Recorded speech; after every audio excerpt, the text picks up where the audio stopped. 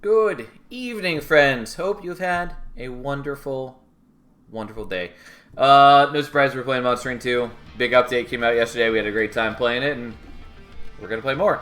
We still have several crowns to go, so that is where we're starting today. And there we go. We're probably going to have to finish them off next time, but we'll make as much progress as we can.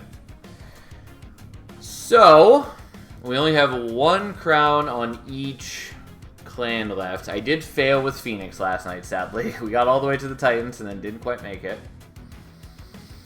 So where do we want to start? Maybe Orechi. Maybe Solgard. I think we're probably going to do Wilden 10. So Wilden 10 Lazarus. Wilden 10, Lazarus, and we'll start with Secret Ingredient because while Erratic Assistant is not a bad starter, Secret Ingredient is just a very, very good starter. Okay. Sanguine Assistant is okay. Wildwood Sap is fine. Hulking Mass I don't really care about.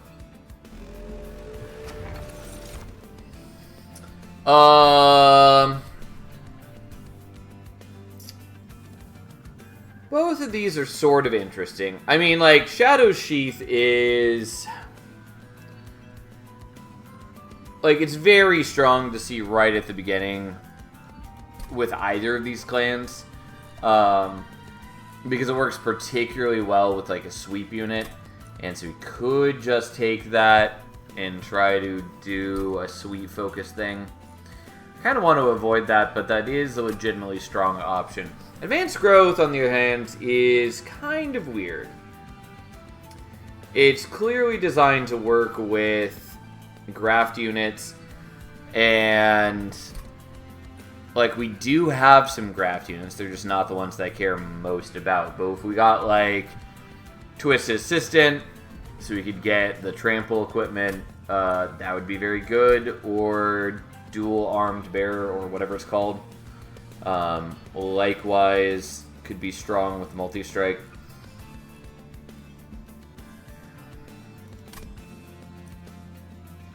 Kind of want to take this. You know what? Let's do it. It's, I think, the worst option, but we're going to do it anyways. Also, I was kind of hoping that we were going to see Thornlord here because it is the one that got changes, and I kind of wanted to do that. But we didn't. That said, what do we want? I kind of want to take Strangler since we do have Sanguine Assistant. And so gaining constant lifesteal does make Strangler a lot better. I mean, Predator in general is good. Unfortunately, no matter what, we can't fit Wilden 10 with the Hulking Mass because it's an annoying unit that way, but so be it. I'm going to do Strangler, I guess, even though it's very rare that I start with Strangler.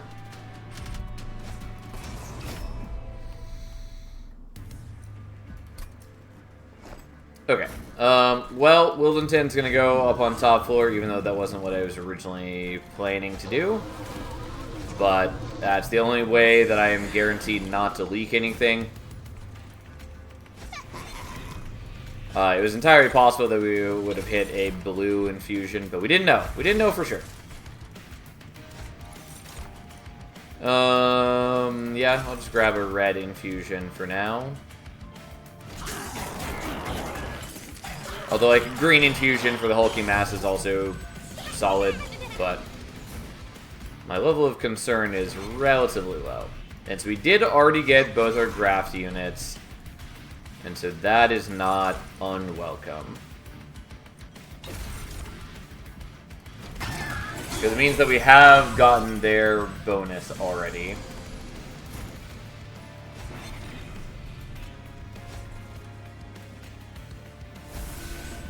Sure, we'll do that. So, yeah, I probably should be using Aquath somewhere along here.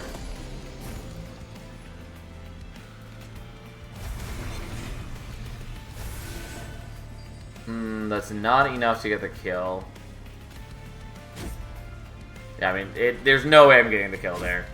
I sort of experimenting. It was incorrect. I should not have done so. God, we were close, but not quite there. Now...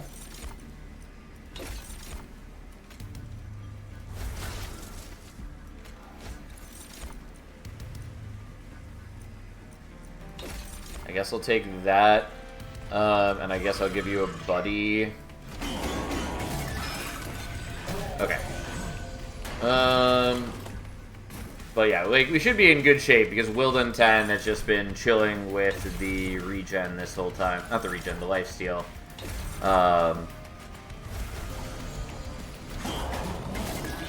And he has a decent amount of attack, thanks to the equipment, and there we go. Okay. Don't care strongly about the Sting. Don't care strongly about the Restoration and Detonation. The Vine Grasp is an okay card. Definitely worse than Monster Train 2. Still has some good uses, though.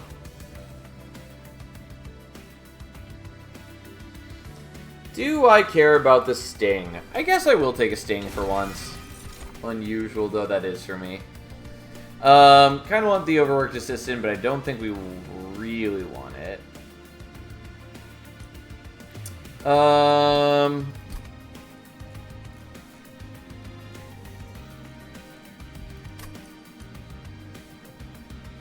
Do I want Explosive Reaction? It's a generally useful card. You know what? I will take it, even though it's a bit much for me right now. So, what do we care about? Getting an Awoken banner is fine. As far as Merchant of Magic, it would mostly be like minus costing Root Seeds, or minus costing or holdovering the Explosive Reaction. Going here...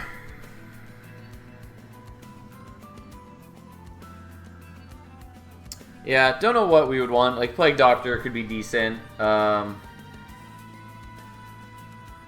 was like, why are you stronger? But it's because the Hulking Mass died, and so he was equipped with that.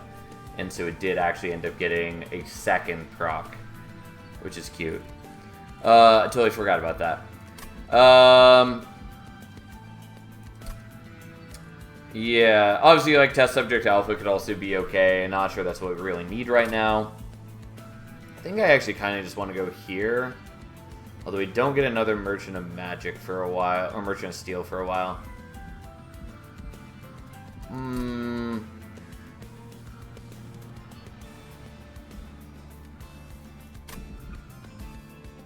Yeah, let's go here. Don't really care about the Remove Consume. I mean, like, it's not that bad on the Wildwood Sap because it is giving extra HP and, like, the regen can really add up. Also, we're not up against Corruption Seraph, which certainly helps. Yeah, those are not the ones that I really wanted.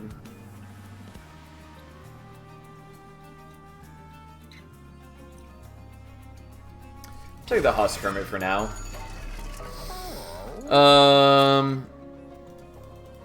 Not sure if I really want to do that. It's kind of nice. We could also do this and then the Remove Consume, which is also fine. I'm, I guess, willing to do that. Not totally convinced that that was the right call, but it's fine. Okay, so.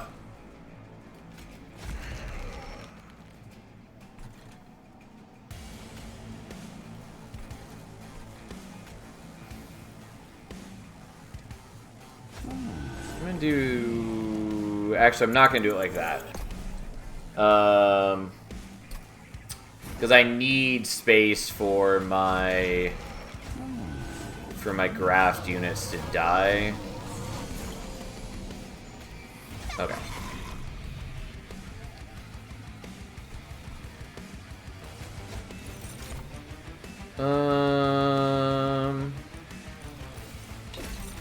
Sure. I'm gonna use these right now.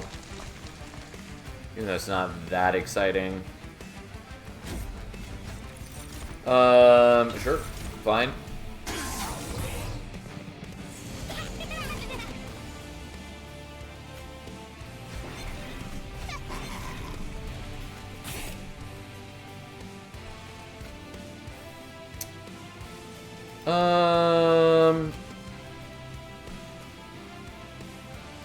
Yeah, given that I've got constant lifesteal, I'm actually pretty okay with just letting you guys survive to attack in here.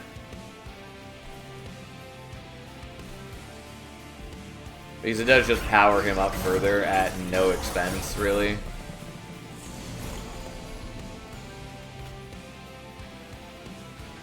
I could also give this to Wilden 10, but I think what we're going to do is we're going to give that there.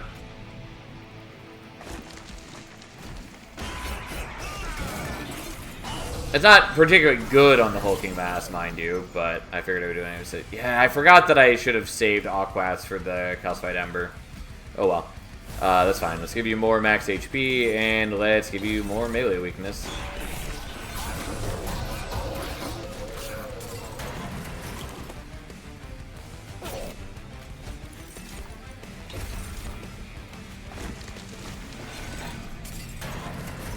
Okay, we should be fine. Oh, actually, we're gonna leave it as it was, because this way he dies with the tooth again. May as well do that, just so we can give it more power. It's not, like, wildly important, but it's free scaling, so we may as well do it. Kind of want the Preserved Thorns. Could also just do another Wildwood Sap, or just another Sting.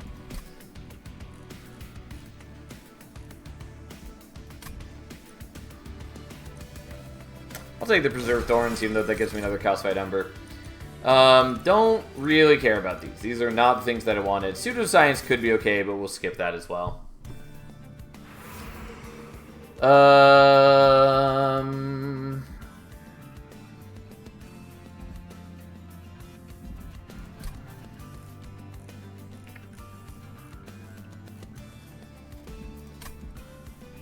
Okay.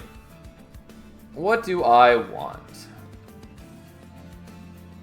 Great question. I feel like I kind of want to go to Merchant of Arms, but I don't have anything particular in mind. I mean, there's a decent chunk of stuff I can do at the Merchant Magic, though. Sure, let's just do that. Spell Chain, remove, consume.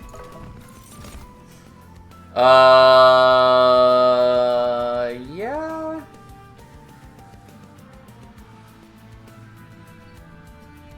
Maybe willing to take Plague Doctor. Again, I don't really have a great game plan set up. But maybe.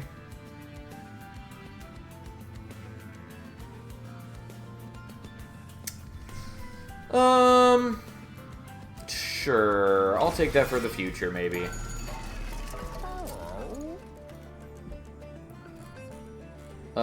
This is wrong, but we're gonna do this anyways. It might matter later, but we don't know for sure if that's gonna be the case. Also, maybe should have looked at this first. Copy a card 5 times. Alright, we're doing it. Should I? No, but, you know, when do you get the chance to do that? There are ways in which this could be strong, but we really are unlikely to see the things that would make it good.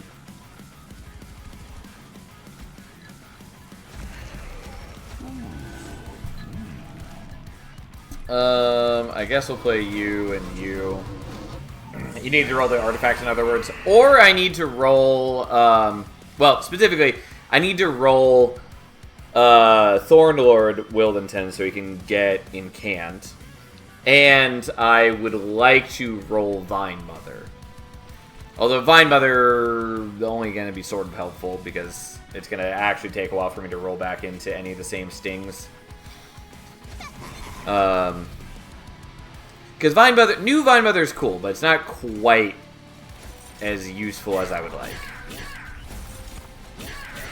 Because unfortunately, it only buffs stings that are currently in your deck, not just stings in general, like the artifacts do.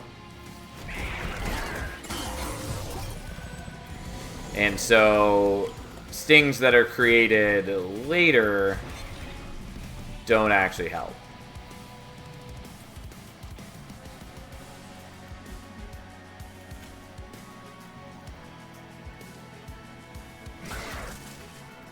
Okay, so we're gonna do this so we can get rid of that.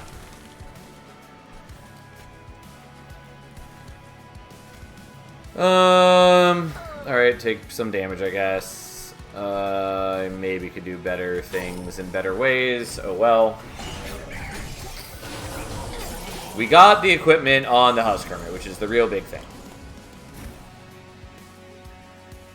Okay, I do want to get rid of the Calcified Ember, but this is what we're doing. And then we'll increase your max HP some.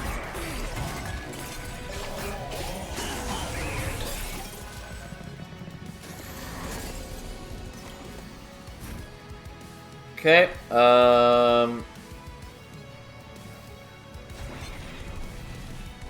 sure.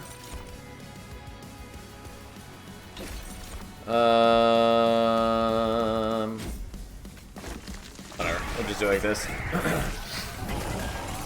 Oh yeah, it is Rage Archeon, which is very concerning.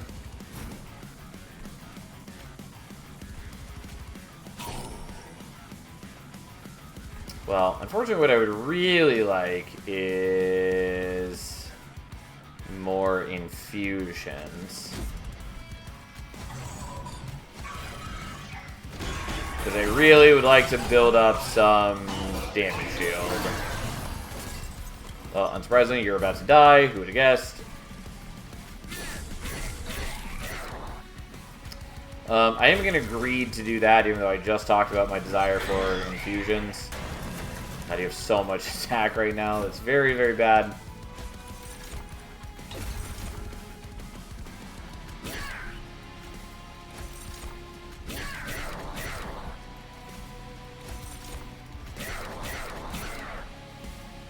That Archeon is scary. Yep, this is why I talk about him being the toughest Archeon.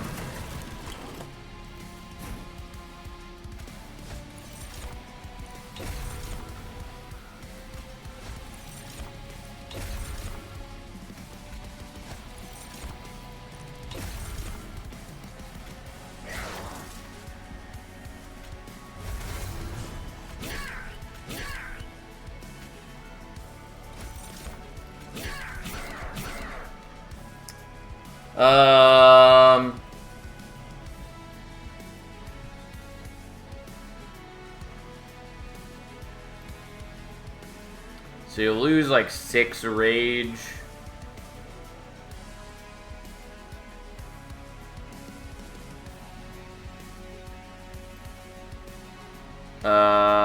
Which still leaves you at a very strong amount. I think we still die to you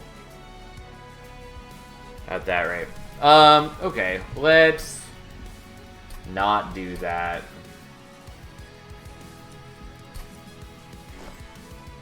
And so a couple things. One, we're gonna do this, I guess. 2, we're gonna do that, and you can go there, and we'll see what happens. But yeah, Archeon is, he's concerning, to say the least.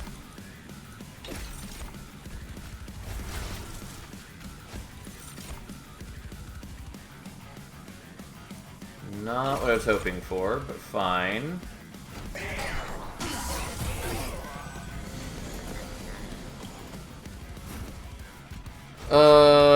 Okay. Well, let's get Reanimate. because that's what we have access to right now. Let's get rid of that, and you can have some power. Although I should have put the steward up top.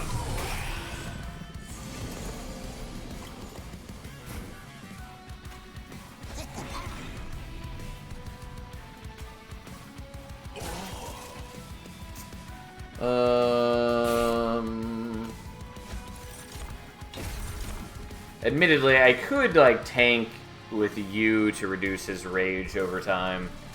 That is an option. Like, if I give reanimate to the hulking mass.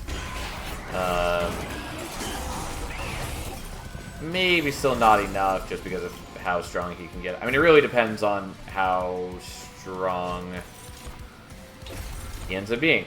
I also could give the Vampire's Tooth to you, which would help.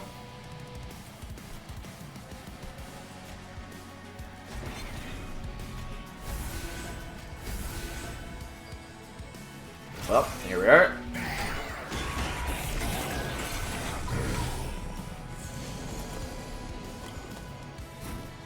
Okay, you are going to gain some power in a way that I don't love, but I do accept.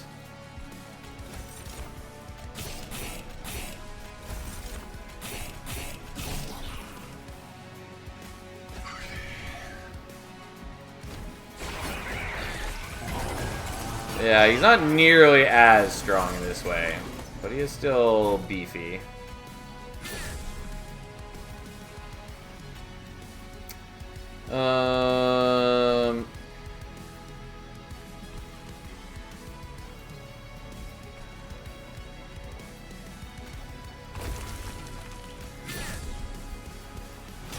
Sure.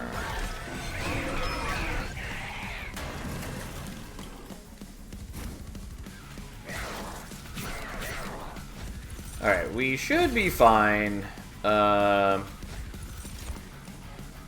he has notably less HP this time. And there we go. Or not noticeably less HP. Noticeably less attack. Either way, here we go. Ta-da!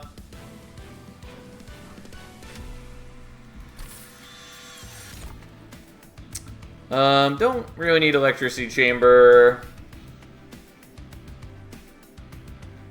I'm pretty sure we're just taking Spike of the League here. Channel Song is whatever. It's cute. It's not really what I needed, though. Still might be worth taking, though.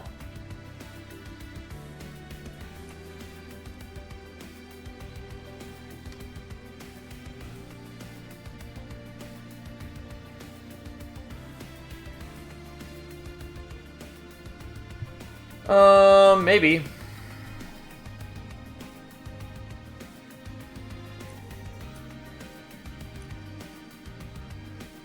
I'm gonna skip, I guess. We're gonna take Ember. I do sort of want other things too, namely capacity, but we're taking Ember. We are definitely going for the Merchant of Steel.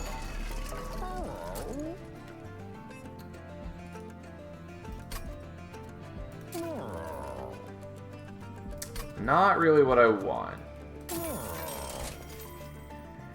Only sort of what I want.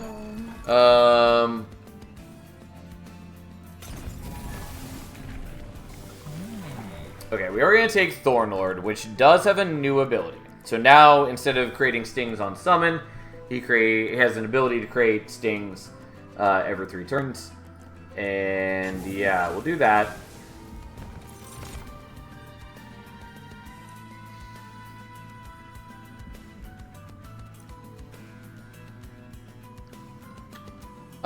And I forget for sure, but I think Advanced Growth specifically means when the unit is killed, not just reanimated.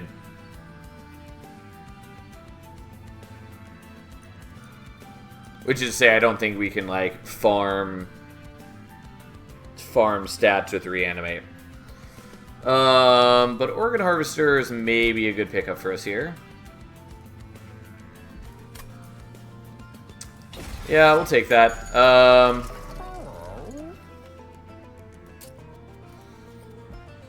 was kind of hoping for, like, Titanite.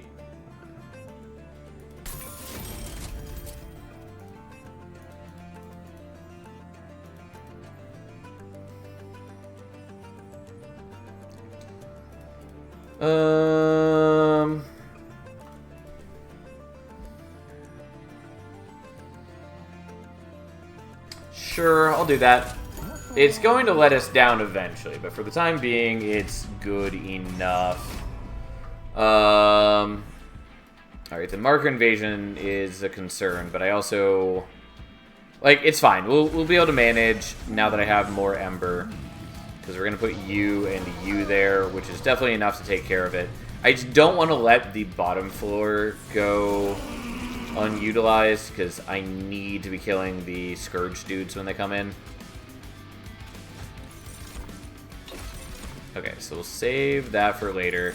The only problem is that leaving an infusion in hand is going to prevent me from drawing all the cards that I should.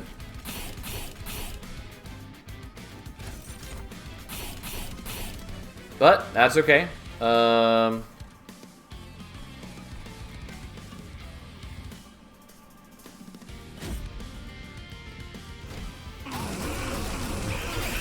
Also, having my dudes on bottom floor makes it harder to get the graft units killed, which is a problem. Not impossible, but certainly harder.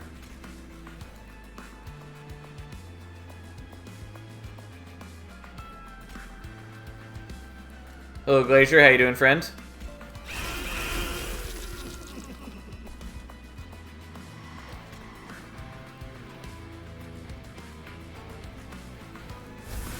Okay, we're gonna do this, even though I get sapped a bunch. Yeah, I guess we'll do it like this. I was hoping to get one of my... God, he's still not dead. One asshole. I was hoping to get one of my... graft units on that turn, but I didn't.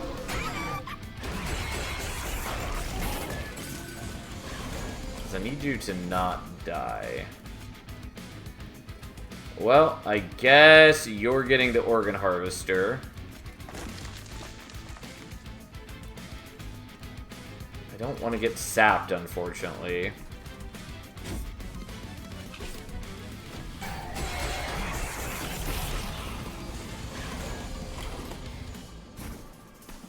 Okay, well, here they are. So I'm gonna have a hard time killing them. Okay, we're gonna do it like that so I can hopefully get a blue infusion, which we didn't.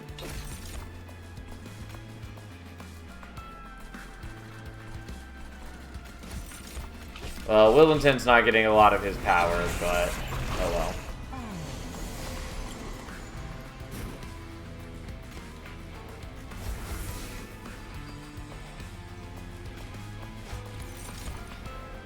Nope.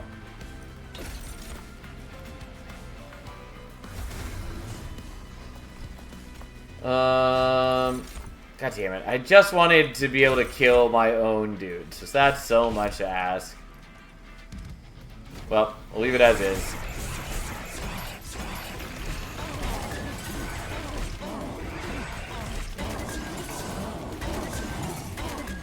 Okay, and now I can confirm whether advanced growth applies to reanimate or not. I don't remember if it does. Well, given that it's at 54 attack, we're going to say, yeah, that definitely does. Alright, well, that's good.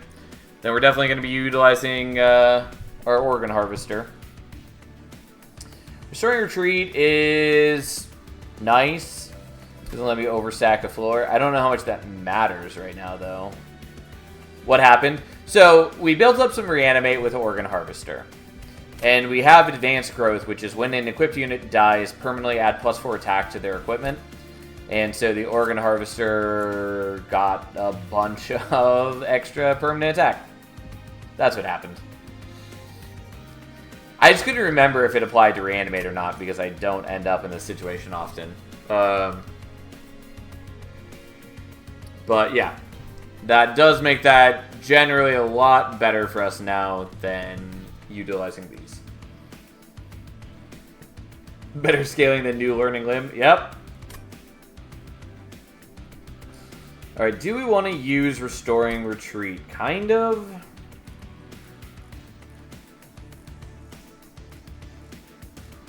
Kind of not. What we really need is Intrinsic for the Spike of the League. That's what we need. I just don't know that I have anything I really care about using Restoring Retreat on. Like, Plague Doctor would be maybe the option, but I need some other way to buff them. So we'll just skip that. Mixology's not bad, but it's not what we're going to worry about. Oh yeah, I'm about halfway through the newest Last Horizon book. Very cool. Hope you're enjoying it. I mostly had a good time with it. Good series. Cradle's better. Yeah. No disagreement there. But I am definitely looking forward to the next Last Horizon books. That said, it sounds like he's working on a new series next. Or at least a new book. I don't know if it's going to be a new series for sure.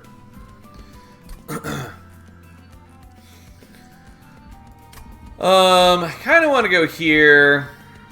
Merchant of Arms would give us a chance to make the Organ Harvester deployable and maybe to combine something with it, though, and I think that's too good to pass up. So, that's what we're doing. Don't need equalizing rings. Fight Club is fine.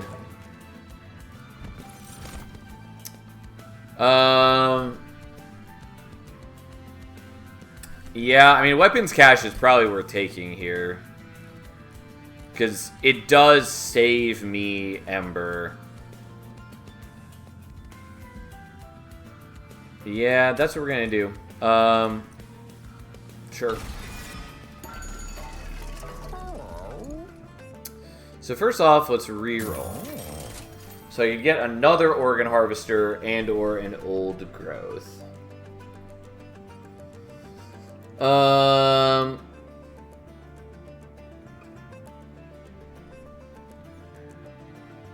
Weapons Cache deployable for 1 cost Organ Harvester. Again, I think what you mean is 0 cost Organ Harvester unless I combine it with something. Do I want to combine it with Old Growth? 1 cost instruments, 1 cost. Yeah, if you're just talking about like net gain, yes, that is true. I don't think I'm that wild about Old Growth here.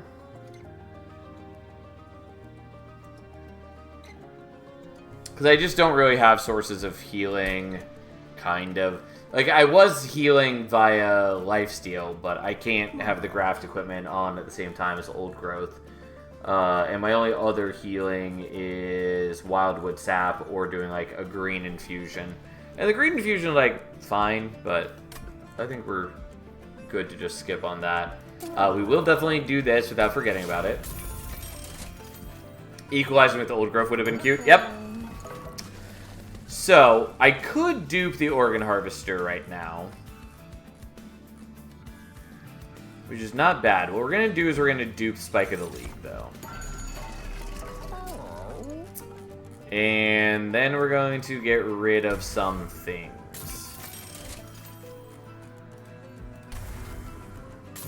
We're going to call that good for the moment.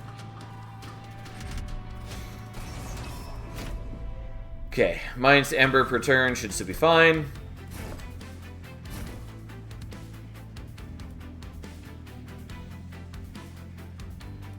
I think we're going to set you up top floor.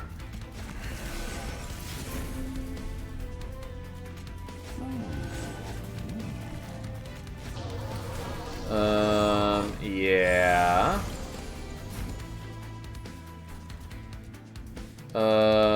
Okay, well, a couple things. One, let's just do this, and we're going to enhance Wildenton. 2, we're going to do that, and just dump some Reanimate into you.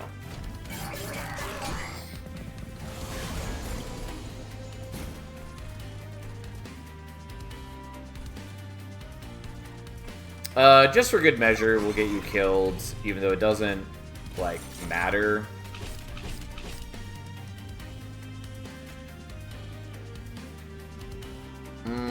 I guess I'll take less damage. I think we're pretty solved already with the Husk Hermit. Well, I wasn't going to do that, but I will do that so I can get the golds.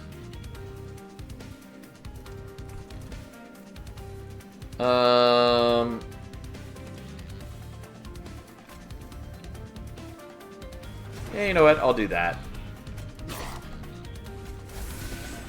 Oops, that's not what I meant to play. I meant to play the Preserved Thorns, but I picked up the wrong card, so that's fine. I mean, we do want our Husk Hermit to be getting down to the point where it's dying.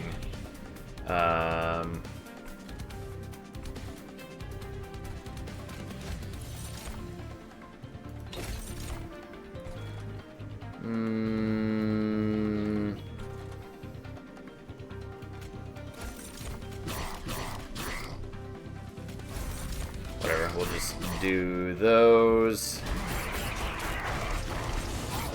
It's like I've got a bunch of Reanimate that's not going to use currently. And that will change a bit as the boss comes out. But still. Oh, you are dying now. That's fine. I probably should have done the infusions. Or more specific, I should have mixed, I think. Regardless, we do want you to start dying. How greedy am I? Great question.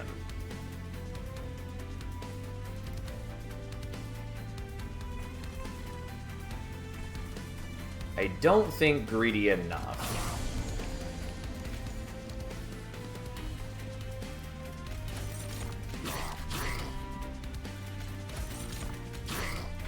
Oops, that is not what I meant to do.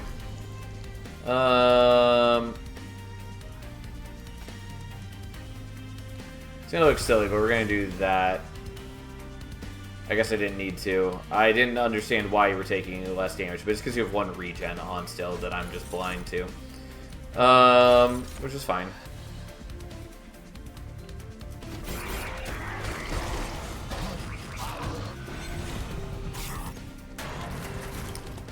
Alright. Don't know why I still have the unstable one on.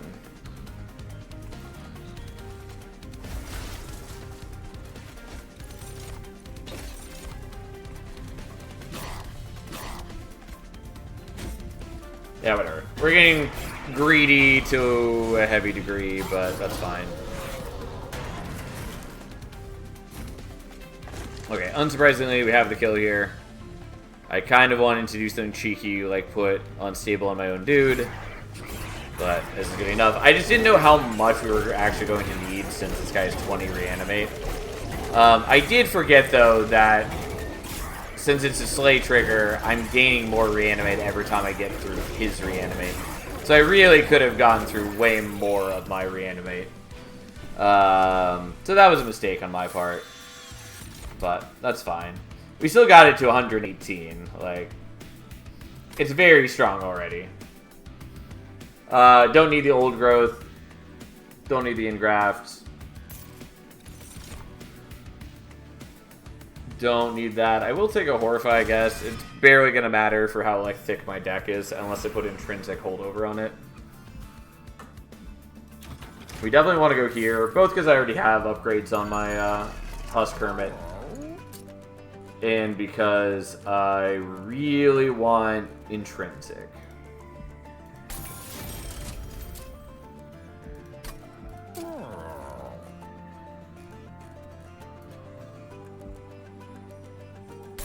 $50 says this will get nerfed. Which part of it? Because not... Like, this is an unlikely situation. And, like, Organ Harvester already got a nerf. And this was doable before this patch. It's just that it requires a kind of very specific situation for this to pop off in the way that it does. Specifically, it's really only this strong with, like, Organ Harvester specifically.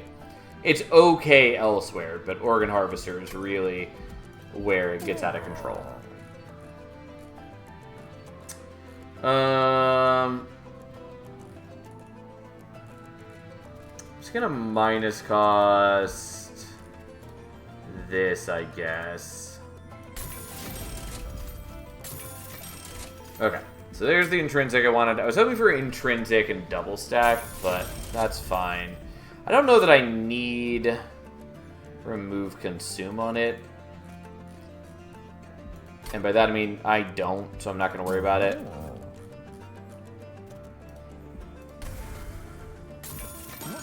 And then I do have removals here as well, which I already forgot about.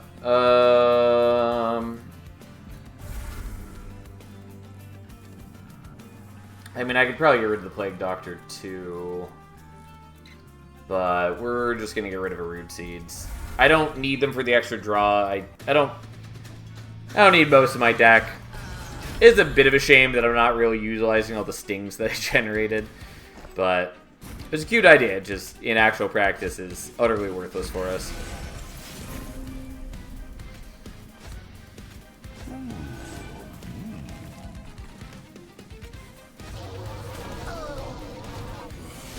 Also, how you doing June, August, since I don't think I asked.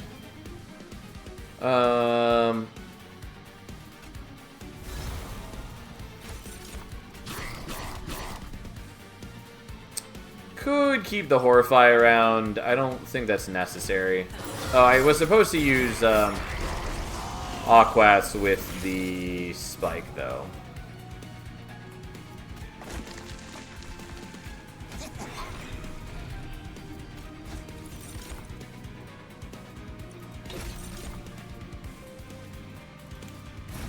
Well, whatever. We'll do that.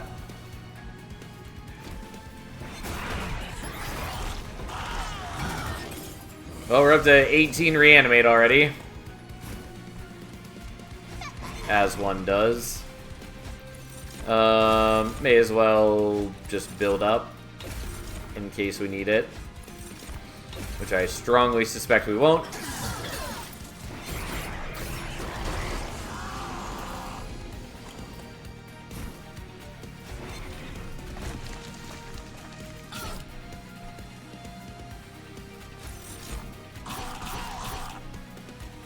Sure, enjoy. And for good measure, we'll have a couple more stings. Right.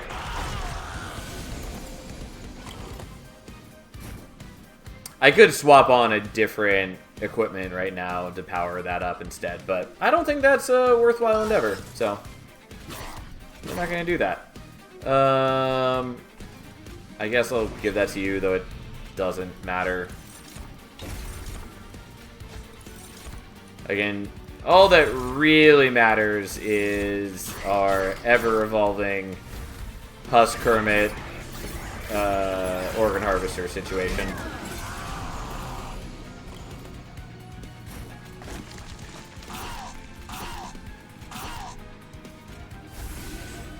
Like, Wilden 10 is getting fairly strong, too, and he does also have Sweep. I definitely could have built more into the Wilden 10 situation, but given that we started with Advanced Growth and we got Organ Harvester, this is just turned into a different sort of situation.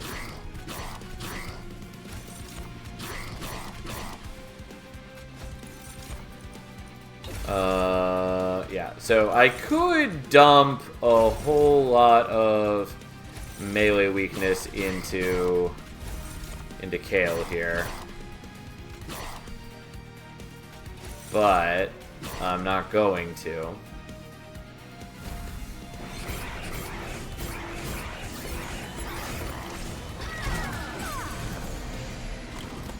Okay. Yeah, I mean, whatever. Kill him an extra time or two, why don't you? Yep, there we go. Oh, boy. Well, how strong is it now? 202. It's pretty silly.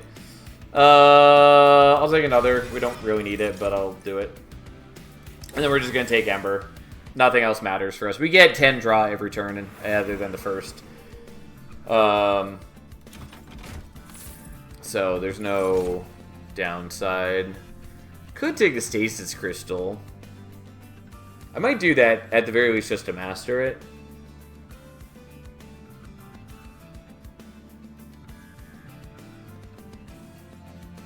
Multi-strike sweep strikes again. Yeah, pretty much. I mean, we don't really need the multi-strike, but yes.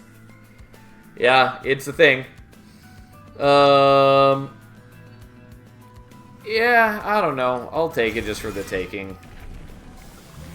There's not really any downside to doing so. Okay, well, we'll intrinsic that, I guess.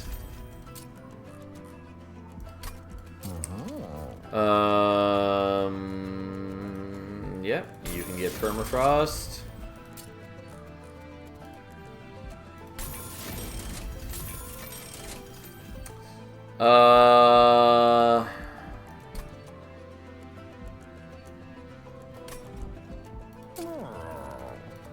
Yeah, I don't need to remove Consume It. Double Stag was the only thing we wanted, and even that is not really important to us. Okay, so we have minus Ember per turn, but we also did take double Ember, so it's not going to hurt us too badly. He suddenly just gets a whole host of power. And then you can have Stasis Crystal. It's a weird looking effect. I mean, like, it's the same effect that's always been on Titan Channel Soul Guard, but it's still weird to see it here. Don't think we need the Horrify.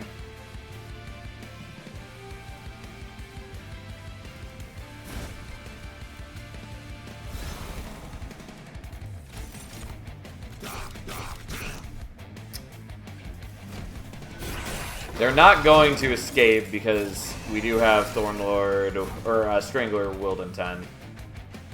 We might want to dump some Reanimate on Wildenton because he will be taking hits from the sweepers. So you know what? We'll just do that right now.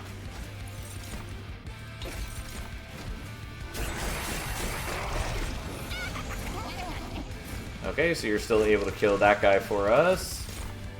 Oh, you know what? Let's just give Wildenton a bunch of regen.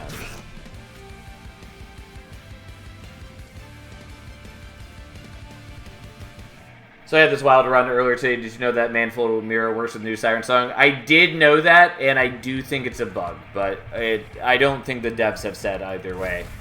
But yes, I'm aware that that works, even though it's Pyre bound. But I would not be surprised if that gets changed later. But yeah, it is pretty silly right now. Just having Siren Song in every floor, every turn is definitely a bit silly.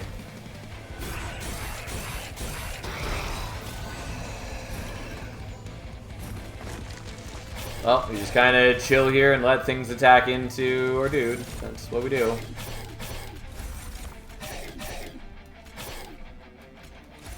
And no, I don't need to play these, but I feel sort of obligated to play them.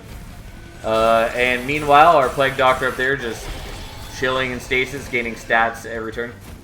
What does Pyrebound mean exactly? Pyrebound is on a very select few spells and now a room. And it just means that it can only be played in either the Pyre room or the top floor. Just so that it is essentially an above rate spell that is limited on where you can cast it. And so Siren Song being a room now has Pyre balance, so you can only play it on top floor. But with Manifold Mirror, the artifact that duplicates the first spell played on your train, duplicates it to every floor, currently means that you can get Siren Song on mid and bottom floor, even though it is not supposed to go on those floors normally. Okay, let's kill you.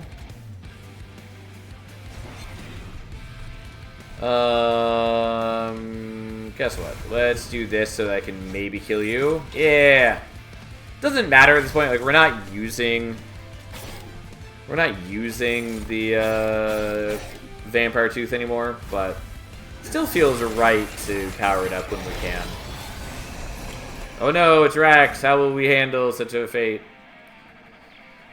Honestly, I should probably just not have Wilden 10 here at all so that he doesn't contribute to killing things.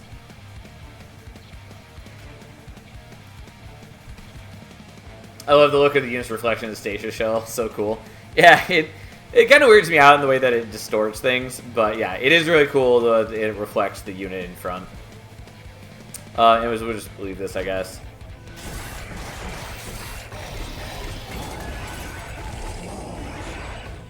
Yes, goodbye, Rax.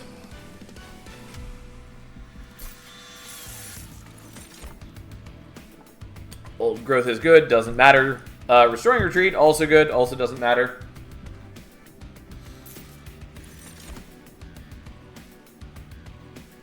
We are not going to take any of those. Okay, so the dupe is here. We're definitely going here.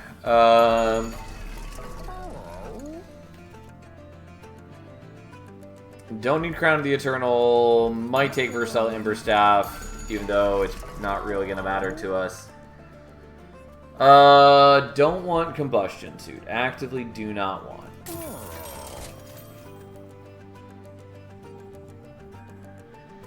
Could take Glass Cannon. Don't think I actually want it, though. Yeah, we're not going to worry about that. Unfortunately, I was hoping to get better equipment to combine with my Organ Harvester. Sure. I'll take both Sting things, even though it's way late for them. But why not? That said,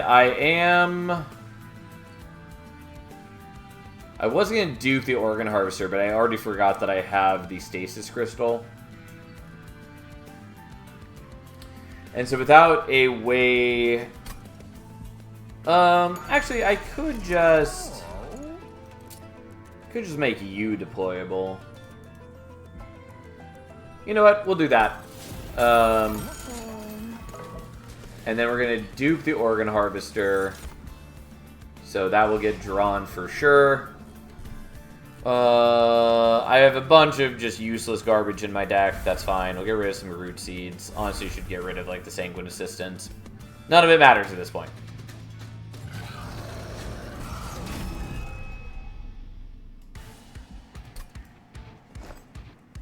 Okay, so, we played that, then that. Oh, look, it's an Organ Harvester. Oh, hey, it's another Organ Harvester. To be honest, Siren Song already basically trivializes and just solves a lot of things. You don't actually need to kill anything that gets 3 times Pyre attacks. We'll kill even the 500 HP tanks. Not on a lot of the Pyres, but yes, it is good. I mean, I essentially said the same thing yesterday, that I think people have been underestimating Siren Song. Like, I've seen a lot of people bemoaning it being moved into a room, calling it a nerf, but it's quite good as is. Don't know if I care about the Horrify.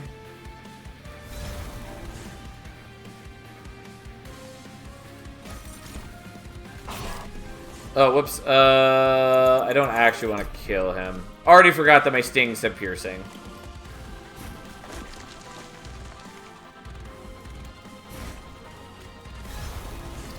Okay. I'll do this anyways, even though we're going to play them here.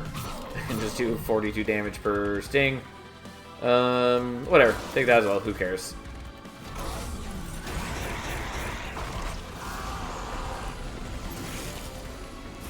Yeah. Unfortunately, you are a jerk.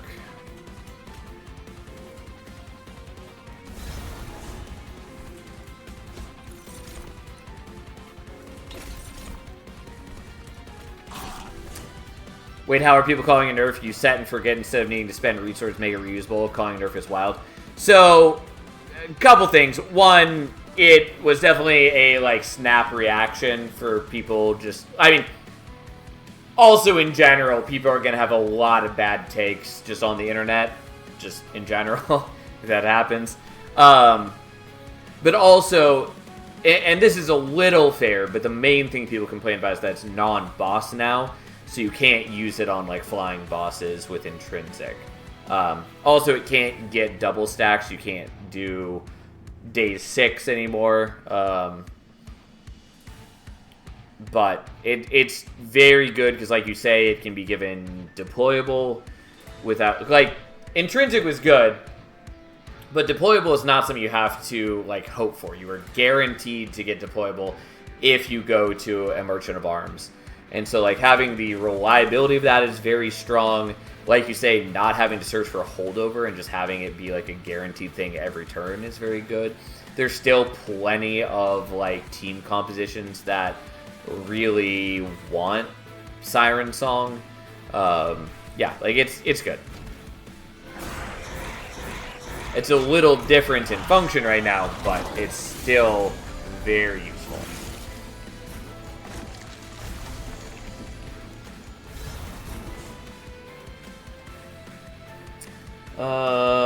Sure, whatever. I could be killing a lot of these things with the stings, but I'm okay with having them attack into our buddy. And just growing our strength as much as we can. Also, this turn, I can actually attack into you. Without murdering you.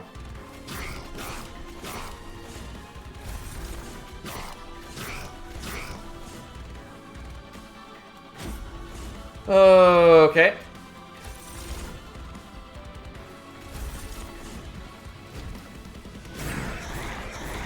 Oh no, they have like 90 attack each. It totally matters.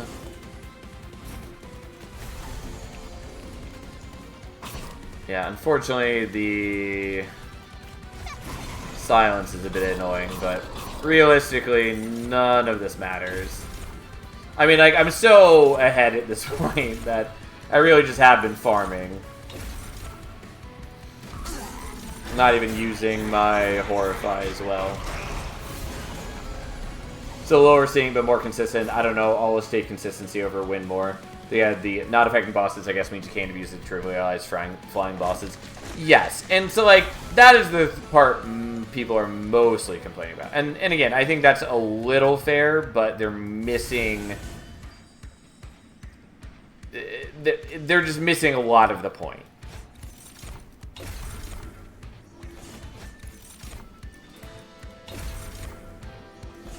Anyways, whatever. Again, I could be doing a lot more damage to Seraph if I wanted, but that's alright. We'll let that die to power it up just for the sake of it.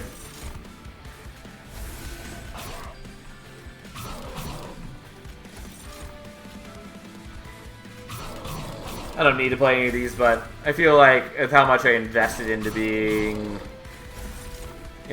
having enhanced stings, I should do that. Also, I was playing them here to power Will Intent. Forgot that there's a silence guy here, so it doesn't matter.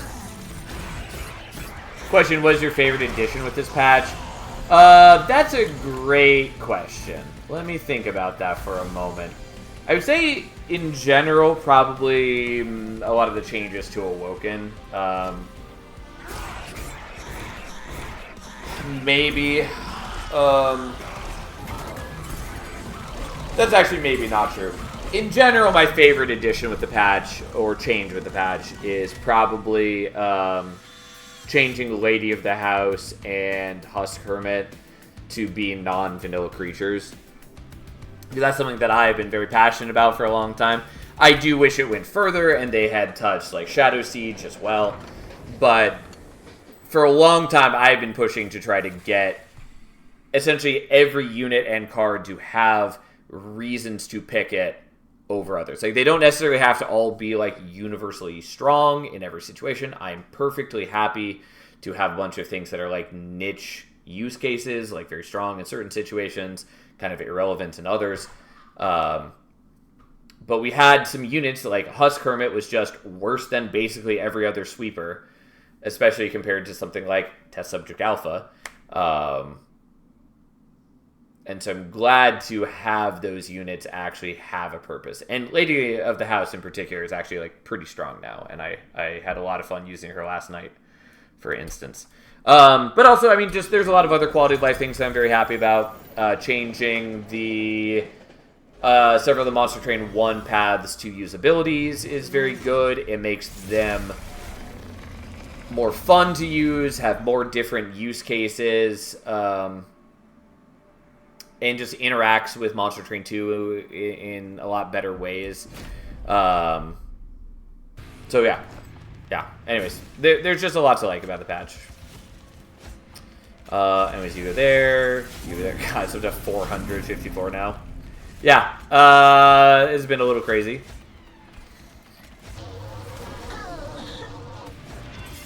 And then we do this. It doesn't matter. Savagery is not going to get to damage our Pyre ever anyways.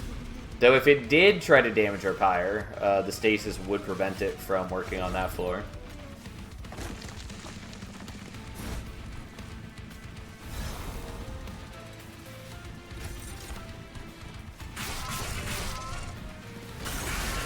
Why are the weapons so big? Because we started with Advanced Growth, which is an artifact that reads, when an equipped unit dies, permanently add +4 attack to their equipment. And we are generating a ton of Reanimate, because Organ Harvester generates Reanimate. And so every time they die, they are stopped from dying because of the Reanimate, but it still procs the artifact. And so they just have gotten tons and tons and tons of attack.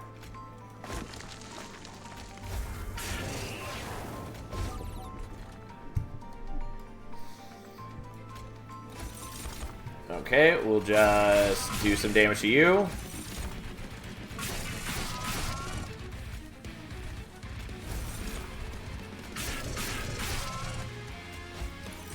That is not the one that I want. What we want is purple.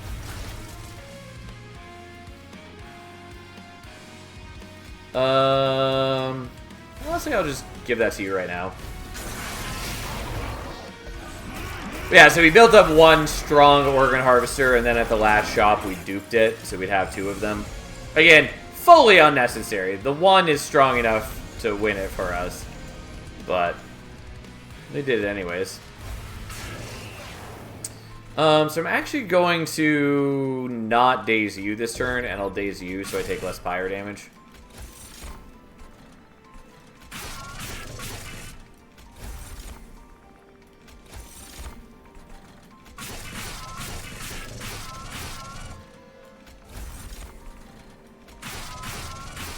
Okay, well, we've most of the way killed Dominion already.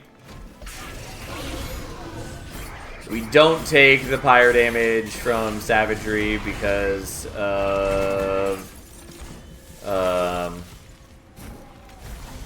the Stasis unit on top floor. Right.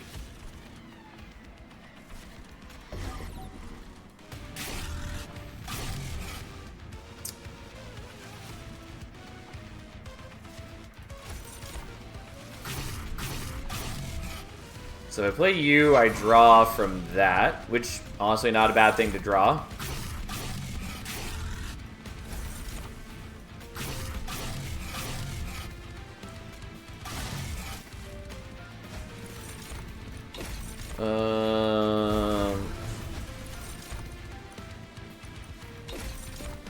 Almost. We almost got you. We'll just do that anyways. Here we are. Poor Plague Doctor that we just locked in stasis and never let go. Okay, well, you're dead.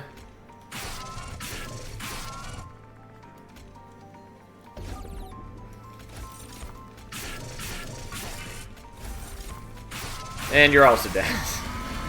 Ta-da! That was a pretty quick Titan fight and pretty silly.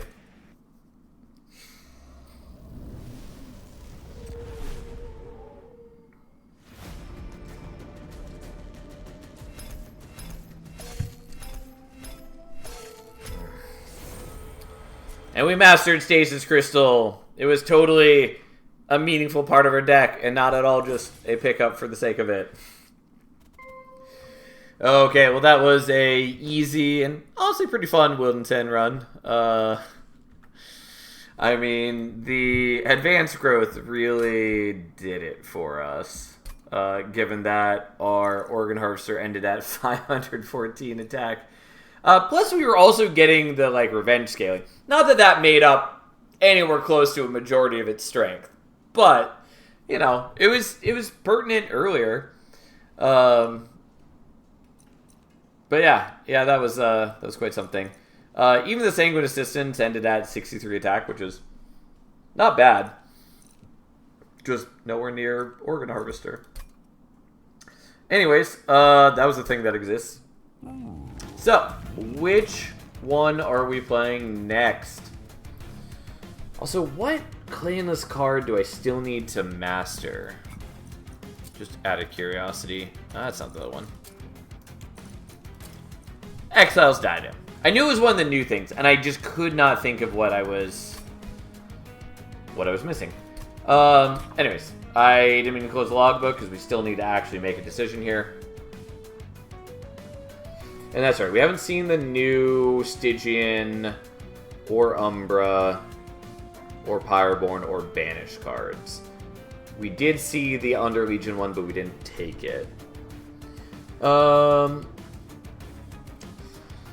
Anyways, who are we playing next? I think we're going to do... We're not going to do Orechi because we just did Lazarus.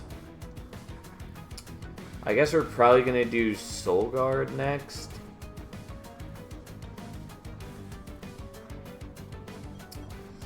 I mean, I'm going to have kind of back-to-back repeats for a lot of these, but that's fine.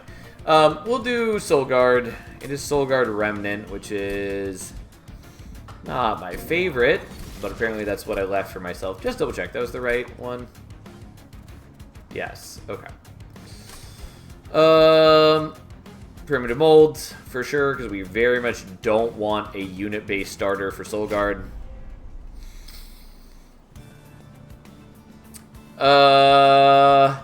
Okay. Crypt Builder, not a bad start. Echo the Time Father is whatever. And then the Draft Paraffin Enforcer situation is okay.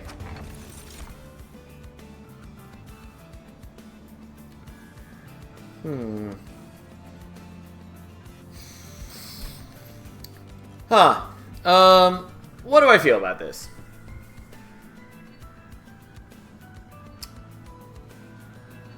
I'm only vaguely considering Titan's Claws because we have Echo the Time Father. So we could freeze cards and then have them reduce to 0 cost for the next turn. I will tell you right now, I don't think I care in the slightest because Titan's Claws is just pretty bad overall. And the only card currently that I really care about not being able to play is the Crypt Builder, which we're just going to try to offering out anyways. So I guess we take Wanderer's Talisman, which is fine early. Okay, so what do we want to do here? Kind of want to take Cold Channel, though it is bad with Remnant. It is a little better with Wanderer's Talisman, because it just has the inherent HP gain. But I think we'll do Titan Channel, partly because it got an adjustment. For those that didn't see, it no longer has him become unfazed after a specific number of incants.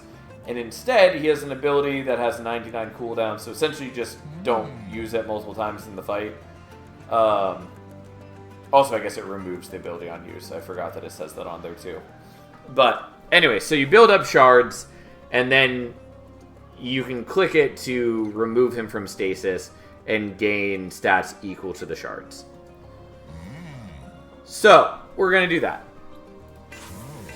I do think at his current numbers, he probably needs slightly higher base stats, or slightly higher scaling. Because I think right now it's a slight nerf at equal numbers of shards to his old thing. But overall, it is better and definitely more fun. Because now it sort of has infinite scaling. Which is nice.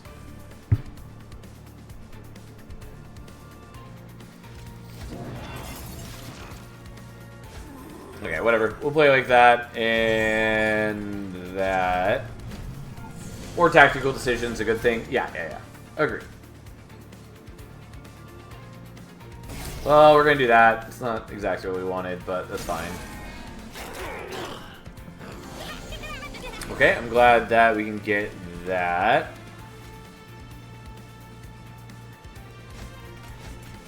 We definitely did not draw things in at all the preferable order. Admittedly, by having Soul Guard here, I am making the Paraffin Enforcer a lot worse. Because he's not getting the Wanderer Talisman bonus. But that's fine.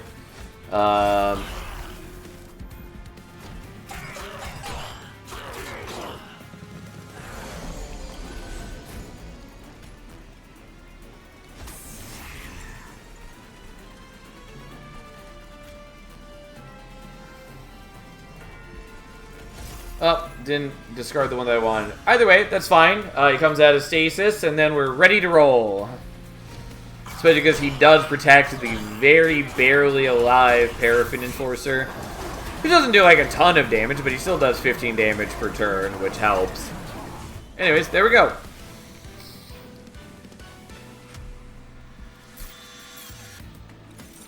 We're definitely taking the Offering Token without question. We probably are taking the Dripfall here.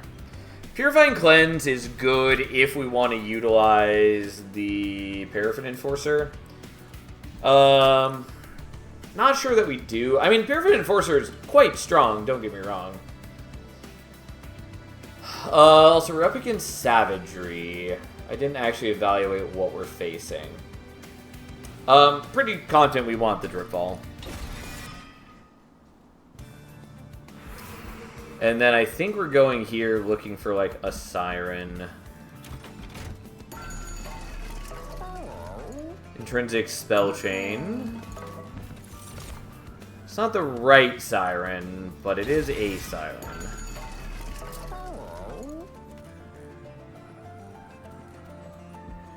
Okay, we're gonna do Intrinsic there and Spell Chain here. And I guess that's gonna be good enough for now.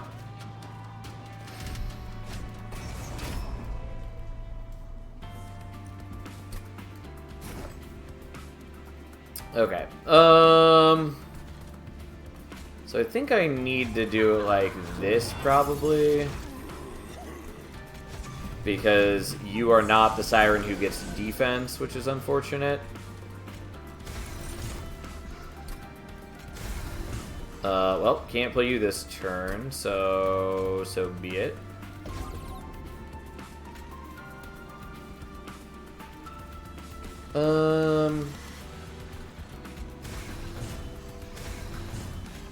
Yeah, we're just gonna do it like that. I know I could have played out the Steward, but I honestly just want these guys to bulk up, I think.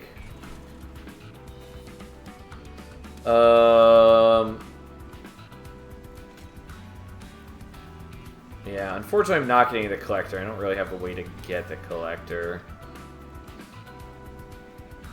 It's like, I could make you a 30-30.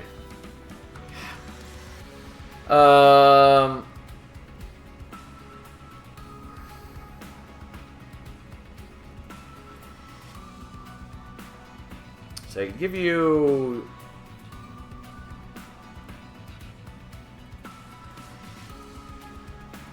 Yeah, there's no way that I kill the Collector, so we're not going to try. We're just going to do that.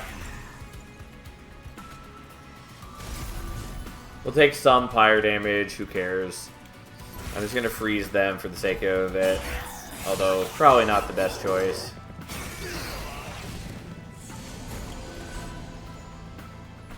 Yeah, I should have done that differently, but that's fine.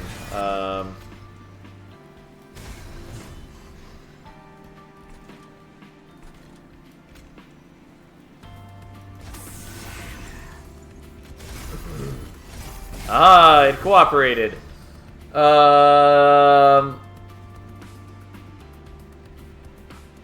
Yeah, that should be enough now. We may as well stop myself from taking more damage. Though I still should have had the draft in front, if that's what I was going to do. And it's not what I did.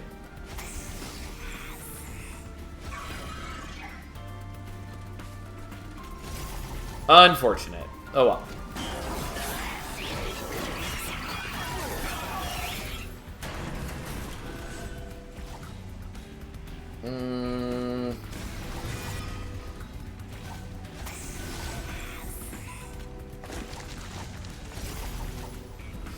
Whatever. It would have been nice if the Crypt Builder hit. It wouldn't have been that exciting because it would have still hit his damage shield. But it would have been nice since it also would have meant that we could have killed the backliner. Either way, it's fine. Like, Soul Guard and the Siren are definitely strong enough to take on top floor. I am definitely taking Offering Token because Titan's Gratitude is still bad at 60 damage. It's better, still bad. It just needs to be made so that it is a targeted discard instead of random. Even if the stipulation is put on it that you can't use it unless you are actively discarding a card. Like, make it a cost and not an effect. So you can't play it as, like, the last card in your hand. That would still make it good. But as long as it is a random discard, it is not a good card. And it is frustrating. And I'm not going to pick the card. Purifying Cleanse, sort of a decent option for us, but we're not taking it. Pretty confident we're going here. Yeah, Holdover is exciting. Those are not exciting. If we were offered a Siren, I might have taken it.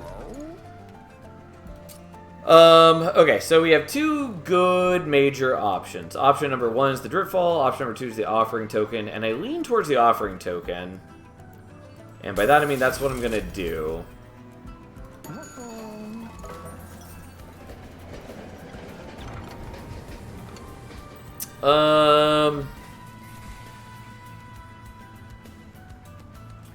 Yeah, we'll take one Hornstone.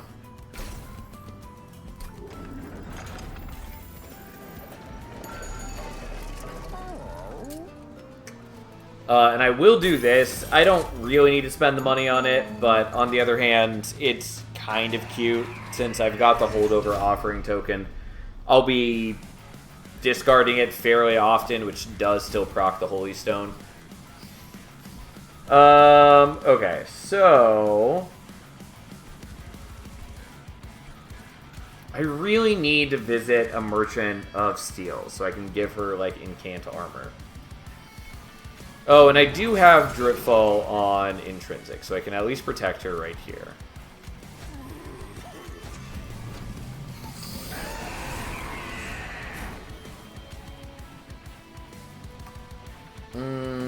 Okay.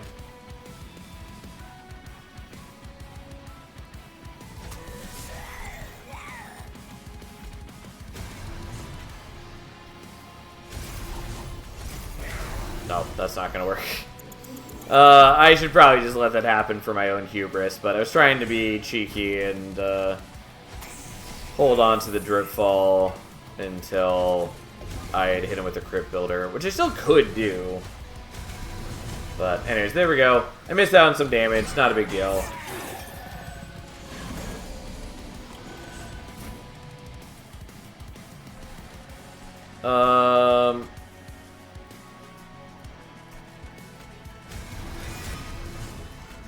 Yeah, so I can play out all of those, and then I'm for sure still doing the Crypt Builder.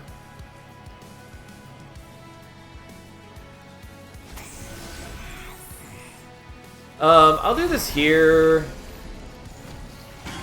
even though it means I'm missing out on some incants on top floor. But hey, so be it.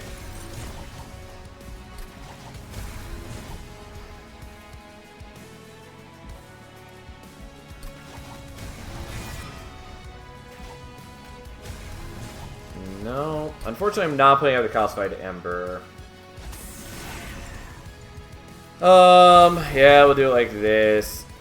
Again, this is why we really wanted the other Siren, because she has no inbuilt defense, which makes it much harder to run her alongside Soul Guard like this. She just dies.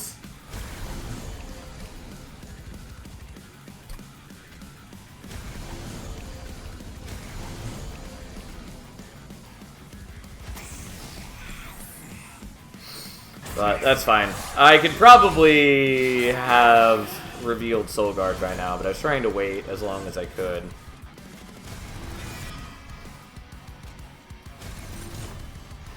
Oh, oh, can't play that still, sadly. And that's not going to be there, so...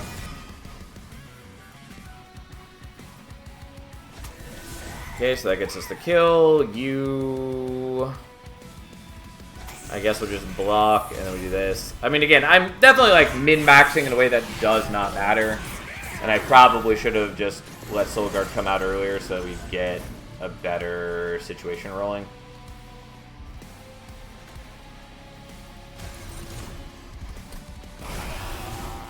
Because I could have prevented myself from taking some pyre damage.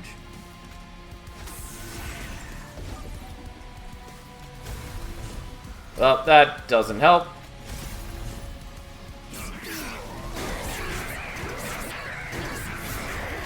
I mean, we still get a good chunk of damage on him, even just with the unupgraded Paraffin Enforcer and all that.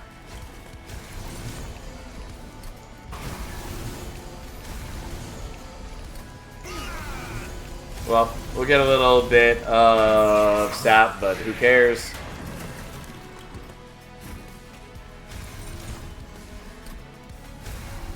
Nope. Okay, and then for the great reveal, he comes out at 228, 233.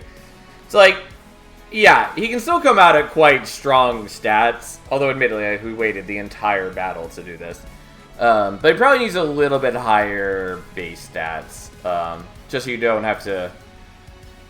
Just so if I did reveal him a little earlier in the battle, he would still be a little more reasonably strong. Regardless, we're fine. We made it work. He's still not, like, the most interesting champion, but he's certainly more interesting this way than the static, like, the flat amount of old Titan channel. God, fucking Formus Child. Formus Child is another of those cards that I really, really wanted to get reworked. And it sadly didn't. Because it's just bad. It does not do what Remnant needs a card like this to do. It's just a lot of hoops to jump through, and it's very clumsy, and it's just not very good. Anyways, I think we're maybe taking the Ancient Synergy here. And by maybe, I mean, yeah, we'll take Ancient Synergy. Do I want Siren of the Sea? Yeah, kind of. Make it plus 100 easy. Yeah. No. Okay. The draw is obviously quite good for us. The Ember is also certainly useful. I think I'm taking Capacity, though.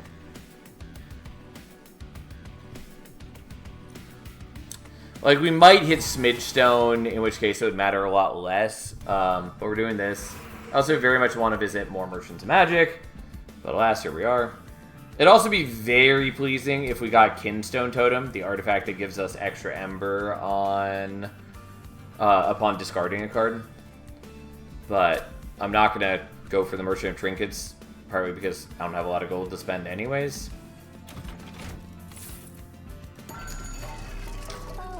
Okay.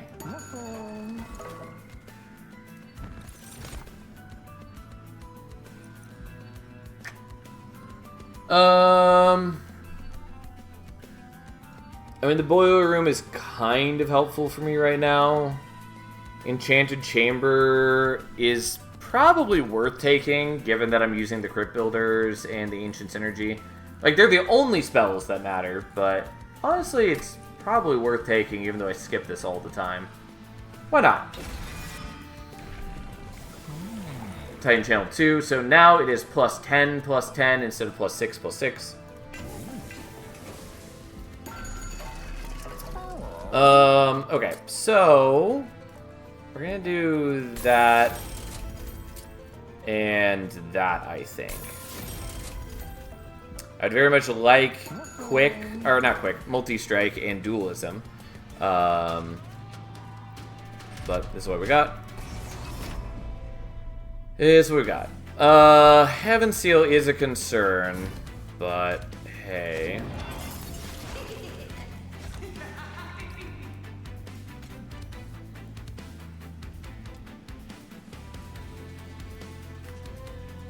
Do I want you there? I think no. Okay. Decent time to draw this. Unfortunately not enough, though. God, why don't I have a better spell? Or a better Pyre? Because anyway, it's like he just heals to full. I probably shouldn't have bothered using the Ancient Synergy.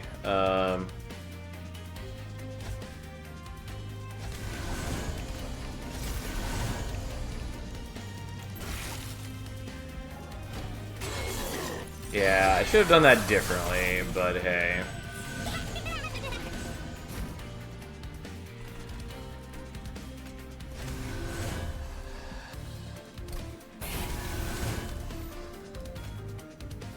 On Silksong notes, some response to the nerfs are quite funny to read. I'm sure they are.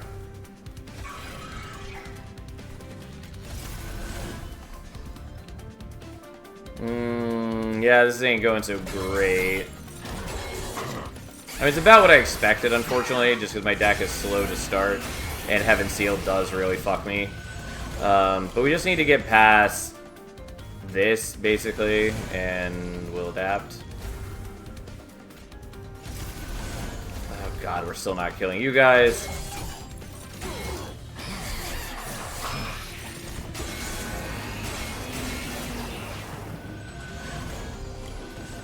Yeah, okay. That's what I thought was the case. So I can't do this because you'll do enough damage as is.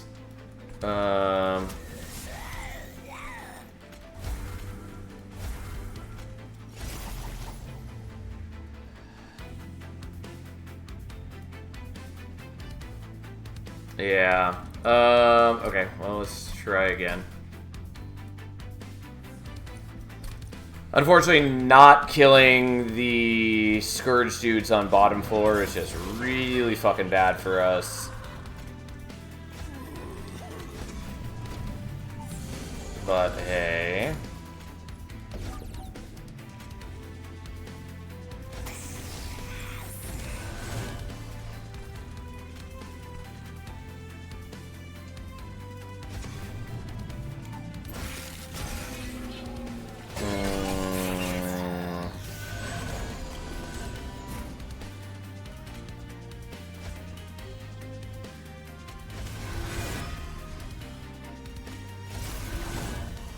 Not quite what we wanted, but so be it.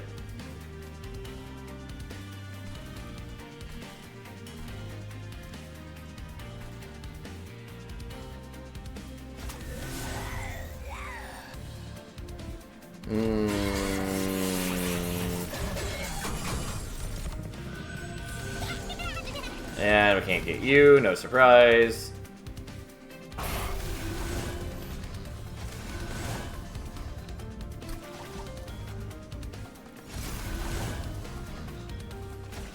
So I can do that, although Soul Guard's not in great position, but we're at least not leaking every enemy.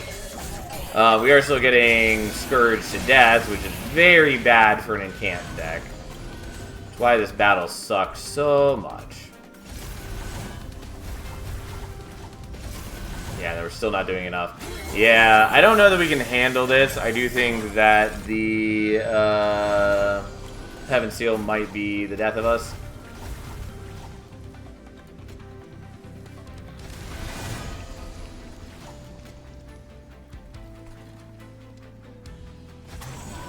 Not helpful. Not the one we wanted to get back.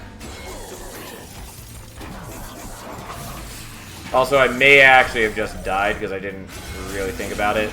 Yeah, he's gonna kill me. Yeah. Alright, that's fine. I fucked that up. Well, my bad. This is why I hate Heaven Seal. I mean, I knew it was very risky to take because my deck is pretty slow to start.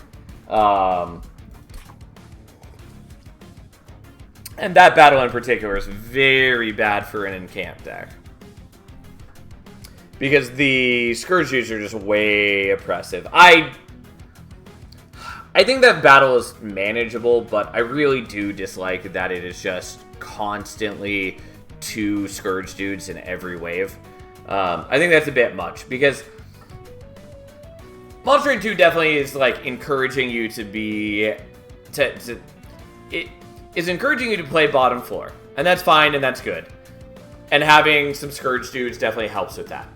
But having 2 Scourge Dudes in every wave means that if you ever like whiff on killing them, you basically just stop drawing new cards. And I don't think that's great. I don't like how binary that is. Kind of like I don't like how binary Kale is, where like if you're fighting him on bottom floor, it's largely a cakewalk. And if you are engaging with his mechanics at all on the higher floors, then it's really awful. Yeah, but so be it. Well, I kind of just want to do that one again, but I think we're going to play a different one. I think I might do Phoenix again, since I'd like to get rid of that gold crown. So I think we'll do Phoenix Under Legion.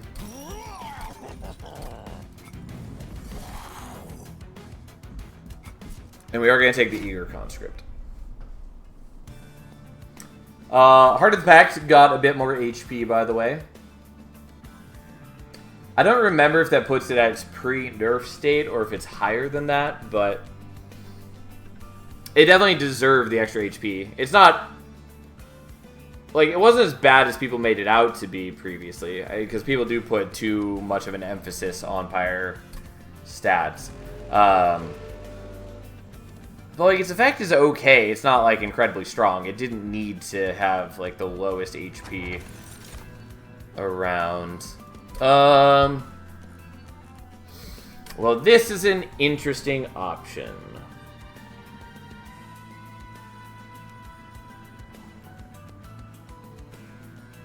So, we're not set up... Like, we don't have any sources of decay currently. But World-Ending Strain in general is very powerful. And it is sort of appealing to just pick it up now and then build towards decay. On the other hand, don't know if we're going to do decay. And decay is sort of at odds with a lot of things we want to be doing with our deck. Since we already have some direct damage from, like, the Flicker and from Phoenix.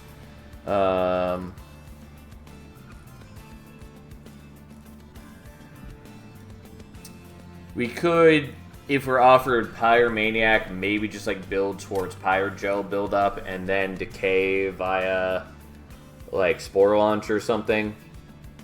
Although, keep in mind that Spore Launcher can't fit on the same floor as Phoenix, unless one of them goes down in capacity. So there are a number of hurdles to utilizing World-Ending Strain. On the other hand, Sinner Salve is just pretty solid. I think we're taking Sinner Salve, but World-Ending Strain is good. And there is a world where we take, like, Spore Launcher and then Endless Green Recruit. And, like, that's not bad. But we are making a lot of assumptions at that point. I don't know. I really do like World-Ending Strain, and it makes me want to take it. But we'll just take Sinner Salve. We'll take Pyre Maniac. I'm not wild about Golden Crown. It's fine. It's a good path. All of Phoenix's paths are pretty decent. But Here's that. Here's our little squad leader. At least he can fit on the same floor as Phoenix.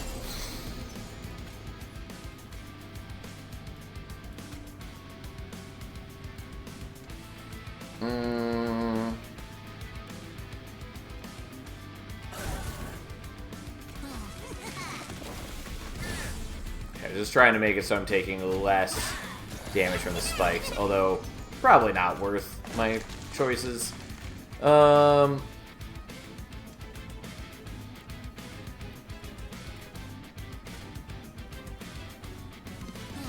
Yeah, let's just build up a little bit of troops. Part of the issue here is I don't really... I already forgot that I had the green recruits that I could have been holding out for. Part of the issue is I don't really have Pyre Gel other than Phoenix's ability and the fire starters.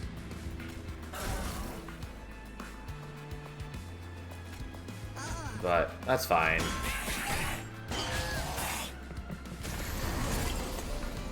Yeah, Uriel is gonna murder my ass. That's definitely the case.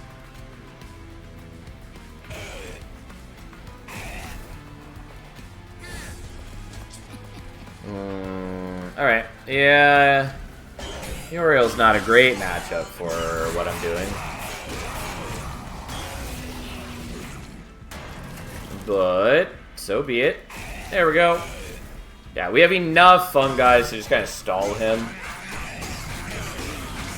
Since the green recruits just create more fungi on death, basically. And then he had a decent amount of Pyre Gel on him, and that was good enough. So, we could Lava Flow, which is a decent amount of Pyre Gel. Could do the Pyre Ball, which is a useful killing blow. I've already got the Flicker, but the Pyre Ball does a lot more work for us, kind of. Lava Armor on the fungi is sort of nice. I'm going to take the Pyre Ball, I guess. And then all of these are useful. I think we're taking the Infectory because it's a lower investment. It's also just a solid card. It represents a lot of extra defense. Yeah, we're going here for sure. Multi-strike and Endless.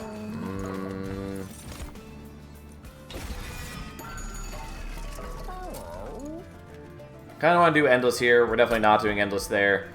Multi-strike is good on you, kind of. Yeah, I'll do that for now. I think it's helpful enough.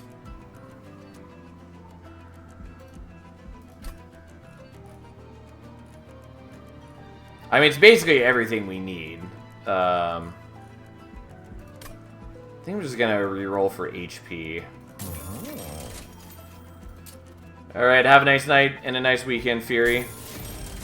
Okay, we should be in good shape now. Obviously, like, we do need a lot more than what we've currently got. But the Infectory gives us a bit of defense. The Magma Cultist represents a huge increase in our offensive strength. Yada yada yada. We're largely going to be doing well.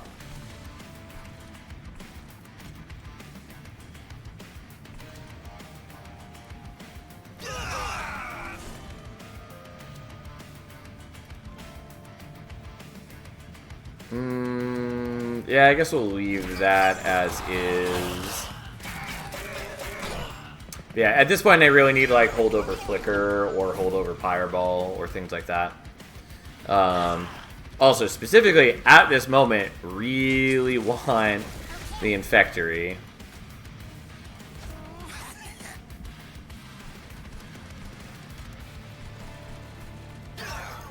I guess we'll play him out just to get him out of here. I thought about putting Endless on the green recruit, but we did not do that.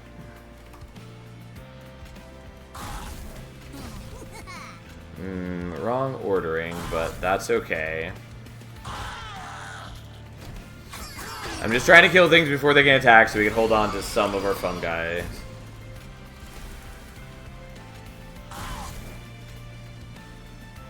Okay, so you're gonna die.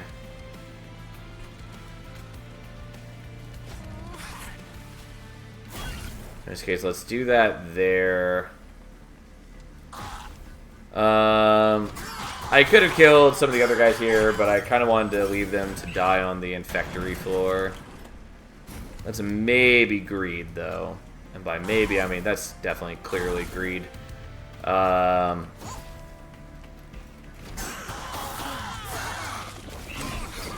hey. Okay, so your ability's back up, and we got a number of helpful things.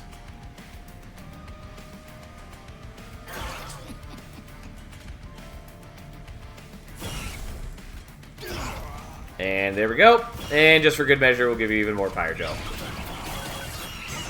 And even a little bit of damage. Hello, Edwin. How you been? Alright. Kind of want the alchemy.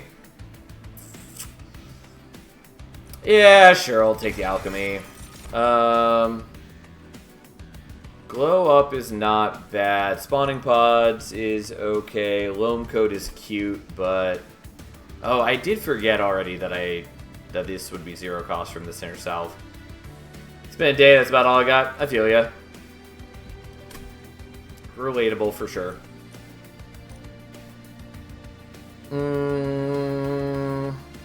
Yeah, I'll take a glow up, I guess.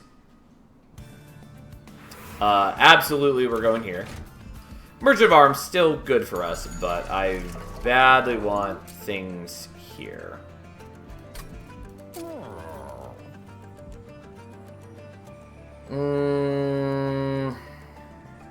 Is this what I want to do, though? Kind of.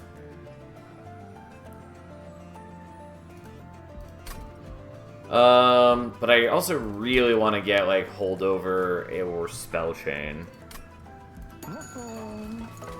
They do just represent a lot of power for us.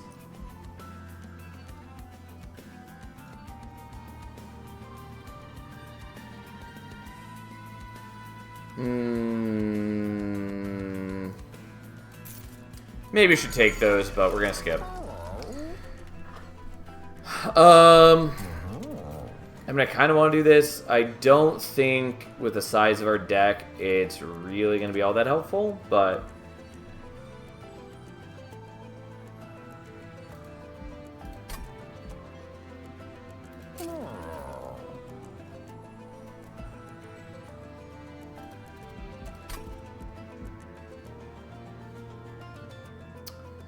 alright, let's reroll. Okay, Spell Chain is at least something.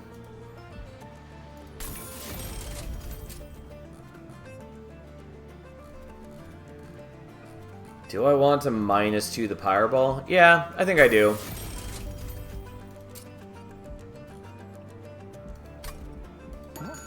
Alright, what do you got for me? Bone Dog's Pendant is fine. We were definitely not even going to consider Bone Dog itself. Especially with Pyre Hunter Archeon. Okay. Yeah, we'll put you on top floor still.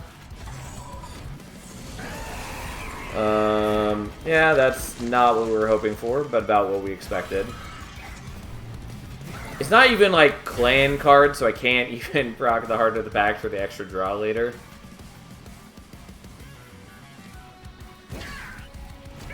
I should maybe have saved that ability for later, but I figured, I don't know, it's kind of nice to get the Pyrogel on him now. Okay, the Infectory is definitely a useful pickup.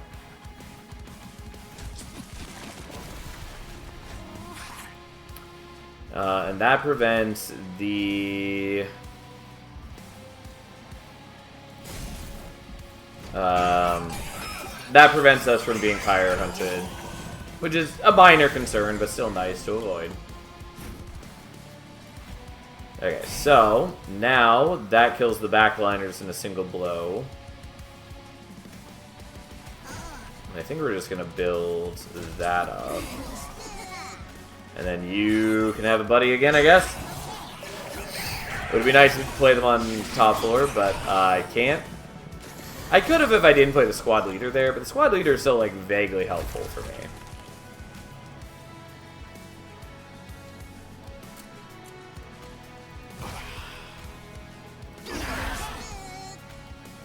Wrong order slightly, but not a big deal. We'll play the alchemy. Really probably should be doing the glow up so I can get more fungi. But this is fine. We still end with a little bit of fungi because of the infectory. And we've done a chunk of damage to him. Not enough damage per se, but a chunk.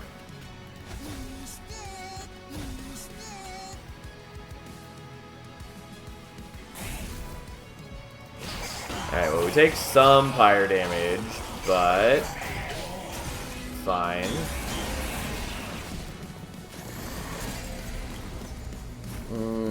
God, the flagellants really do hurt quite a bit.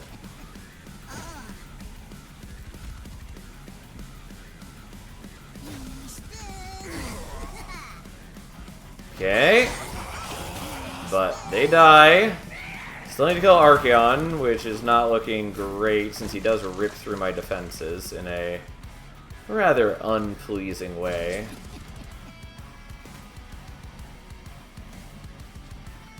Okay, let's just kill you and then get some damage in on Archaon since every one of those does represent a fair bit of damage. And we'll save Phoenix's ability for this turn.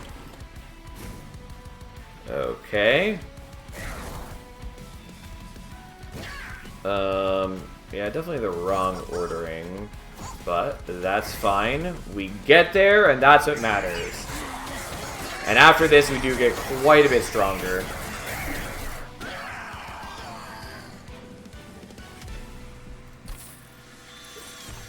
I don't think we want the Great Decay. Racking Pain is pretty decent for us, though. Soldier of Fortune also is pretty solid, and I kind of want to take that because it does help get around some of our worst matchups. But we're going to take Racking Pain.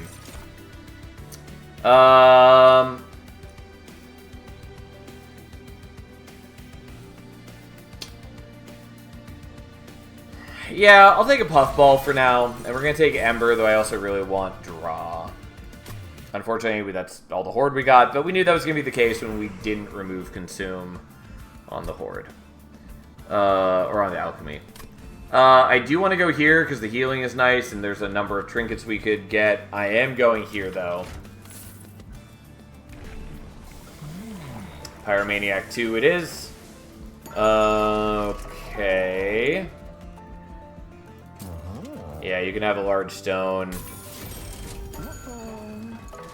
We are going to dupe the cultist.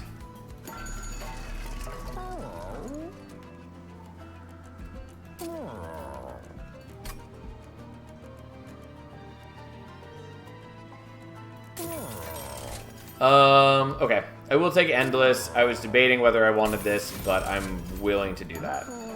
Because it does help around, again, some of our worst matchups.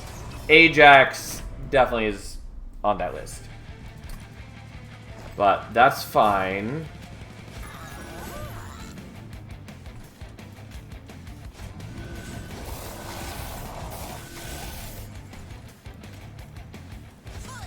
Alright, well, here we go. Obviously the Infectory is a lot worse in this sort of world, but that's probably still fine.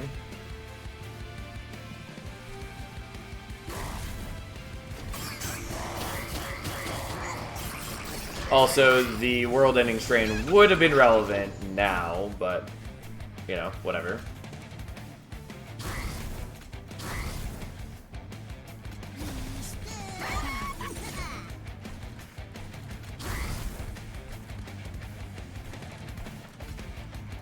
Okay, we'll put you there, although I actually didn't want to... Whatever, that's fine, we'll leave it.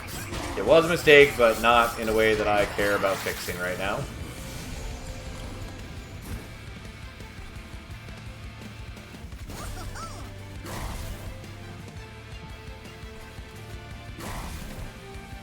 I'm actually not going to play you out. So the problem being that... Oh, I was going to say, if he dies... Actually, never mind. I was thinking that if he died, it would create the fungi, and then I wouldn't have enough capacity to play out the puffball. Not true, because it would have been a one-for-one swap. So either way, it's fine.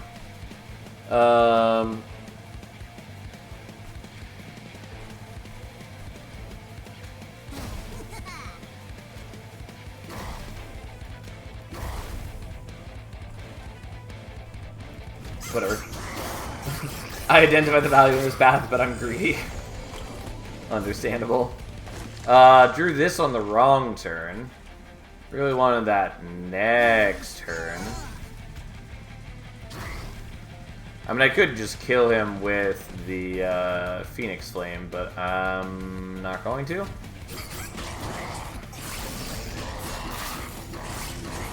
Either way, Puffball doing a lot of good work for us. It's definitely a pivot in what our strategy is, but that's fine. It gets us around our bad matchups. Ta-da! There we go. You ever feel like you copied the problem down wrong, but you got the right answer? I mean, not in a while, but yeah. Ta-da!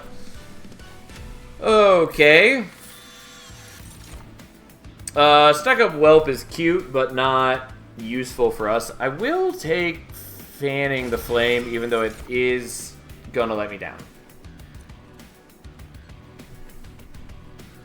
Dig Deep is okay for us. Pandemic, I also do like.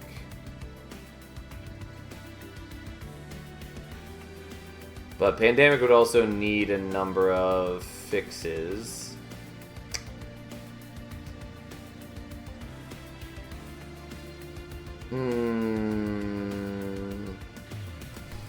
I'm just gonna take the Dig Deep, I guess, and then we're definitely gonna loot this now. Yeah, Flaming Talons is fine. It's one of the better pickups for us, but not the perfect one. How you doing, Jank Shank? Good to see you. So going here, we dupe the Flicker, and we would make the Infectory deployable. Going here, we'd hope to high roll for something. There are a number of like good pickups, but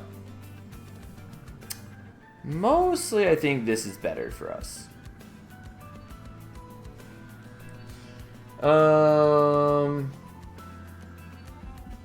Yeah, also we could maybe get Hell Furnace, which would also be good, though I would need better defense. Yeah, fuck it. Hell Furnace, who am I to say no?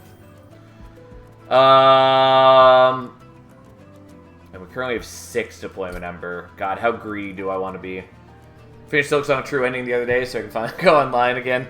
Yeah, I haven't finished it. I got pretty far, but then I haven't... I streamed Monster Train 2 for, like, all yesterday. And then today I was doing other things, so I haven't had a chance to play Silksong. Okay, so we're definitely doing deployable there. So there is a Merchant of Arms here and a well. How badly do I want to live this life? My controller died and I cannot play with a keyboard. I would not want to play with a keyboard for sure. Yeah. I have just so many controllers that I could use if I needed to. But yeah, it's a great game. Been having a lot of fun with it. Really want that Merchant of Magic. Okay, I think we're gonna go full greed. Or at least we're going to prepare ourselves for full greed. I do have what we in the biz call bad defense. So that is a concern. But who needs defense in this world? God, I should have looked at this first. I forgot that I had one unpicked here. Could have saved myself some. Oh well. Here we are.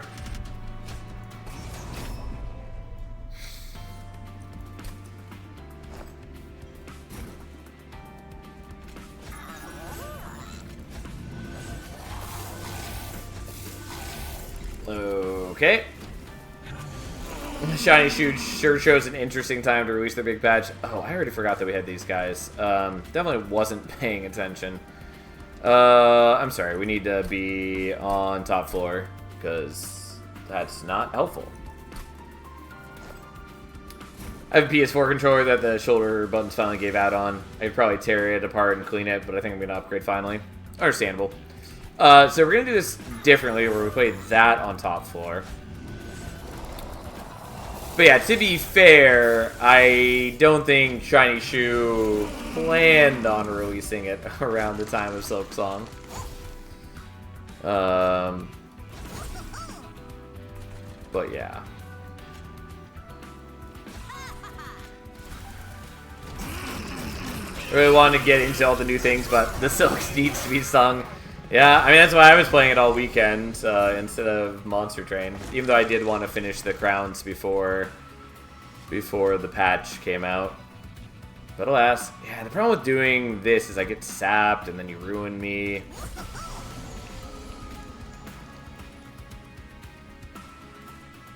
Well, I think I need to do this nonetheless.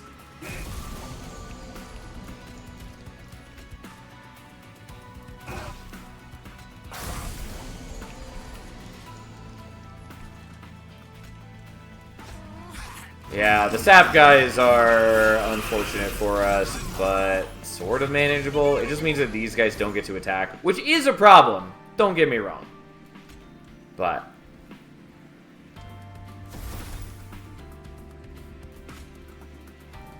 alright, we're gonna go for the greed, and we're gonna do that, even though it means that Phoenix is gonna take some damage and is going to get some corruption on him. Another of my new betas just got update 2. Which game? How you doing, Tiny? Yeah, fuck these guys. They're the worst. Okay, so this time you're gonna go on mid-floor. And that's gonna go here, I guess. Mr. Magpie is a harmless card game. Not familiar with it.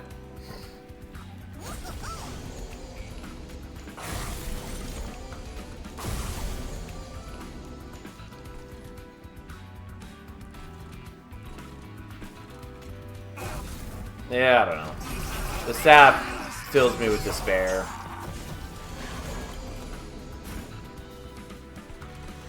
Okay, unsurprisingly, you guys are dying.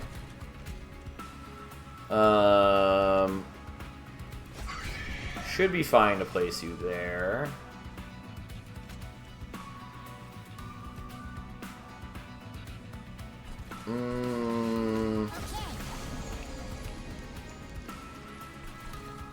I think Minesweeper meets Inscription. Gotcha, gotcha.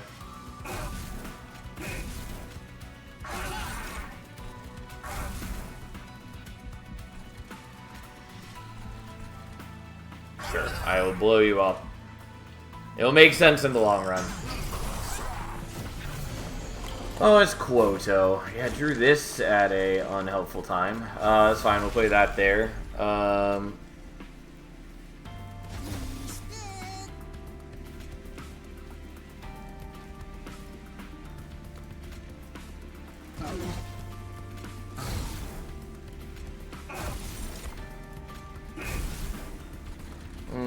Somewhat concerning. Maybe still okay. I doubt the big indies really pay too much mind. Life goes on when a big one finally hits.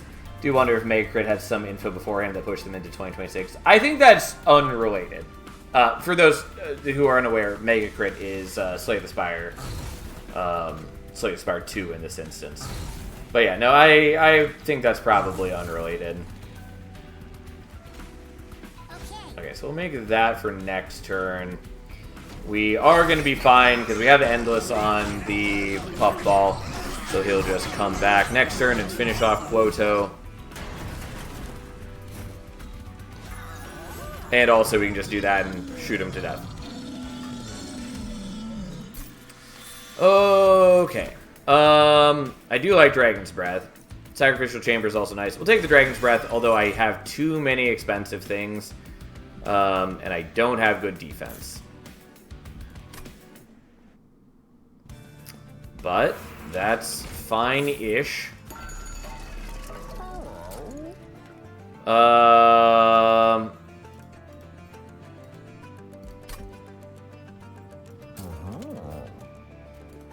Okay, we're gonna do this to make that playable.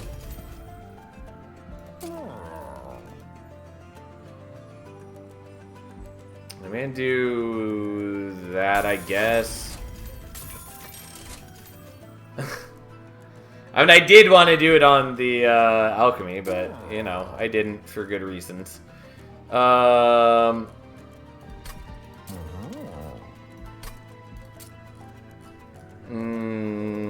Okay, we're gonna do this, even though it's a questionable decision.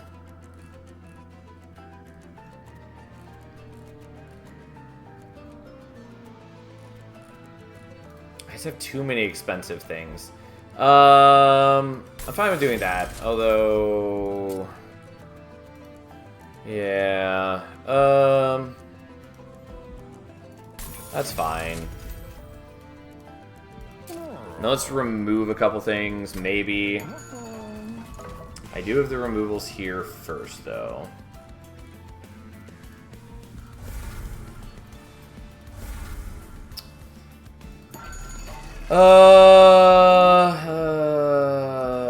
And it's Kale next. Okay. We'll save our gold for now.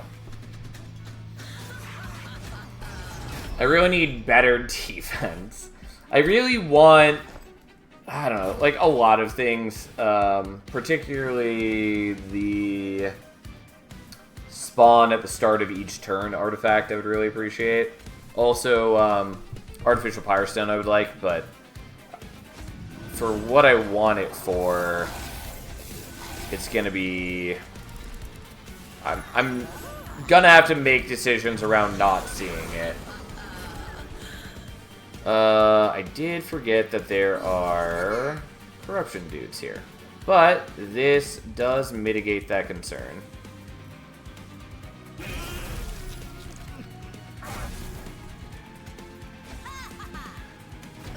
Didn't get to play the alchemy, sadly, but it was largely important that I did what I did.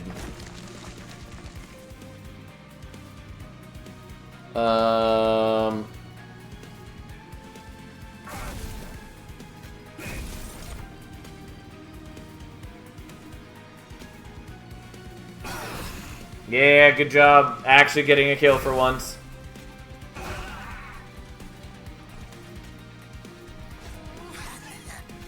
Okay, whatever. Honestly, I maybe should be using the Infectory right now.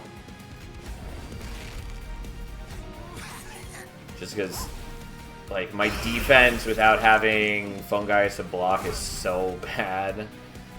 Whatever, have some more Fire Gel. Again, my offense, very good. So, like, we're still going to be okay overall.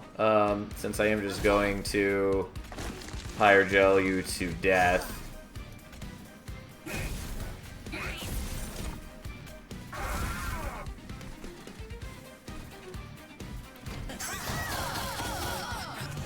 But, like, yeah, he's already, you know, lost 2/3 of his HP. You know what? Let's just kill him this turn. Why not? There we go. Wasn't quite as much damage as I thought it was going to be, but we got that. At least Silksong is an immediate example of an indie that benefited from more time in the oven. Yeah, I mean, it definitely did. I mean, it's great. It's a fabulous game. And like, I'm really glad it is, because I mean, I wanted to enjoy it like everyone else, but if it came out and was middling or terrible, it would have been insufferable to listen to all the people who were, you know, essentially doubting it over the years. I don't know. I'm just happy with the way that it turned out. Alright, we're going to take the full greed option of more Ember rather than taking draw like we probably should. Also, I'm sad that we didn't get to play the alchemy there. But alas. And then we're going here for, again, the super full greed option. Oh, and there's Cursed Dragon Staff, which is huge for us, but I'm not going to take. Well, I'm not going to put deployable on it. Double checking so I don't spoil anything. Where did you leave off in Silksong? Delete Biowater Memory. It's a great game. So I beat... I did the first ending. I have explored the Mist and Biowater and gotten the double jump and done a bunch of other things. I'm confident I haven't seen quite every area, and I haven't done the second or third ending or however many there are. So I will take that. I really should have put deployable on that instead of doing what I'm doing. Also, maybe I should put meat shields on something. But what we are going to do is we're going to make a third Magma Cultist. And then we're going to purge some things.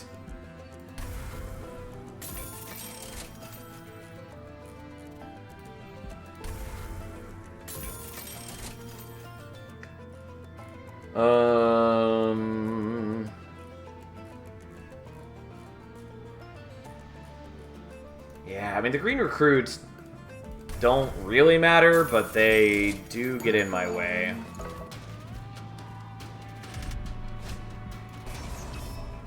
Fuck these guys.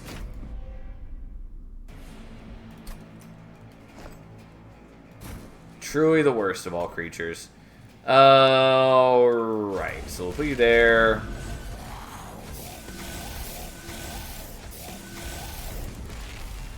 And then, do I still want to put you on bottom, knowing that half the time you're not going to be able to kill anything? No, I don't.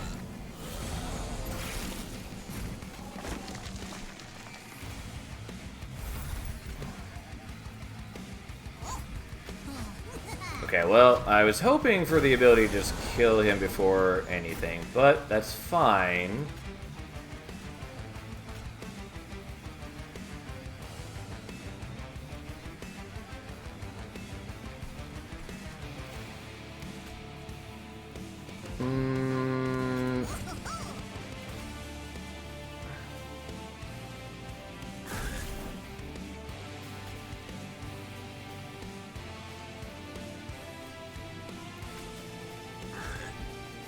Okay, so this has a 1 and 2 chance, or, yeah, okay, whatever.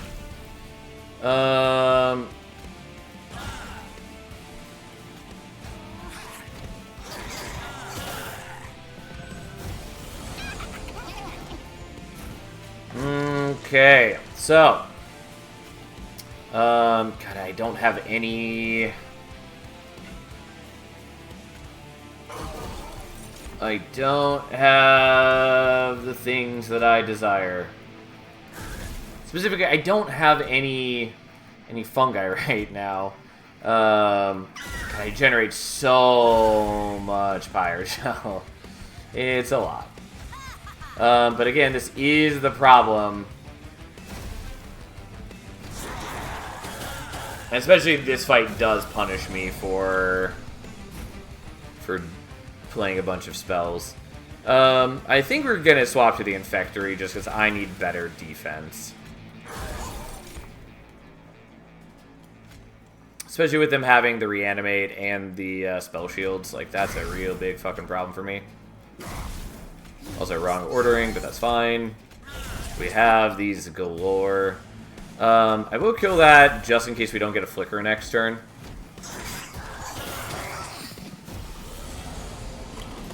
Yeah, I will agree that it is disappointing that most bosses don't lead to, like, an upgrade of any sort. Like, that is definitely Like, it's fine, but it is disappointing. Just because that's something that I enjoy in Metroidvanias, for sure. Okay, figure we would just stop them. Yeah, I do think I really needed the Infectory here. As much as I love...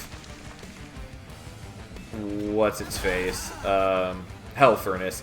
I'm generating enough Pyrogel as it is. That's not my problem. My problem is literally everything else.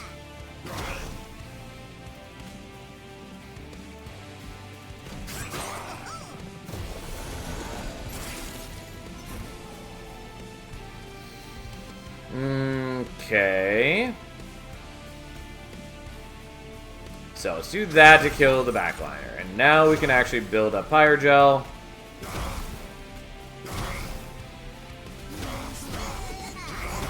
And thus they're all murdered. Yeah, God, we generate so much Pyrogel. Even without the Hell Furnace, we're generating 117 Pyrogel in a turn. Okay, so.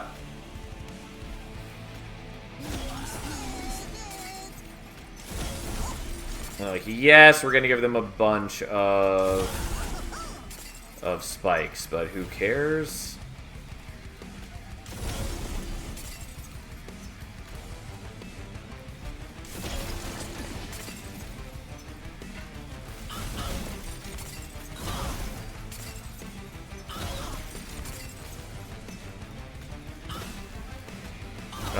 We almost kill with that. Either way, it's fine. There we go. Yeah, I definitely think I got too greedy with trying to do the Hell Furnace. Also, hopefully in the last shop we get attuned whetstone so we can just get the Cursed Dragon Staff for free. Kind of with the payoff, but it doesn't matter.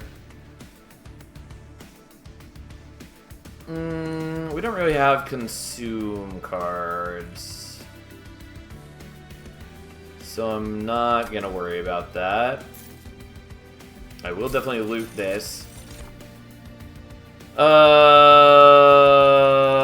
Hellfire Bellows and Shale Shell are the ones that we want. Pre-combat, we're just taking Hellfire Bellows.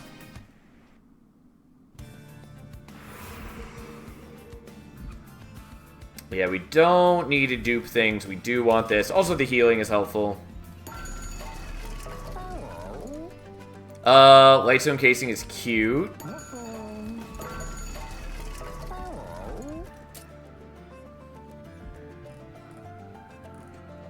You could dupe a Dragon Staff. Yeah, but that's not my biggest concern right now.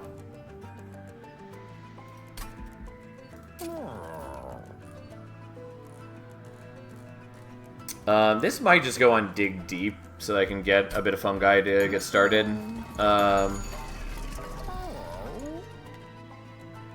Also, I was looking at these for the Lightstone Casing, but I don't think there's anything that I like truly want Lightstone Casing on. I mean, it's good on the Dragon's Breath, but even if I hit like Holdover, I'd rather do it on the Racking Pain or something. Maybe. Okay, so let's take the Twisting Mycelium and then reroll. Okay, not helpful.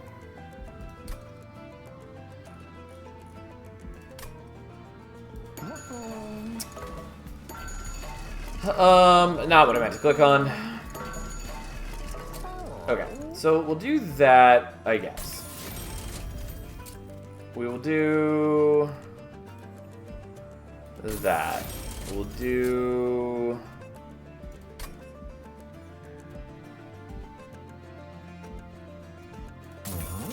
this. Well, no holdover, but that's fine. I'll be honest, I forgot that I had a third flicker.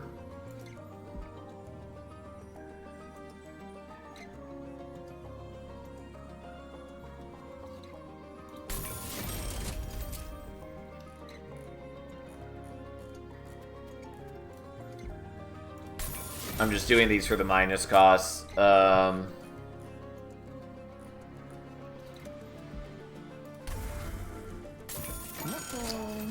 And then we heal, and we get rid of, I don't know, we get rid of you, and we get rid of a Eager Conscript, I guess. I don't know. Here we are. We're in overall pretty decent shape. I do need to be focusing on things. Yeah, so I think this team has to deal with Seraph no matter what. So let's just prepare for that. And then put you down there.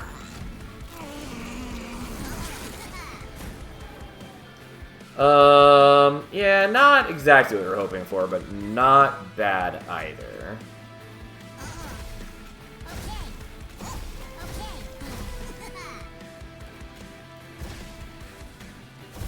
Okay, 174 Pyre Gel. We do get Corruption, but, you know, who cares?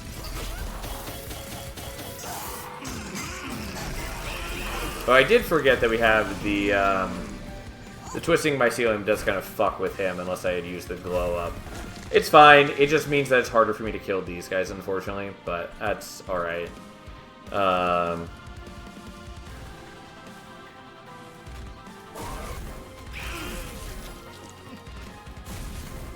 Wrong order, but that's fine. We'll just do, you know, 1,400 damage to him with those.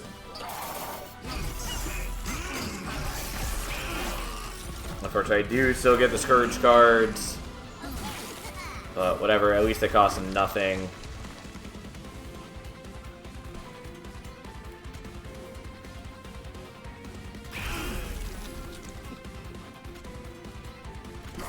Yeah, unsurprisingly, Fanning the Flame doesn't hit the right target.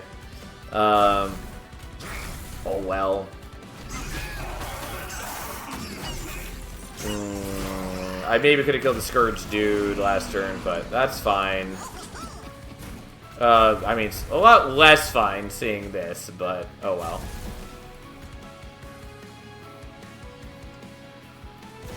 Alright, I mean, I could have saved Phoenix, but we'll just do this. Or maybe could have saved him, don't know for sure. He did end up with quite a bit of corruption, and does not have any meaningful amount of HP. Unfortunately, drawing all Scourge cards sucks, but that's fine. I mean, we did super ruin Seraph, so there we go. Yeah, I mean, it's just 25 gold, but there's no reason not to loot it, I guess. Well, the Titan fight is the one that I'm actually sort of concerned about. Because I don't have good protection versus Savagery, and I don't have great ability to speed up Dominion.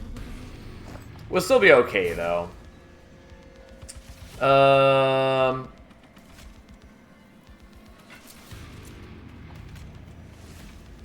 Yeah, let's set you up on bottom floor.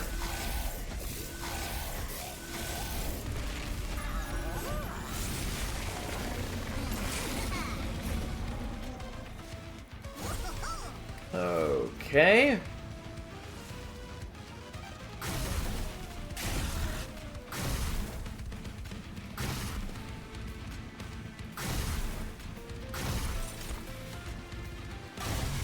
Alright, well, Savagery's down. You know, with a meager 200-some Pyre Gel. Yeah, the sap does get annoying for us.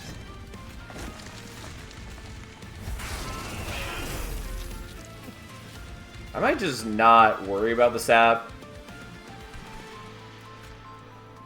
I kind of want to do this so you can get the Pyre Gel on you. But, on the other hand, that's also nice. Okay, we'll do that so you get some Pyre Gel. Especially so then I can start using the Racking Pain if I need to.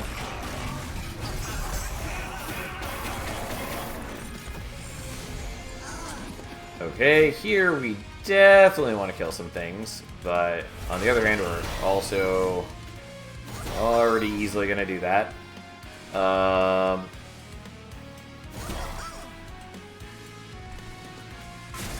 Have more Pyrogel. Okay, well, entropy's down. I'll just take the damage. Like, we can afford the sap. It's not that big a deal.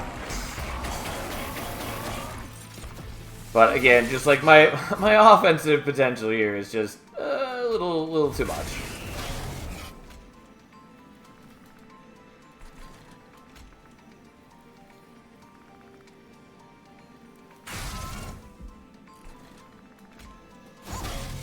Okay, you do barely survive, though. I don't think it really matters in the slightest.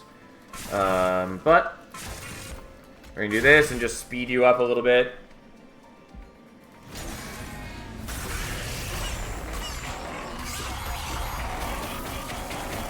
And yes, I could have played out the Infectory. I chose not to. No, it doesn't really matter.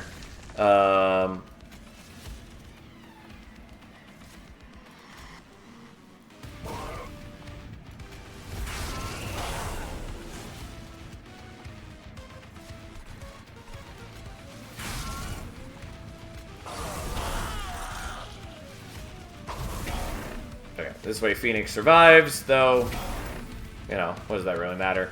I'll just play these out now. Yes, it does stop my Magma Cultist from ever attacking, but that is proven not to be a thing that matters. Okay, so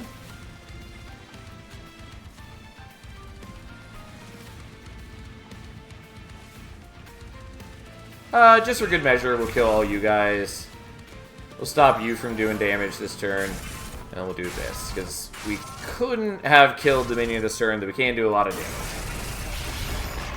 And then we do win next turn, whether we play the Pyrolite or not.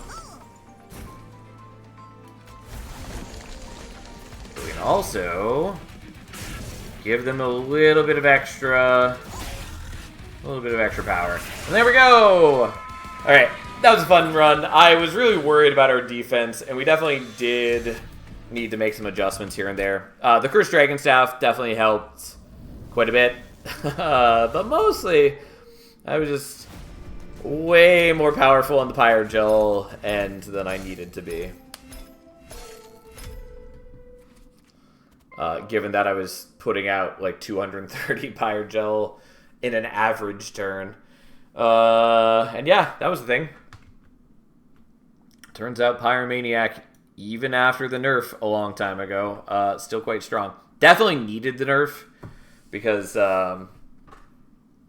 know, it used to be +9 Pyrogel at rank 3, and that is too much. It's way too much. Even at +4 right now, I think it is. Yeah, +4 at rank 3. It's still quite a bit. Right.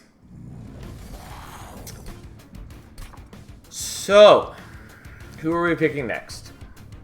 We redeemed ourselves with Phoenix. We should have 7 left to do. We might do Orechi. Or we might do Primordium Stygian. Kind of want to do Soul Guard Remnant again, since that's the one we just failed. You know what? We'll do that again. Soul Guard Remnant. There we go. Gosh, what a hater, Tiny. This is the same start as last time. I think different Seraph, but literally... Oh, no, that's not true. We had drafts instead of the Driftfall. But everything else is the same.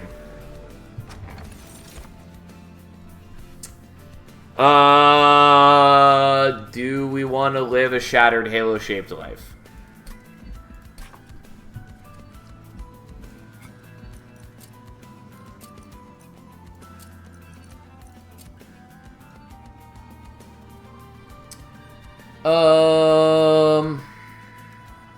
Spike the Stygian, not great. Harness the Titans, bad. Ice and Pyre is okay. It's a lot worse than Monster Train 2, since you are heavily encouraged to be setting up bottom floor. Siren Song is good. Ancient Synergy is pretty solid, but a little difficult. Deep Offering is good even after nerf. Gifts for Guard is pretty solid, but would only be applying to damage spells, of which we don't have many available. Any clans fully eliminated at this point? Good question. Halo for the content, what's the worst that happens? I mean, fair point. Horrorfrost Effigy, not great, and that's Frostpiercer. On this side of things, Wax and Spike is pretty solid. Sacrificial Resurrection I hate. Wickel's Recruitment is fine. Intent on Death doesn't really do anything for us. Remnant Pact is fine. Foremost Child is bad.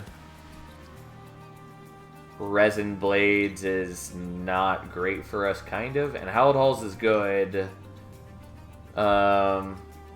It's really not the best time to be doing Shattered Halo. Oh, and to answer your question, I think there's some that are fully eliminated. I think Luna is gone. Yeah, Luna's gone, and I think Awoken is gone. Yeah. But we still have some Hellhorn, we still have some Remnant, we still have one Banished, we still have one Underlegion, one Lazarus, and a little bit of Umbra. Yeah. Oh, and Pyroborn's gone too. Alright. It's the wrong choice, but because you want it, we'll do it. I mean, we take Dire Channel here because Cold Channel just does not work with what we're doing. So, that's what we do. I would have taken Titan Channel, maybe, but not an option, so not what we're doing.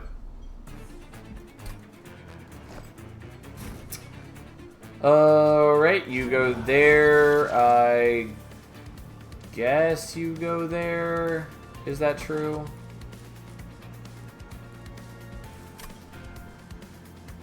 Yeah, I guess so. You're pretty comparable.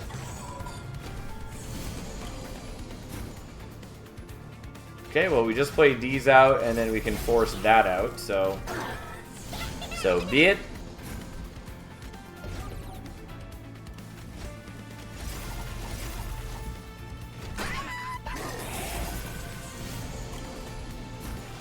Well, we just keep avoiding the damage, basically.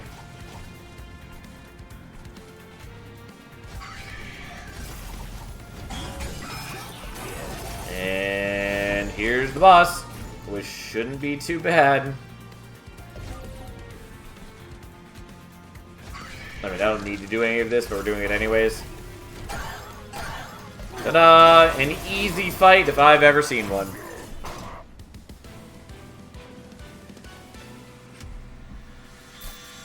Okay. Alright, so here's Frostpiercer, the new Stygian card. It applies Frostbite equal to half the damage dealt as a strike effect.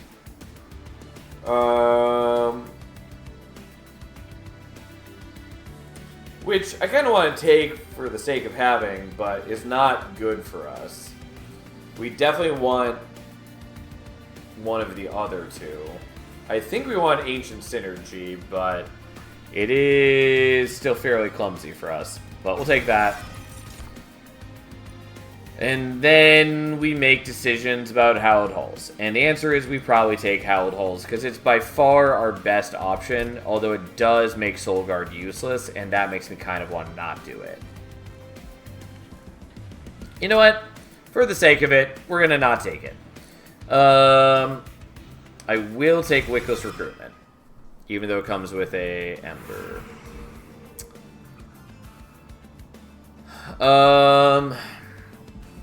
Okay. I do want the Merchant Magic. We're going to go here, though. Because, yeah, like, Incant Armor, for instance, is quite useful for us. Yeah. We're going to do Siren of the Sea rather than Nameless Siren.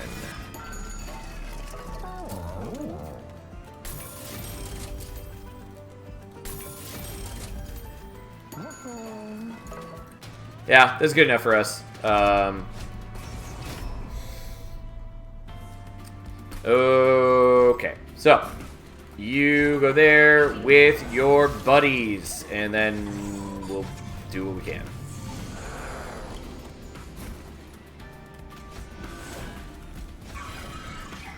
Alright, and then we kill a bunch of things, and it's all okay. And by all okay, I mean not really, because they have haste, and that causes a bunch of problems. Alright. Well, time to take a bunch of damage. We tried, but it is what it is. We needed to have drawn Ancient Synergy to avoid that damage, or the Driftfall.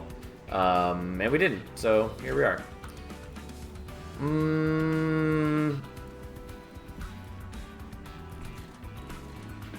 So, like, I can avoid damage with the Dripfall. Soul Guard with Paraffin and Siren Deja Vu. Yeah. Yeah. How you doing, by the way, Tom? I do really want to get rid of the Calcified Ember. And I think that is what we're going to do.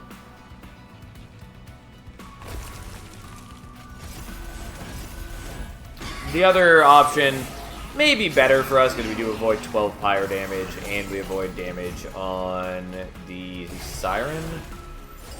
But it is nonetheless not what I chose to do. Whoops. I think we're doing this so we can get the kill. And by get the kill, I mean kill the backliner. And then, unsurprisingly, we're already fine. Yeah, good job. I'm good. How go the runs?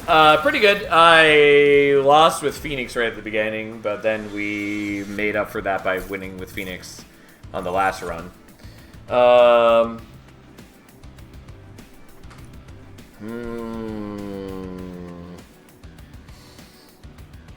I kind of want to do Gifts for a Guard, but it's only really great for us if I get, like, Remove Consume on an Ancient Synergy.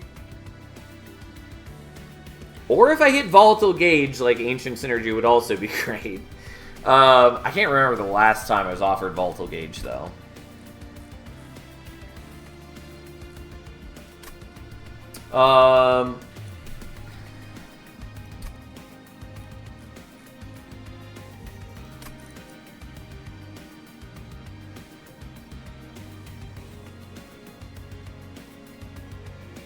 Fuck it, we'll take it.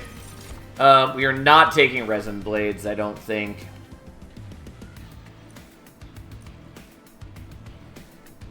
And we're definitely not taking Formless Child. Yeah, Resin Blade's kind of interesting, but we're not going to do that. We are going to go here, and we're going to hopefully see -2, and nope.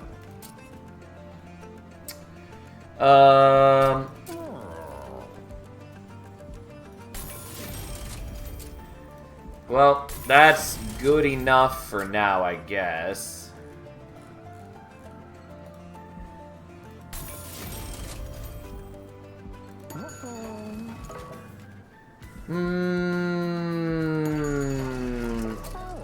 Could also do this.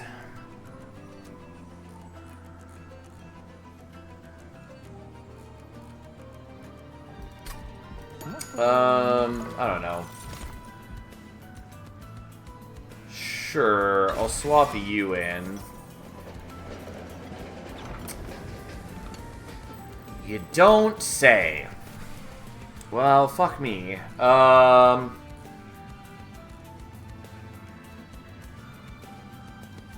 Because now the intrinsic is a lot less exciting.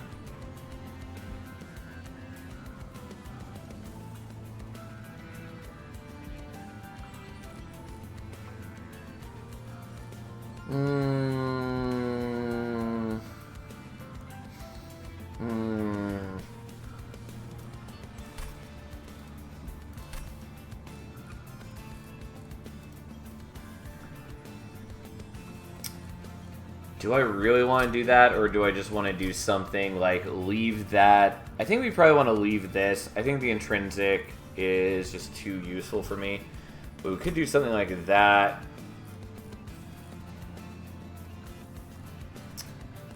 And this...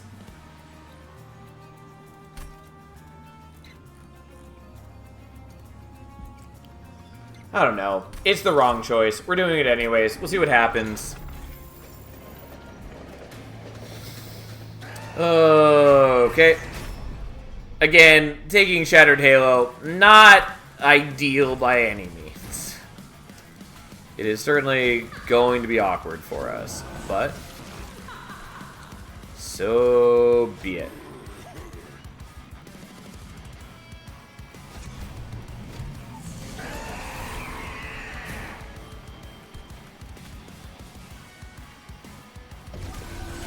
Okay, so we can get rid of those and still do that, which kills as well. I don't care that the Paraffin Enforcer takes damage.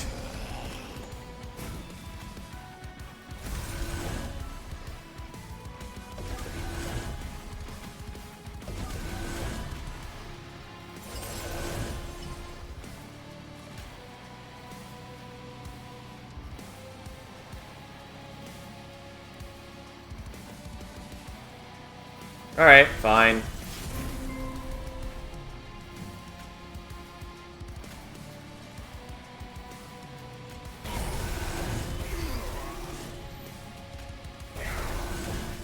Alright, and it discarded the right thing. Anyways, we did over half his health all at once. So that happened.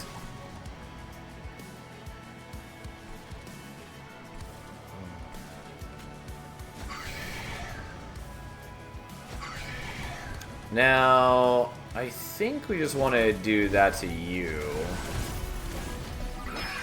We get a little bit of damage on him. He doesn't kill anybody. Yada, yada, yada.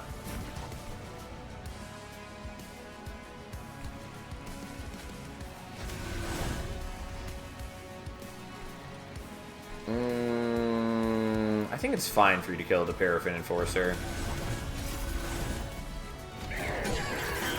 Probably because making so he doesn't go to mid-floor means he doesn't get the Siphon Rage there. Though I'm not too worried about that.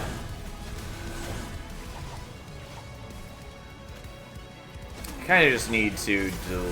Like, I do decent damage and he's already at low health. And I get to daze him for at least one turn anyways, so here we are. I mean, none of this matters. We already know that we have the kill. Anyways, there we go. Yeah, so... yeah...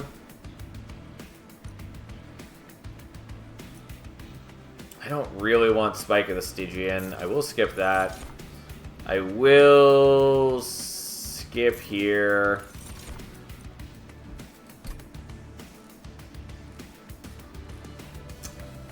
I'm gonna take the draw for now. I don't know. My deck is something.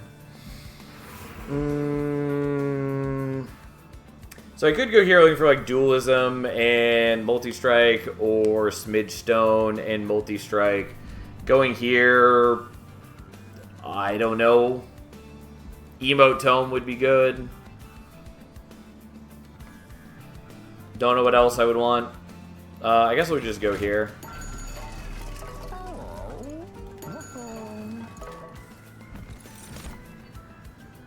Did forget that this was also going to be only rares. Void Armament is interesting. Kind of want to take Frost Piercer just for the sake of mastering it. Again, it's not really useful for us, though. That's kind of cute.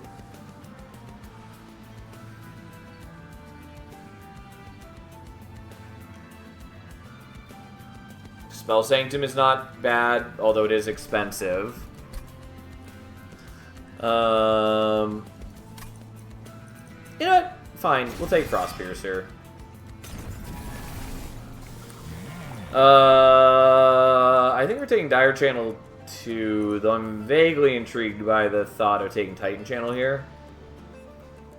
But we should be fine with just doing this.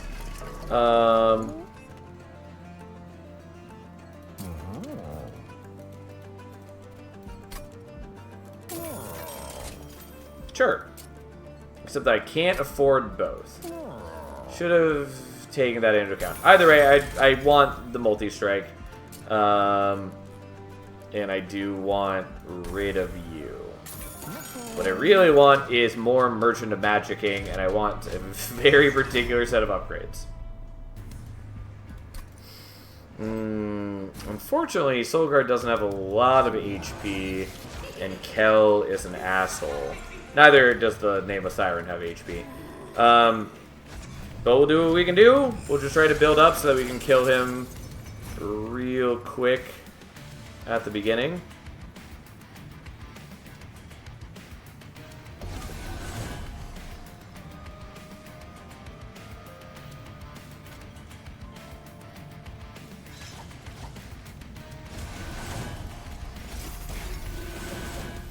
Okay, well that does mean that you don't have to take damage now, and that's something.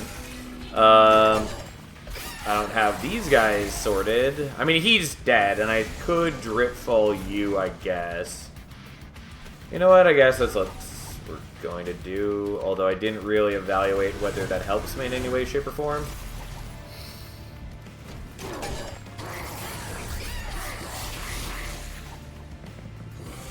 Yeah, unfortunately, Frost Piercer, not actually that useful for me. And I knew this. I knew this would be the case. But still.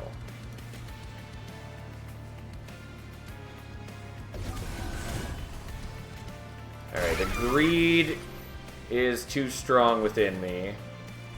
It also means that then I can kill these guys next turn, kind of. The problem is they're doing exactly enough damage to kill the Paraffin Enforcer. Yeah.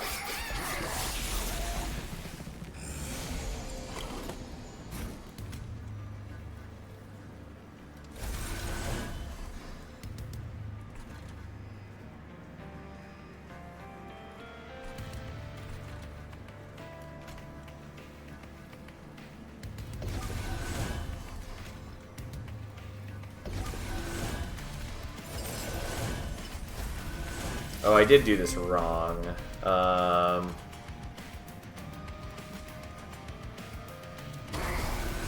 Nah, it still worked out. Okay. We're gonna freeze those, although now I'm not drawing enough, but that's fine. I take a bit of fire damage. It is what it is.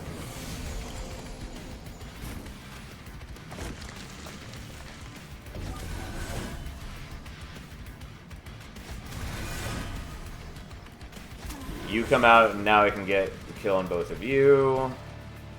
And then we'll play you there, just to free up some space. And here we go. Okay, so, unsurprisingly, that's not enough.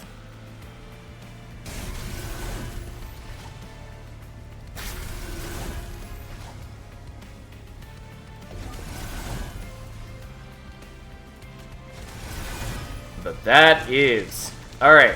Bit of a mess, but we got there. Ta-da! And even if he'd survived, he would have gotten some frostbite on him from the Nameless Siren. And that's all we really needed. Alright, I'll take another Ancient Synergy. I should maybe take the Remnant Pact, but I am going to skip it. And I'm not going to take the Sacrificial Resurrection because I hate it.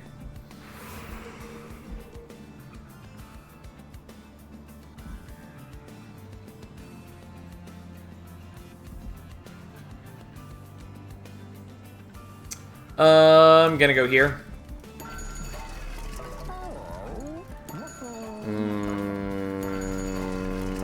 Okay.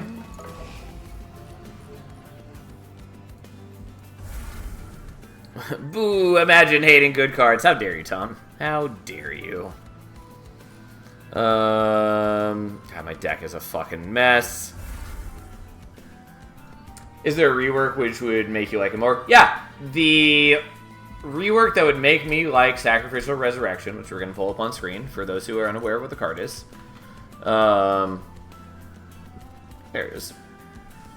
So, all that needs to be done for me to like this card is for it to not consume your entire hand, but instead just let you choose which cards to consume.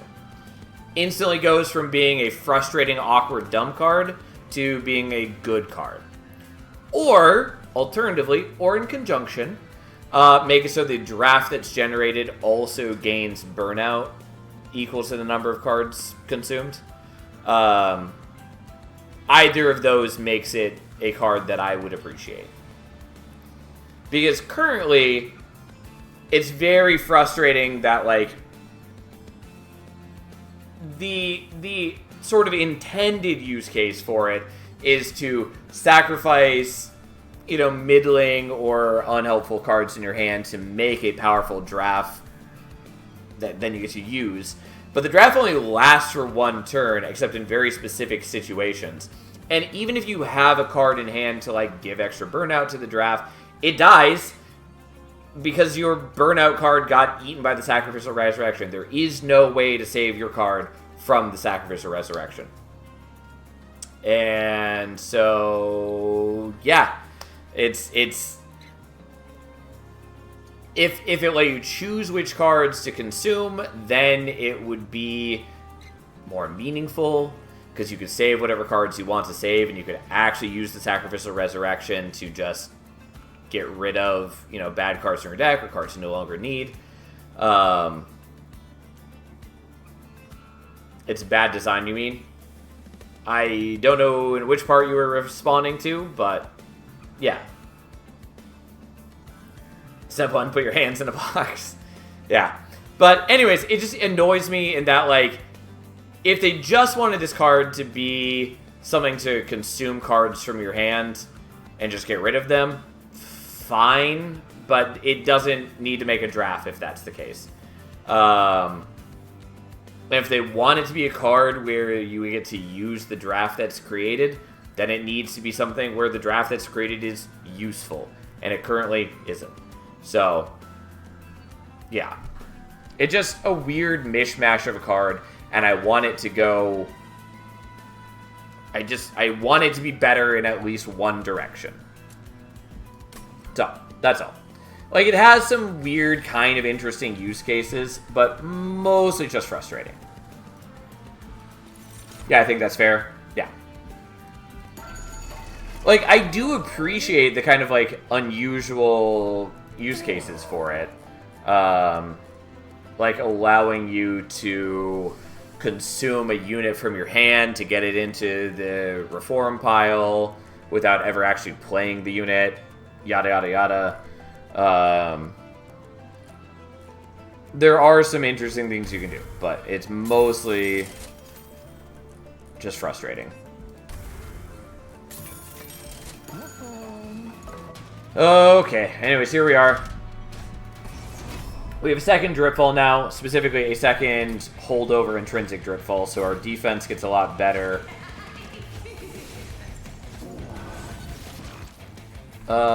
Actually probably want you in front. I keep forgetting that it's on action, not on resolve.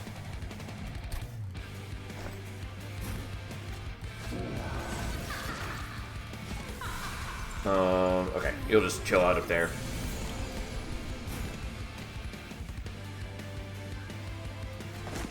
I think especially now that double draw crystal is less common, it's hard to justify. Yeah, Agreed.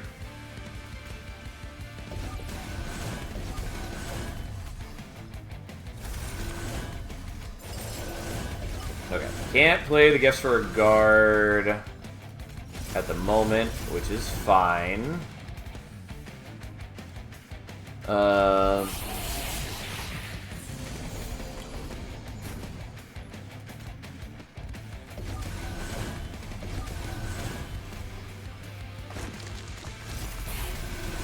Okay, so you are gonna survive, but that's okay.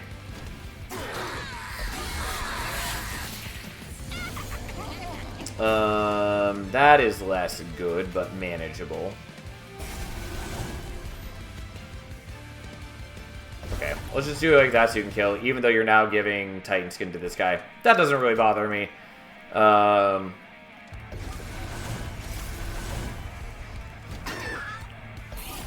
Especially because he already has some Frostbite on him. My deck is not really that great at incanting. Okay, so you will survive at that rate.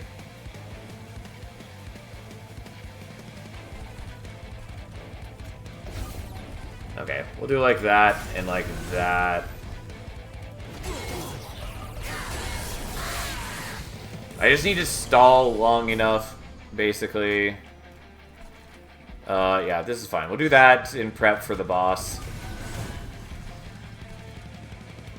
And I may as well do that. We're not really... I guess we are killing you. I didn't think I was doing enough, but... here we are. Oh, hey, it's Quoto. I already forgot that that's who we're up against, but that's fine. He's real dead. Yeah. Not even close.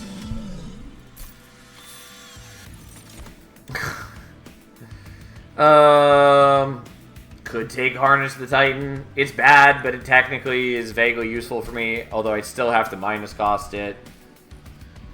I'm just gonna skip. Deep Offering is good, but again, my deck is just so skewed and awkward at the moment that a lot of these things are not that helpful. I do want dualism. I very much want to do some things here, though.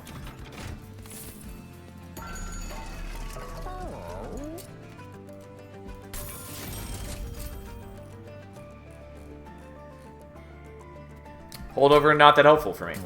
Neither is that.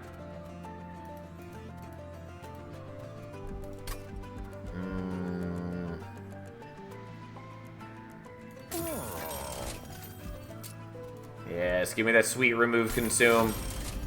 Even though we all know it's not actually going to be as good as I want it to be.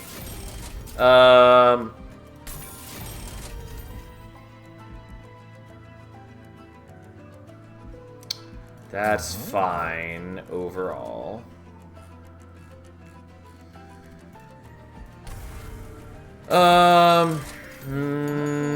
Let's look at this first.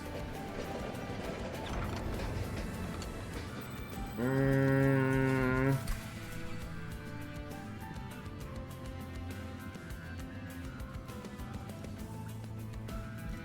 guess there's not really any reason not to have Wildwood Tome.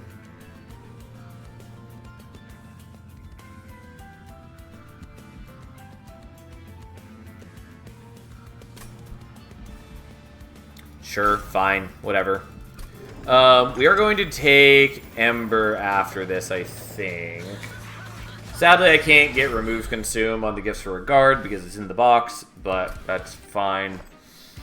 So you're going there, there, you exist. I kind of didn't need to remove all of the stewards, but hey. Okay.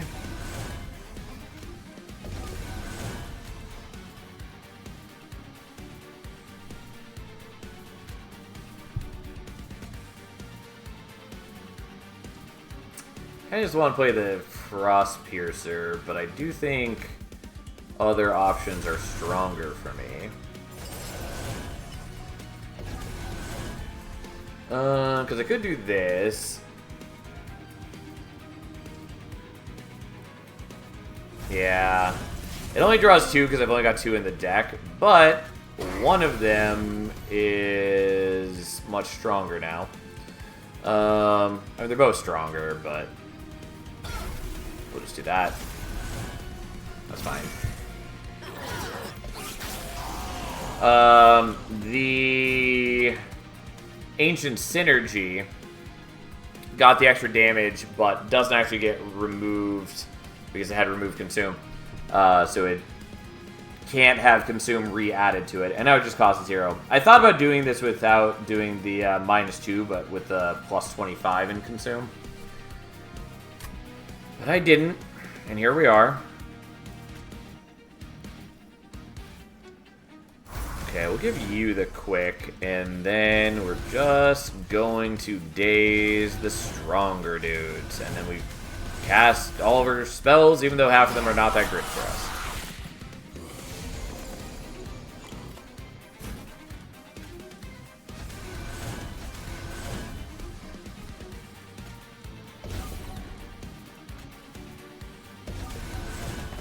Okay, I'm not killing you, but you're no longer getting buffs from the Cherub, and so that is an improvement in our life.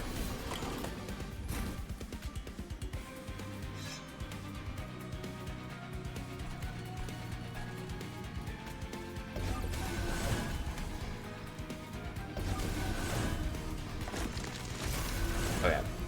We'll increase our strength. We do still have that guy leaking, but we can fix that as necessary.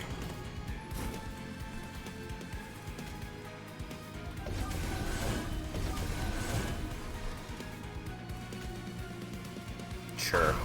We'll just hard cast that for the kill.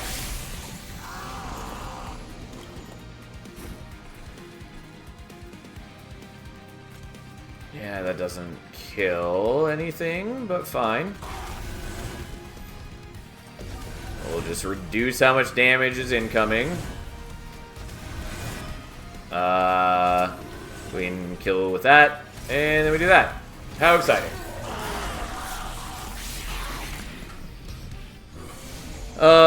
Kale is the one who got to eat the morsel, which is a little concerning, but not a big deal. Like, it is nice that that's stronger. It's still not that strong by comparison, though.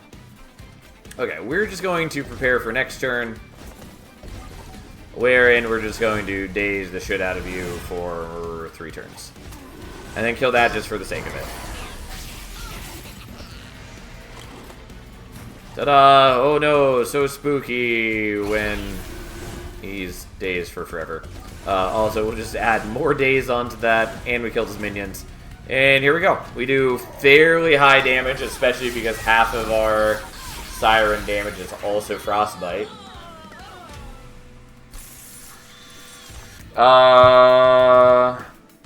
Sure, I'll take a Harness the Titan now.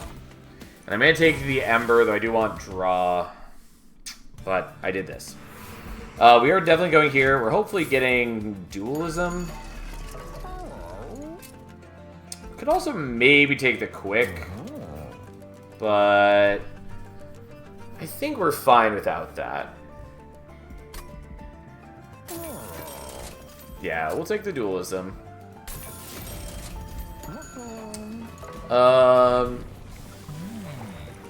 Could go with Titan Channel, but I think we're just going to go Dire Channel, and then we're going to dupe the Ancient Synergy.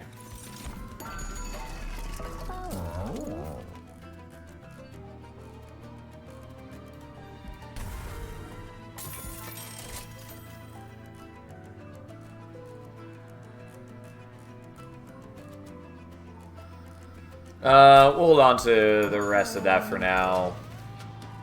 It's whatever. Fuck you. Not a fan, but so be it. The minus Ember per turn does hurt a little bit, but it's fine-ish. We just took extra Ember, so we should be able to mitigate that.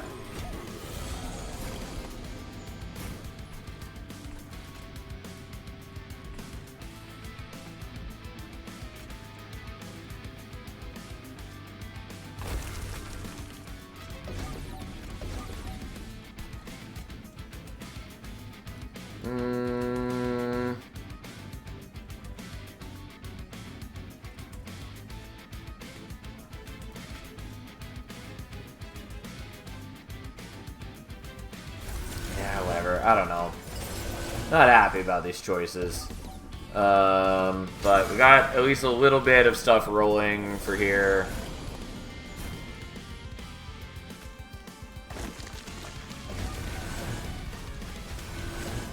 Yeah, the problem is I don't really want to be just drip falling every enemy onto bottom floor altogether.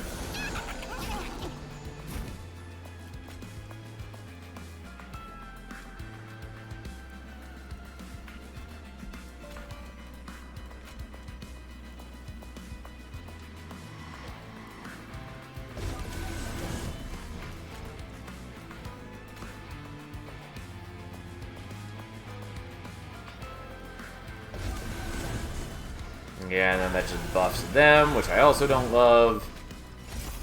Yeah, this is a bad fight for me. I think I do need to be on bottom floor. I was trying to avoid it, but turns out that causes me a bunch of issues if I'm not on bottom floor. Oh, and I probably need to do that. And... yeah, there's just too many issues if I'm not on bottom floor. I mean, turn one, not ideal, but that's okay, kind of. Okay. So, let's...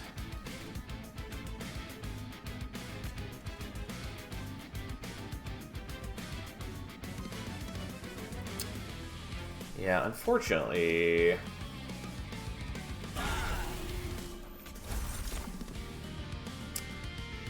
when I can't play the gifts for guard if I do that. I mean, I can do all of these,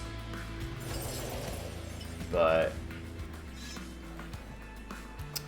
you know what? I will do this, I guess. The problem is I get no bonuses for that prior turn.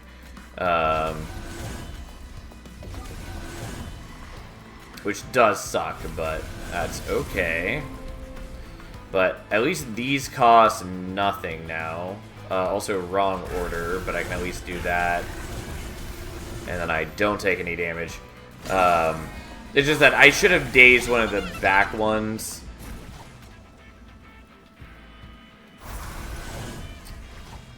If I was going to be doing the Crypt Builder, that is.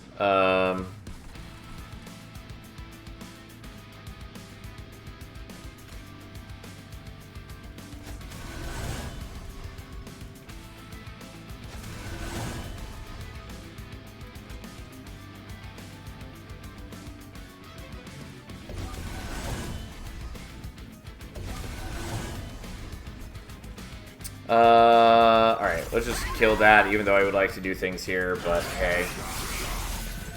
Okay, at least you have Frostbite on you, so you're going to die. You're the worst.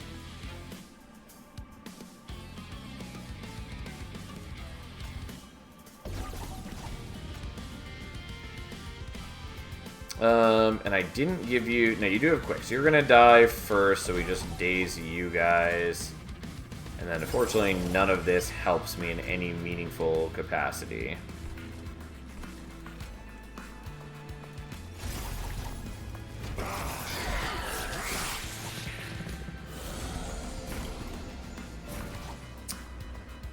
Yeah, them having 1,001 spell shields is really not great.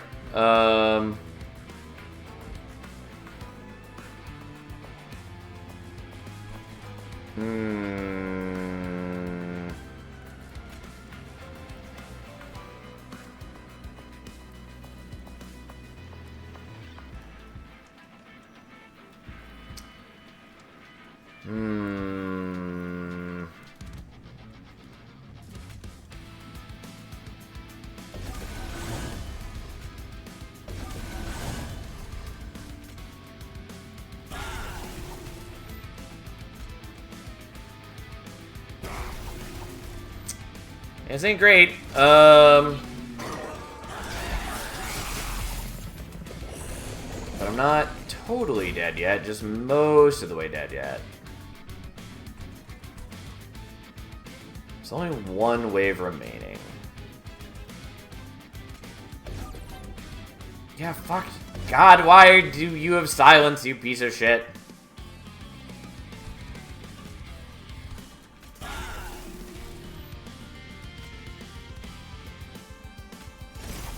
I should have done that. Oh well.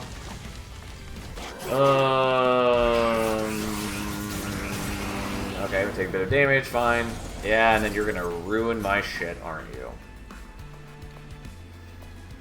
Normally not that bad. In this instance, pretty bad.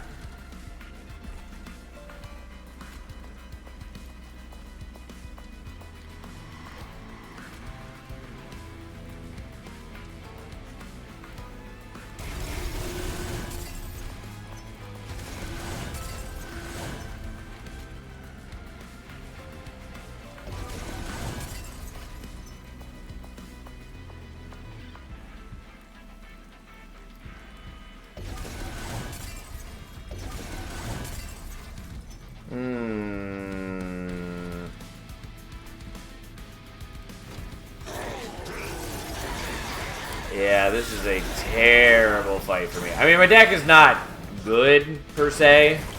But man, is this a problem.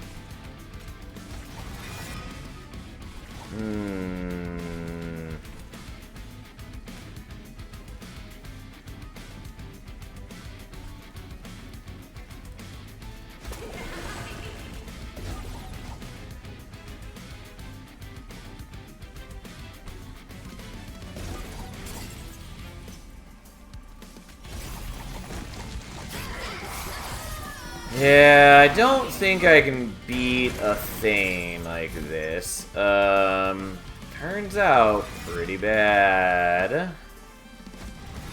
Oh, wrong ordering, regardless. Yeah,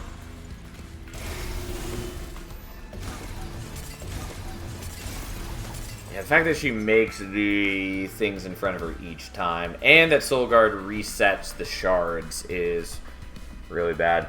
I mean, there might be weird ways I can get past this, but, like, that's pretty bad.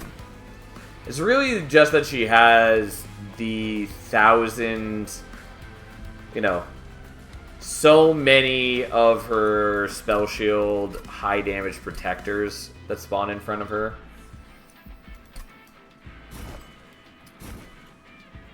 I don't know that there's any way I can do this. Like, there might be a weird world where, like, I let the Siren die repeatedly and I reform it. Why am I putting Quick and Soul Guard? Because it makes him shoot first, and he does a high amount of damage, and that's vaguely useful. For this battle, I might want Quick on the Nameless Siren, because then she can take out 2 of the minions. But there is an actual reason I was doing Quick on Soul Guard. Also, with her having Frost Piercer, I want the Frostbite going on an enemy that remains. And so her attacking first means that the Frostbite is basically always wasted. Which is not always a huge deal, but that is, again, part of why we were doing what we were doing.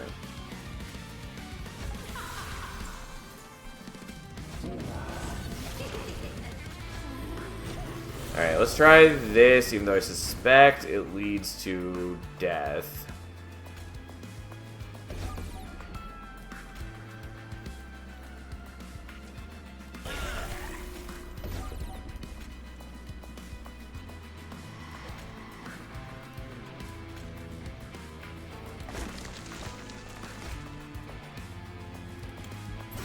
Okay, we'll freeze those. Oh, and you didn't die like I meant for you to.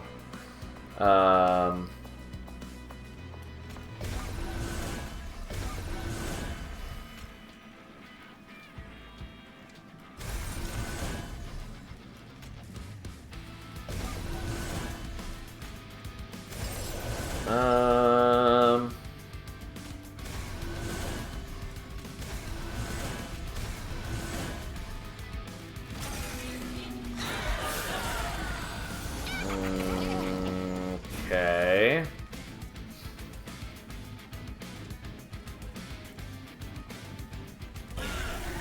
Oh, I mean, it doesn't really matter, because you're just gonna die again anyways.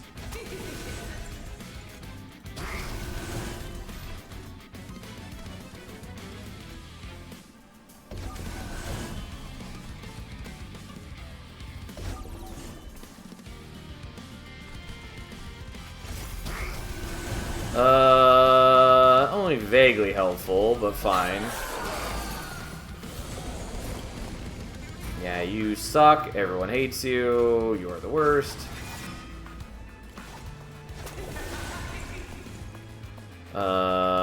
You need to die, but that is doable, kind of.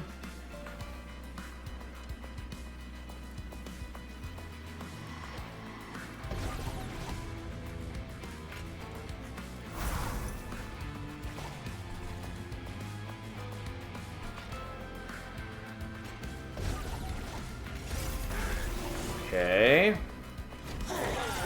Paraffin Enforcer does go into the Reform Pool, which I don't really want, but fine.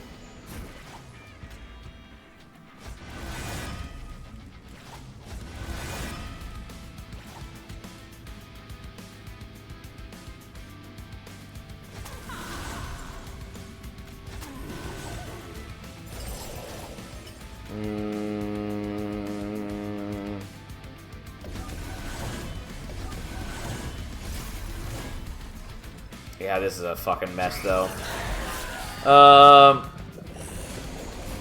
If you put quick on the Siren, she dies when you're forward. Does she still have the quick? No, she does not.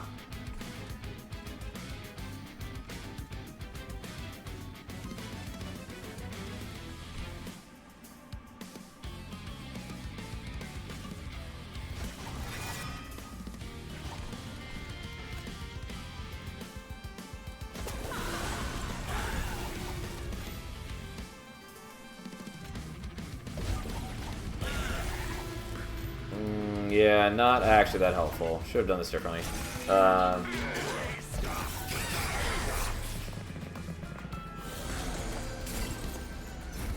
Yeah, unsurprisingly, this is a big bundle of problems.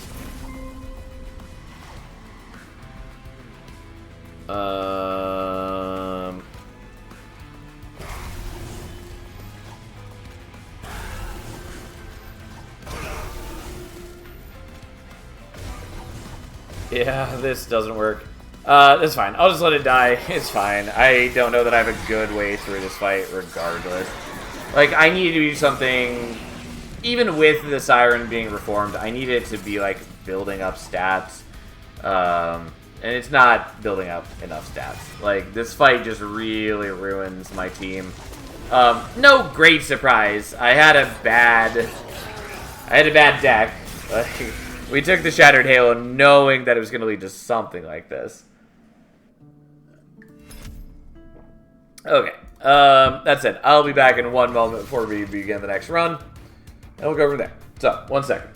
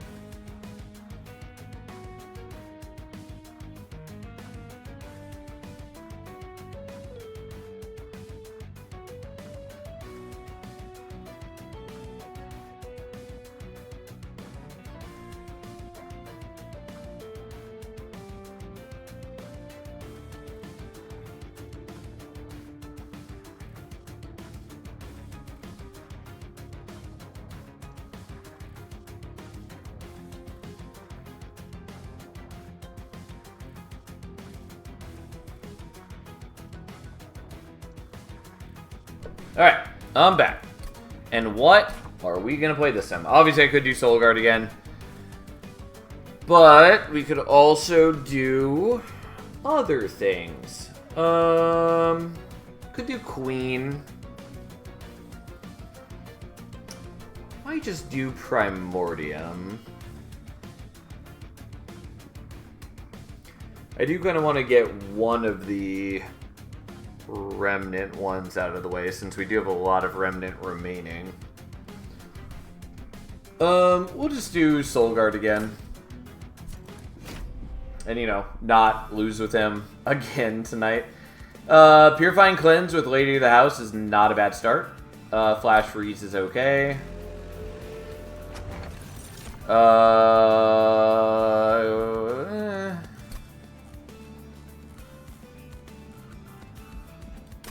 I think we just want Flicker's Liquor, but I don't know that we're really going to use Flicker's Liquor.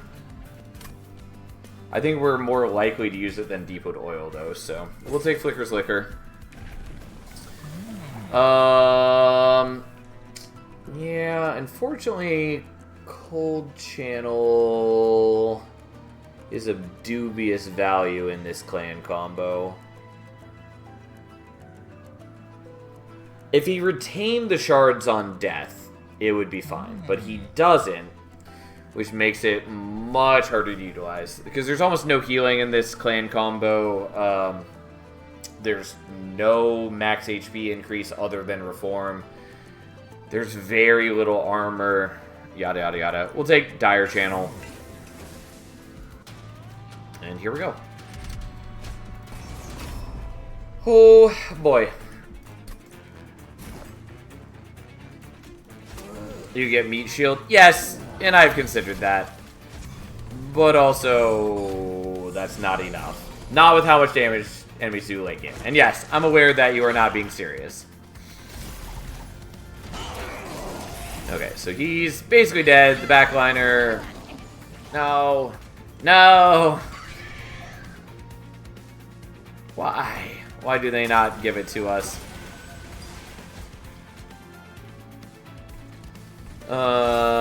Well, here we go. I just wanted the beautiful, delicious collector. Yeah, why couldn't I draw the Flash Freeze last turn?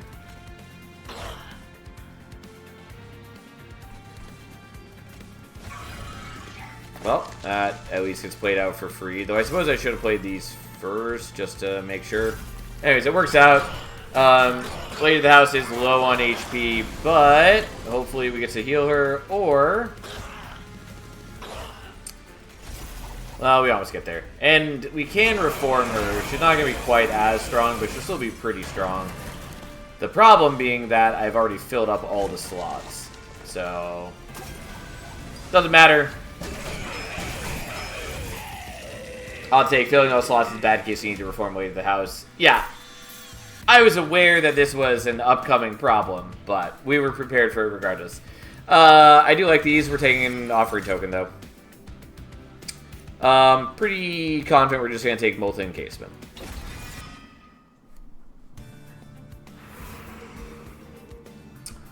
There are other options, but this is the option I've chosen. Those are not exactly what I wanted to see.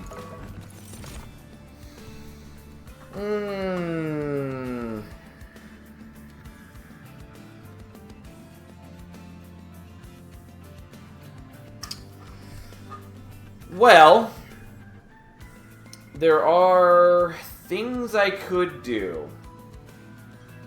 Lady of the Reformed is damage scaling for Lady of the House now? Yes, that is true. And honestly, not bad.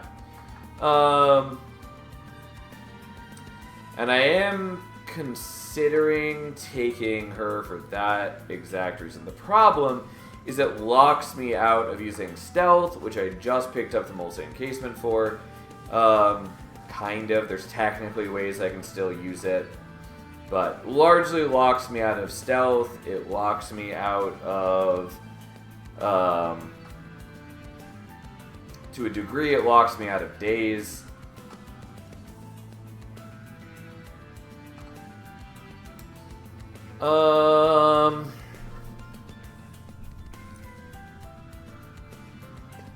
I'm still gonna take it. And we're gonna do dualism. And then we're gonna be vaguely unhappy with her choices in life, but that's fine.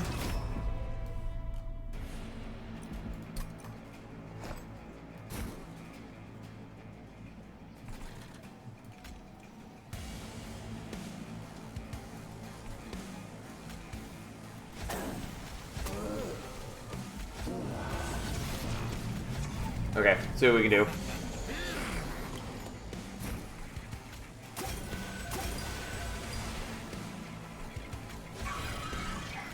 Okay, so we're killing 2 of them, and then we're taking some damage, and yada yada yada, here we are. That's about what we expected from this turn.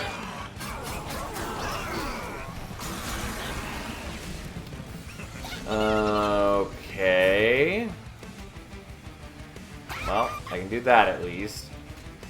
And I am willing to do this right now. Again, unsurprisingly, I do take damage. Oh well, we knew this was going to happen.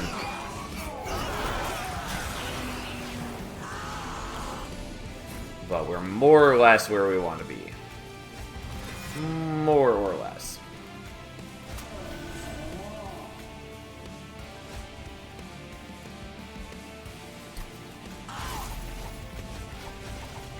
Yeah, just barely enough to get the kill, which is what we needed, because they would do quite a bit of damage to the fire. Either way, we're fine.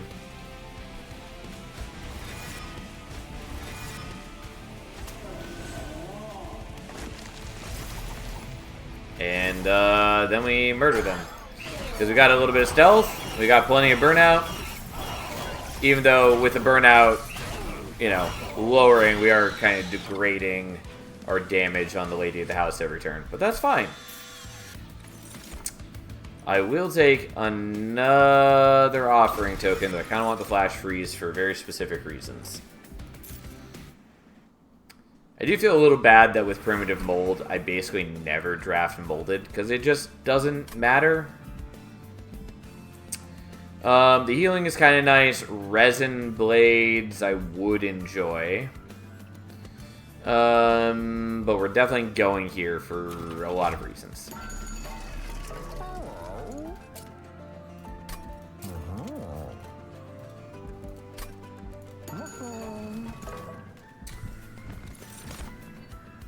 I mean, the Thug's not bad, but I am gonna skip. Wickless Tycoon is also sort of okay, but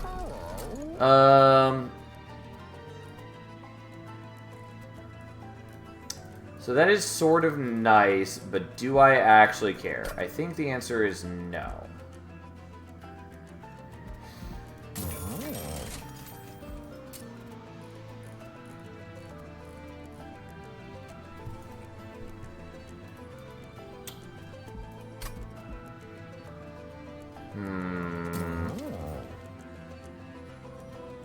Alright, in a cheeky world, we're going to do this.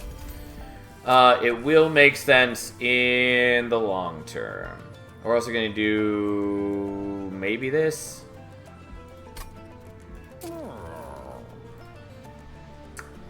Yeah, I'll do that just for safety's sake.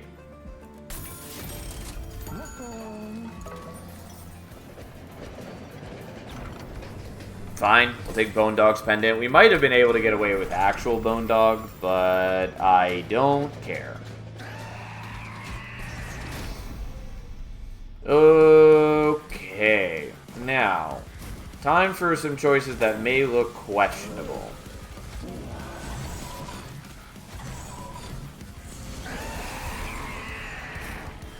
Specifically, we're going to hit our own dude with that. And that's just how it's going to be. And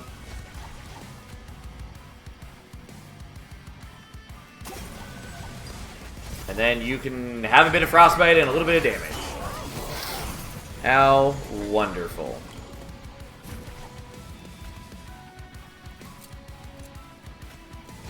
Okay, enjoy that, and I'll heal you, I guess, even though it runs counter to some of my general grand plans.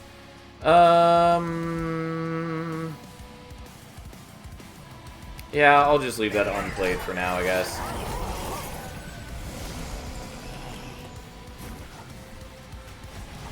Okay, Molten Casement comes out, and then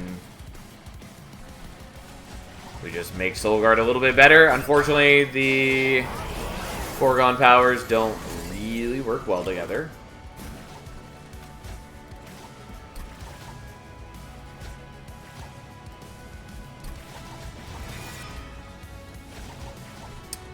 Now, the question is, do I want to prevent myself from taking pyre damage? And I think the answer is, no, I don't care. Instead, we're going to do that.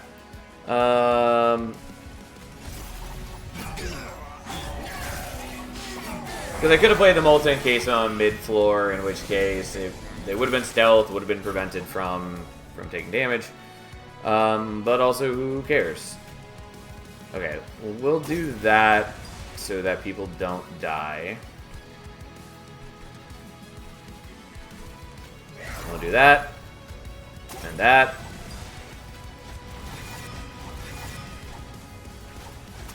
And you don't quite die, but that's fine. Okay, look at us go, doing a small bit of damage to Soul Guard. It wasn't clear. Part of the reason for shooting our own dude was to get Frostbite on them, so even while they're stealth, they're triggering the Revenge.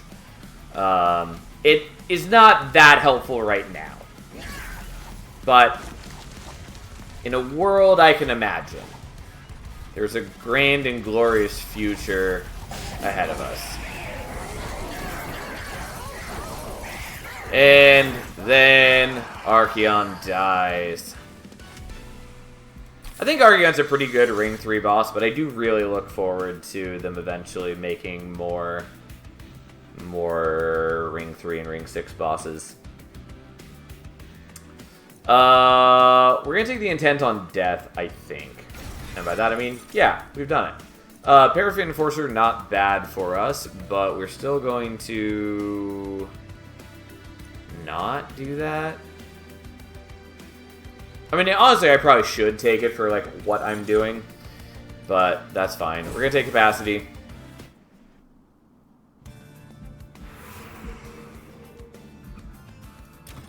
And then you're gonna give me things I care about. I kind of care about the Endless. Maybe should have taken the Siren.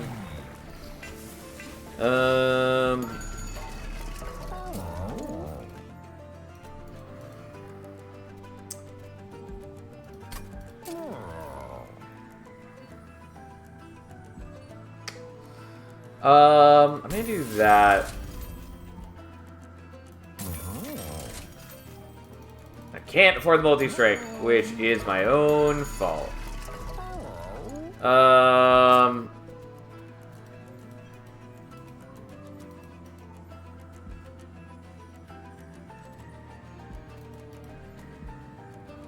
Fine, whatever. I am annoyed that I can't afford the multi-strike now. Because I'm still somewhat lacking in power, but oh well, here we are. You're there, you get a Soul Guard now, and then these go here.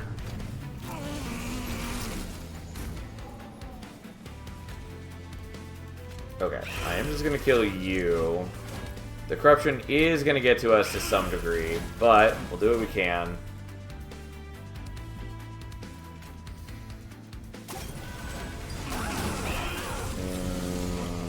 Okay. The Intent on Death does not help us here.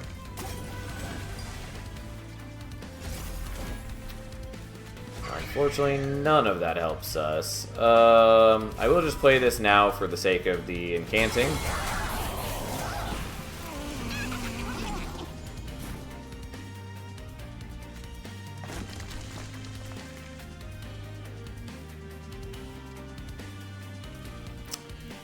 That's fine. I'll let you die. I'll play that out there.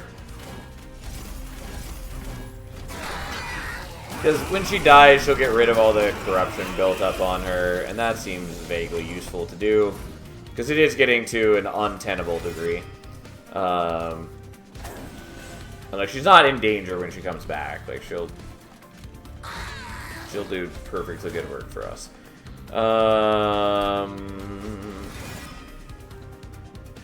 Could also start building up stealth, but I mean, maybe I do want to do that. You know what? Let's do that. I have enough burnout on my dudes. So let's just be a little safer.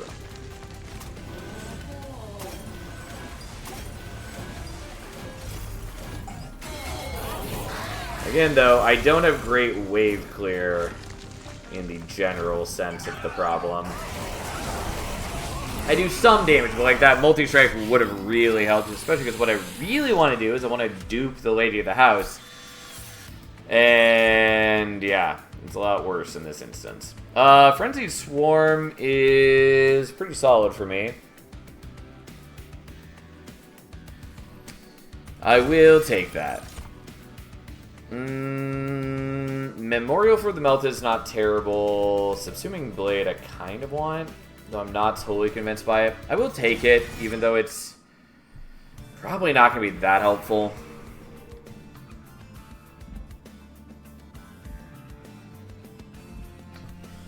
Kind of want to go here, but I think the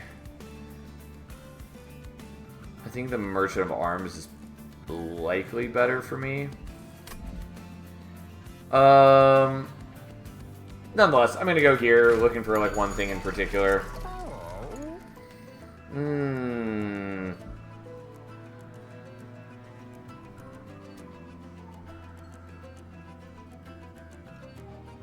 Yeah, you know what? I will take that. It wasn't what I was coming here for. Kind of want Melting Spout, but we're gonna reroll.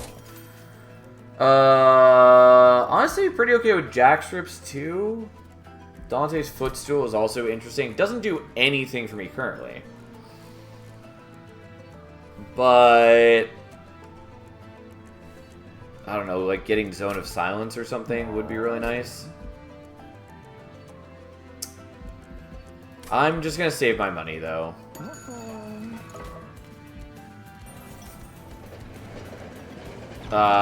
Sure.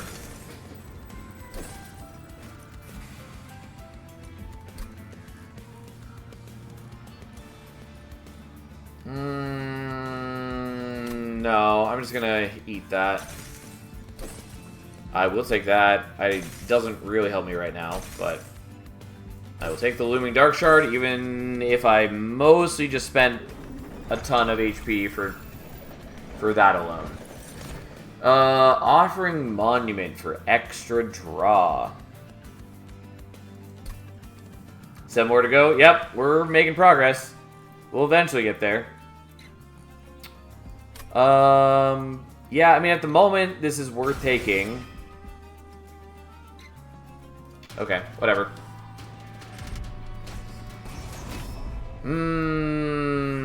Although it does make me wish I hadn't put the Burnout Stone on you, but we'll see what we can do.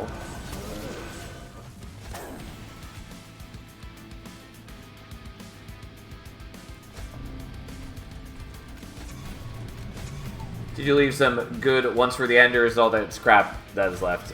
No, I mean, there's a number of ones that I enjoy closer to the end. God,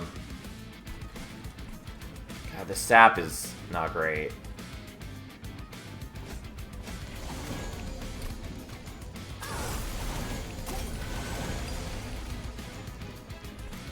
Fortunately, we drew the Subsuming Blade at not at all a helpful time.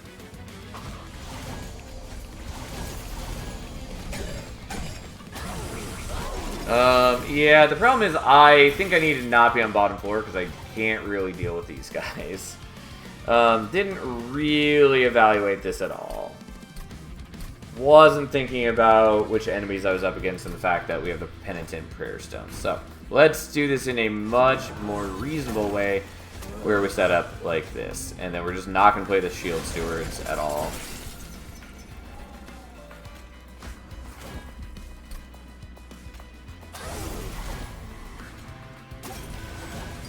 Because this way I have a little bit of time to get built up before dealing with all of them. And we don't really have meaningful pressure to be on a lower floor. Also, this way I can't use the multi-encasement, which is notable. But, fine.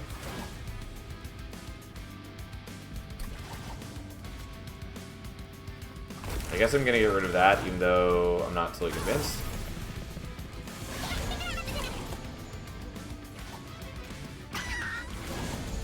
Yeah, this is the problem.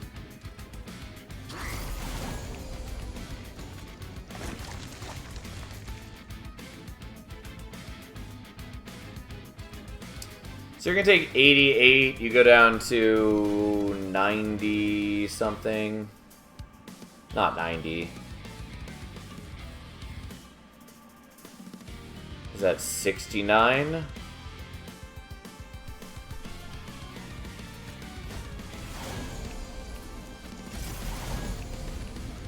Yeah, that should be enough. I am taking fire damage, which I cannot really afford. Again, this is the problem, is I have, like, no wave clear. And so having these guys in front really does kind of fuck me.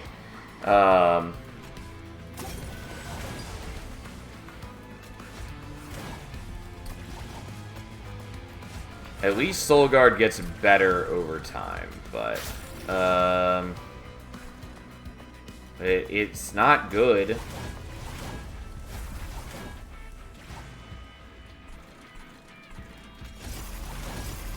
Okay, and I do want him to hit in because I want the burnout to stack up on the Lady of the House.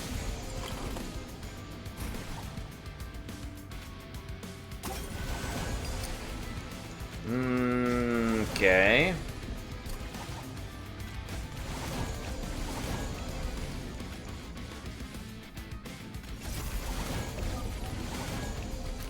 Yeah, this wave, though, is going to kill me unless I get what I need.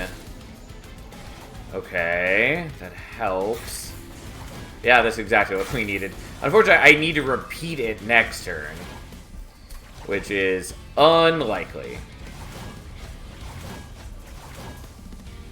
Because if any one of them gets by, I die. But we do get the Subsuming Blade this coming turn.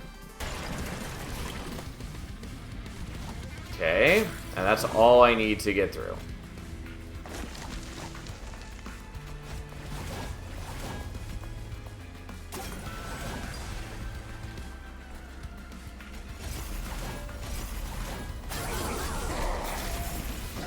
Okay, yeah, unsurprisingly, we do have this already, because, like, Lady of the House does do a lot of damage, and Soul Guard is also doing a fair bit of damage. Despite how shenanigans my deck is, we're doing alright. We're doing alright. I mean, I took a lot of damage, and that's not good. Also, it's Quoto. Yeah, I mean, there is that. Oh, look, the waves are still harder than the boss here. Yep, yep.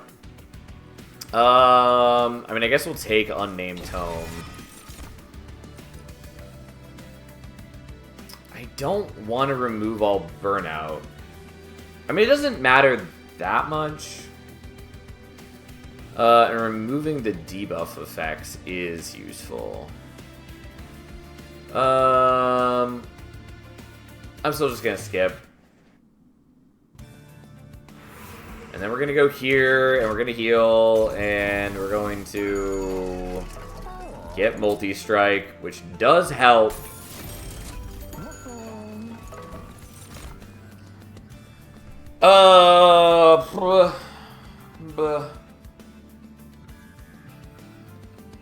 Alright, what do I want to do about this info?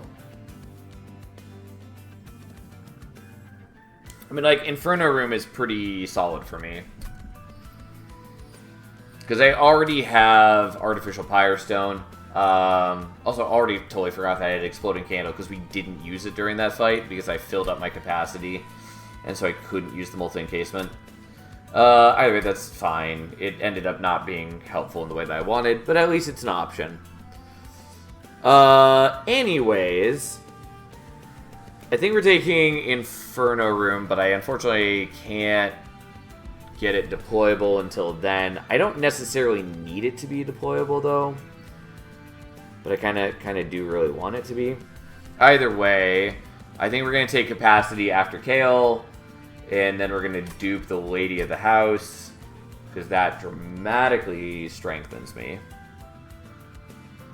Of course, we'd give room for the Extinguish unit. Yeah, I'm aware, which is why we're considering this. I think we want the Inferno Room, though.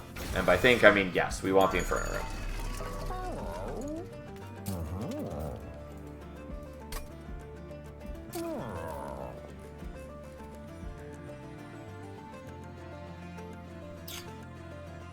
I'm going to do this under the assumption / hope that we're going to see Incant Armor. Yeah.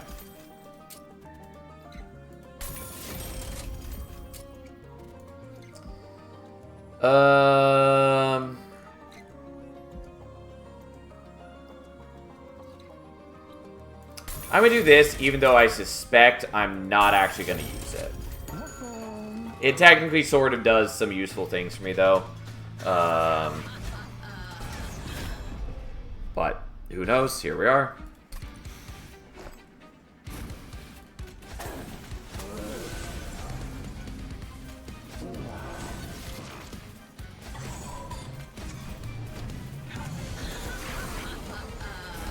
Okay, so here are some things that exist in our life.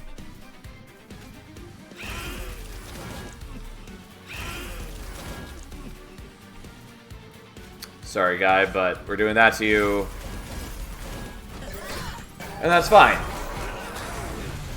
Okay, you get some corruption. That's expected and alright. We are just going to give you a whole ton of burnout, because that does help us quite a bit.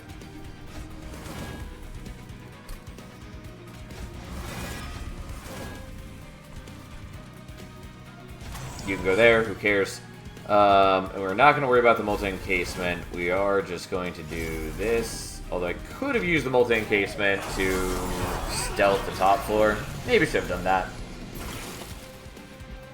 But I'm also just not that worried about it.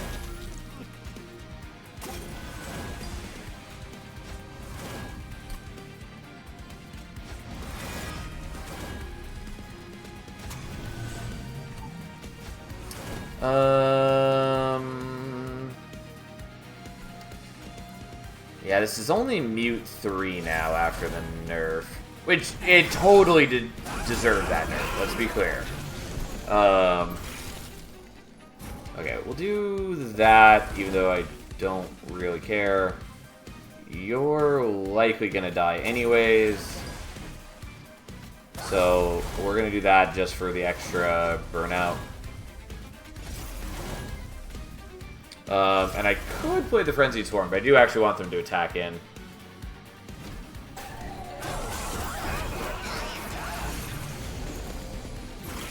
Although she didn't actually die this way. But that's fine, we can do this. And then forgot that it was going to kill them with the Exploding Candle.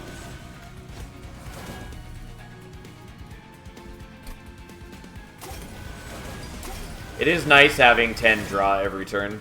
Again, like, the new Offering Monument, kind of boring in design, but it's not a bad card. Like, that's another one that I've seen people bemoaning the change constantly. Or at least a small vocal group of people. But it's overall still a solid card.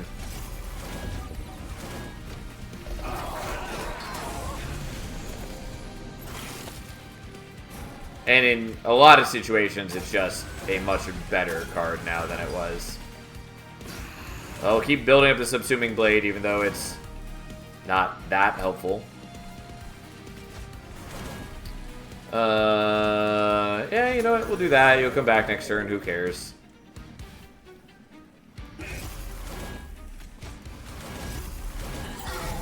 We should be more than strong enough. Like, our Lady of the House is sitting on a whole lot of damage, even if it somewhat degrades over the course of the fight.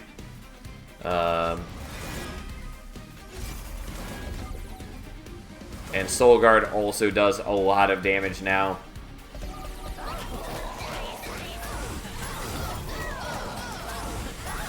Like, my biggest problem is wave clear, but there aren't too many enemies in this fight, and now we're gonna get capacity, so now we'll have an easier time of that. Could take the Siren Song. Could take Goddamn Awful Formless Child. I kind of want to take it just to master it. You know what? We'll do it. I've largely avoided that, but so what? We're going here. I don't hate the healing after we sacrifice so much of it to Arcus.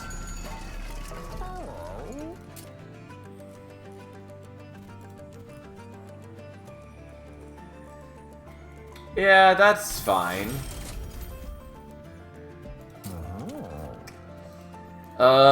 Good double stack the Frenzied Swarm. I think we're just gonna double stack the Unnamed Tome. It's also good on the Purifying Cleanse, but we're gonna do this. Fine.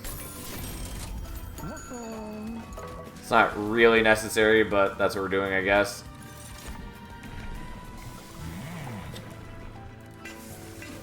Okay. So, here we are. We are going to set up on not bottom floor because we're going to try to get the Inferno Room there. The Inferno Room will make the Revenge a lot less good, but that's okay. Yeah, and if I did have Inferno Room on deployable, I'd have just enough to play it here. Like, I wouldn't be able to play the Stewards, but who cares?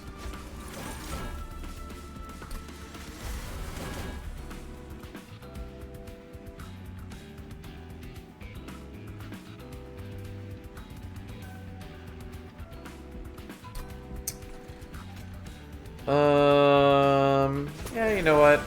We'll do that.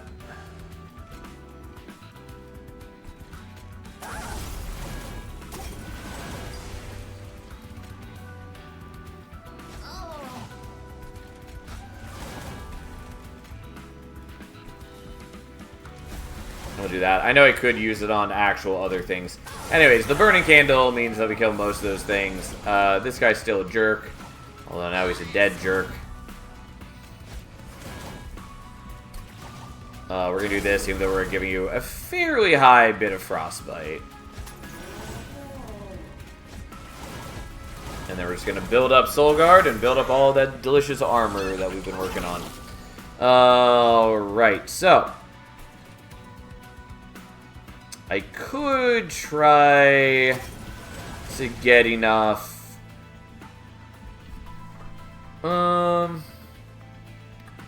Like, I could try to get this minus cost with Flicker's Liquor. I'm not going to bother. I'm just going to do this and know for sure that it hits. Also, there's no... Oh, I'm sorry. We're not doing that. I don't want to mute the Collector, because then I wouldn't get the gold from it, and that would just piss me off. Got carried away. We will do this because there's no reason not to do it since it is remove consume. And of course, the foregone power discards the other foregone power.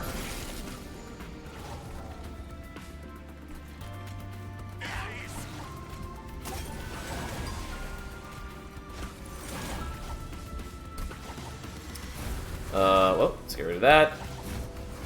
And that.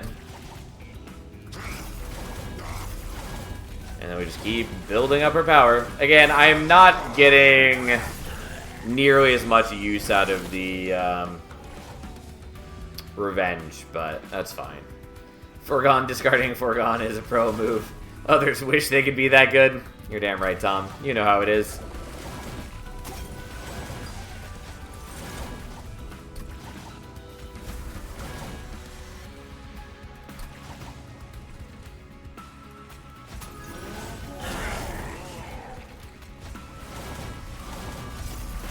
Alright, here we go.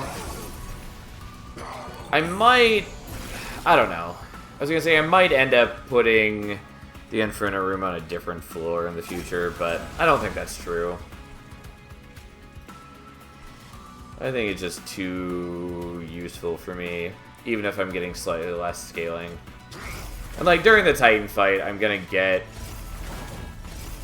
plenty anyways, just from having like entropy attack and Dominion put the whatever I'm trying to say, the corruption on me.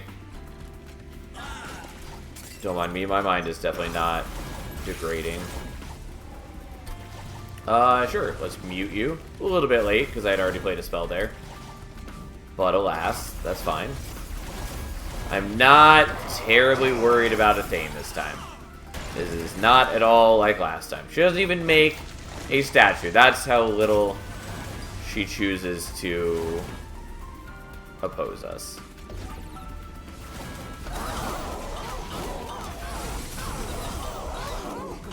There we go. Ta-da! Glacial Seal's cute, but it's not what we're taking. I'll take a Guardian's Amulet, even if it comes with a downside. Okay, we're gonna go here. And that even puts me back at full health, basically. Sure, I'll take Fate's First Blade. Don't care about Totem Fragment. Memorial Fund is way too late. Rules of Containment is fine, but... Ooh. Ooh.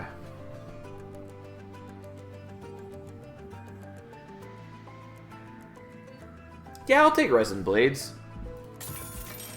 We're not going to be using the return to Hand on Death part of it, but fine. Do I want Echo Vault? I kind of want Echo Vault. It's just good. There's very little downside to it. Other than its, you know, weird edge case bugs. Fine.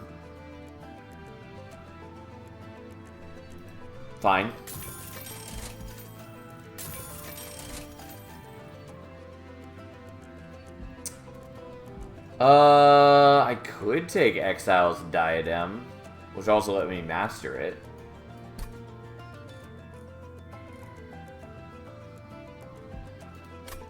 Alternatively, I can just get rid of some of the stuff I would like to get rid of. I mean, I could do both. It's not a necessity.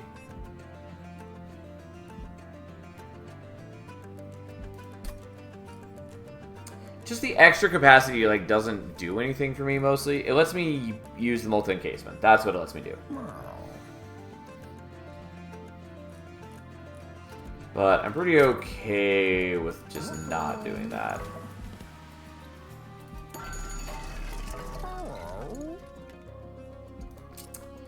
Alright, we're just gonna get rid of you. I still have the Spear Stewards.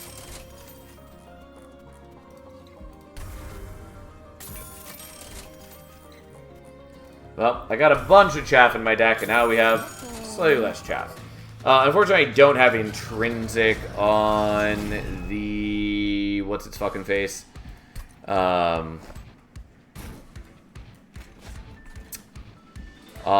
the tome, but that's fine, more or less.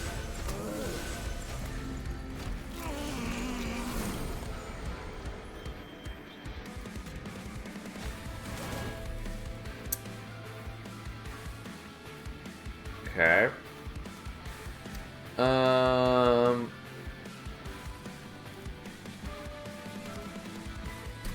Fine.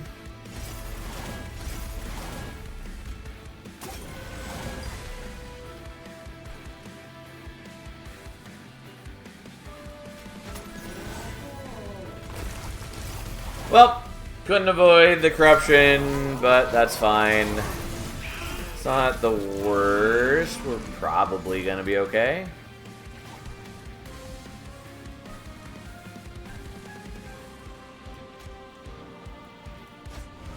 Oh,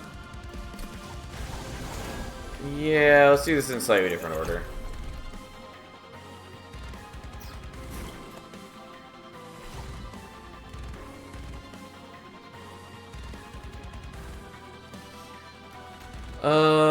Okay, we'll just hard cast this. That's fine.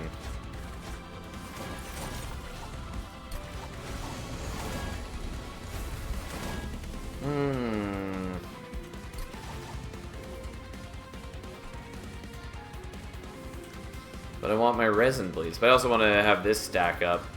Well,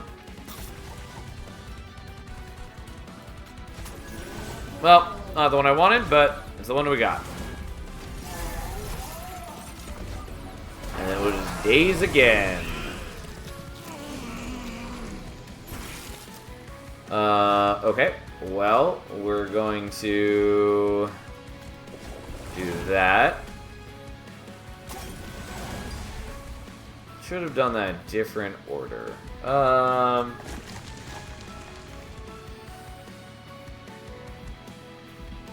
Yeah, don't mind me. We will do this in slightly different order. Just for the Echo Vault. Doesn't really matter. And I knew that this was going to be an issue, and I still did it. Because I get carried away.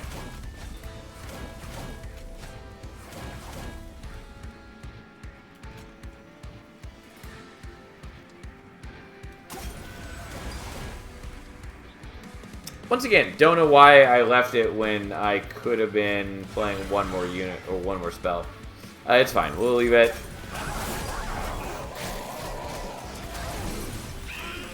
Okay, Dominion no longer gives corruption. Yada yada yada. We still got problems to solve, but for the most part, we're good.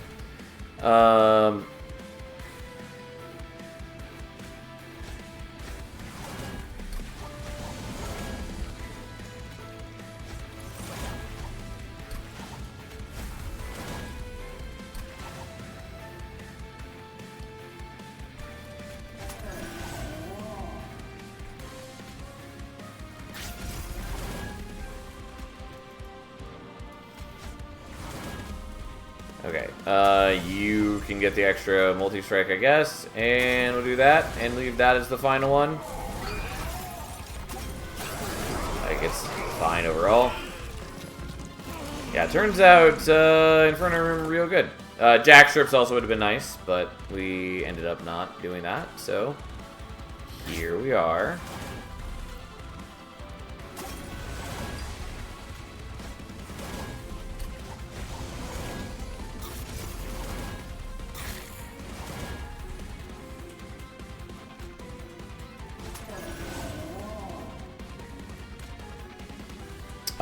Yeah, so we're gonna do this, and then that even gets cast again. How exciting! Turns out Echo Vault is pretty good. It's a bit awkward, but it is very good.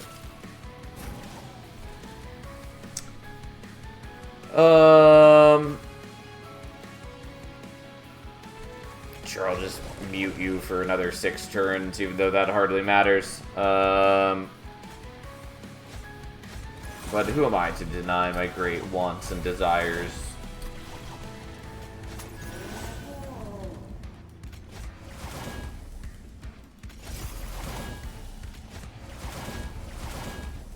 Alright, let's give you more burnout. And even more burnout.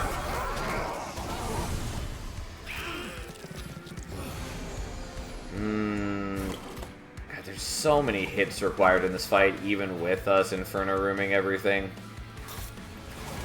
But that's okay.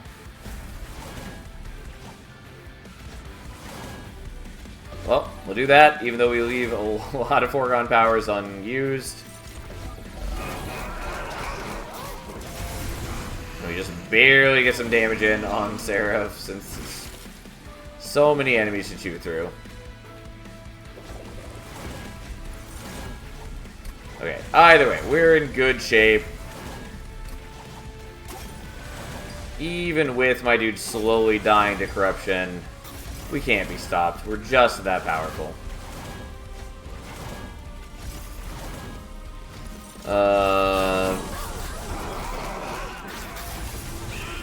finally leaked one guy past mid-floor, but it doesn't matter because he's not going to get all the way.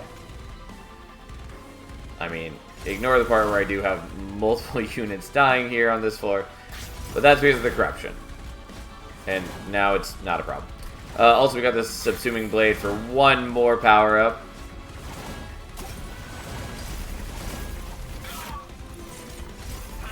Yes, look at us go.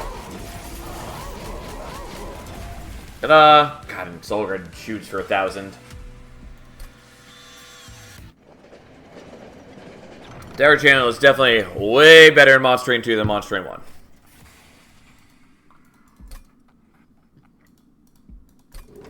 Alright. Let us fight the Titans. Also, I'm glad that we didn't lose with Soulguard a third time tonight. I mean, technically, we still need to do the Titans, but it is more or less a formality. Also, I totally forgot that we have Bone Dog's Pendant. Which did make sacrificing most of our HP to Arcus a lot less of an issue. Okay. So, oh, good timing. So we can mute both of those, which is everything we've, you know, hoped and dreamt for. Do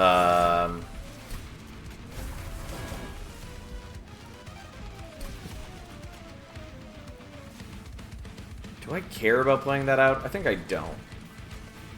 But I will hit my own dude for the everything, frankly. But I will do it so I can get some more burnout, because that does help us.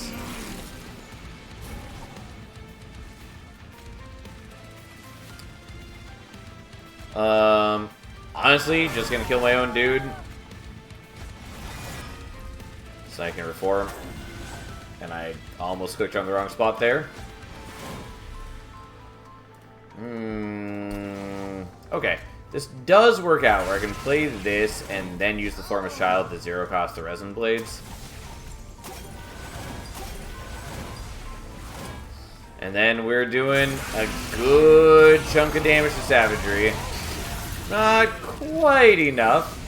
I mean, it's quite a ways off, really, but still pretty good.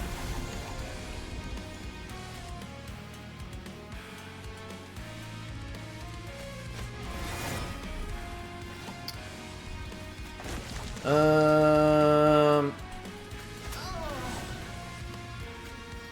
mean, I guess I'll play that out because it doesn't matter. So I could use the Echo Ball to do the Pyrelight, but I guess we'll just do the Frenzied Swarm. It unfortunately doesn't daze Entropy because, again, that's just life. But whatever. Also, we got back the Steward, but then, because the Foremost Child died, but then it immediately got discarded for us doing the, for doing the Frenzied Swarm again. Which was pretty silly. Well.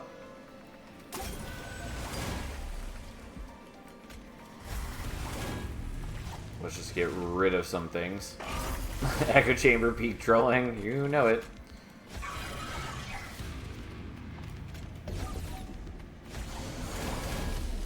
Okay, and then weirdly, it dupes the Frenzied Swarm, not the other thing. Also, I forgot that it was going to discard the Pyrelight. I need to stop using that.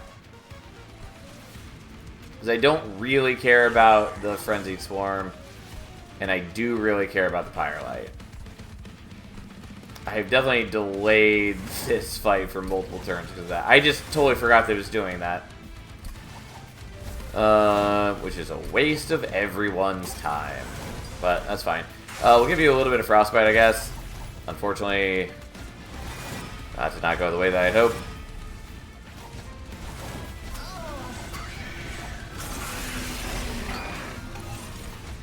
Okay, I can sort of make up for it by playing multiple Pyrelights in turn to, you know, mitigate things.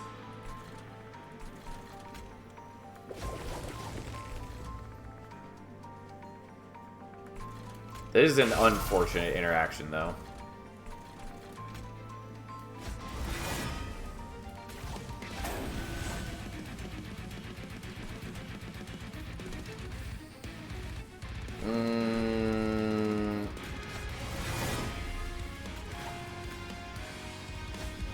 Yeah, I know, we're making everybody stronger. That is sort of a problem, but it's also whatever.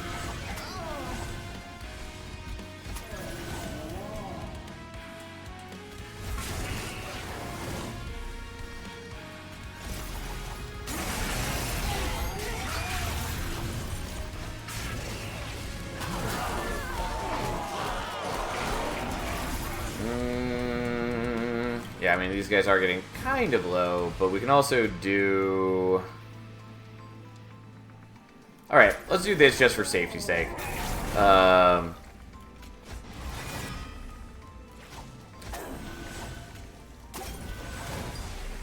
Okay, so I should have done this before, and I didn't. Doesn't really matter. We've got plenty of HP, but it's, you know, the principle of the matter. You are no longer muted, so you are going to start giving me garbage. But Savagery is still muted, so he won't hurt the pyre.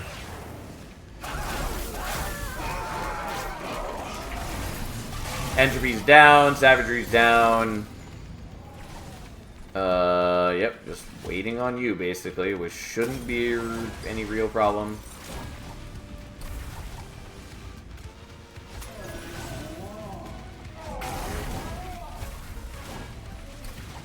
I can't get back to the Lady of the Reformed, but does not matter. Okay, and then we die this, or it dies this turn, and it's all over. But, alright. Well, I'm glad we finally got the win with Soul Guard, even if it was sort of a messy deck in some ways. It was overall pretty cute.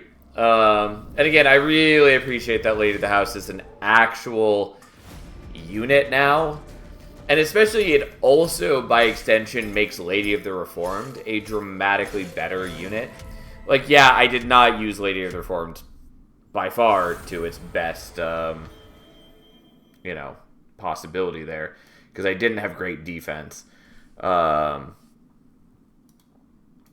even so, I was able to use it as a buff tool for the Lady of the House. Also, it would have been a lot more impressive if I had a third Lady of the House, but I wasn't able to make that work, so it's fine.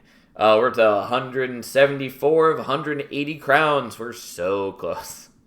But I've only been doing about, like, 4 a night, so we still have a little ways to go. Again, I could have been done with this months ago if I just started the crown hunt, like, when we started playing the game. But I did random for so long. So, like, we got some of the crowns that way, but obviously not most of them. Regardless, it's been a fun process. And so who do we have left? We have Fel. I know, Cat, you want attention. We have Lion's Mane, we have Orechi, we have Queen, Primordium, and Fade.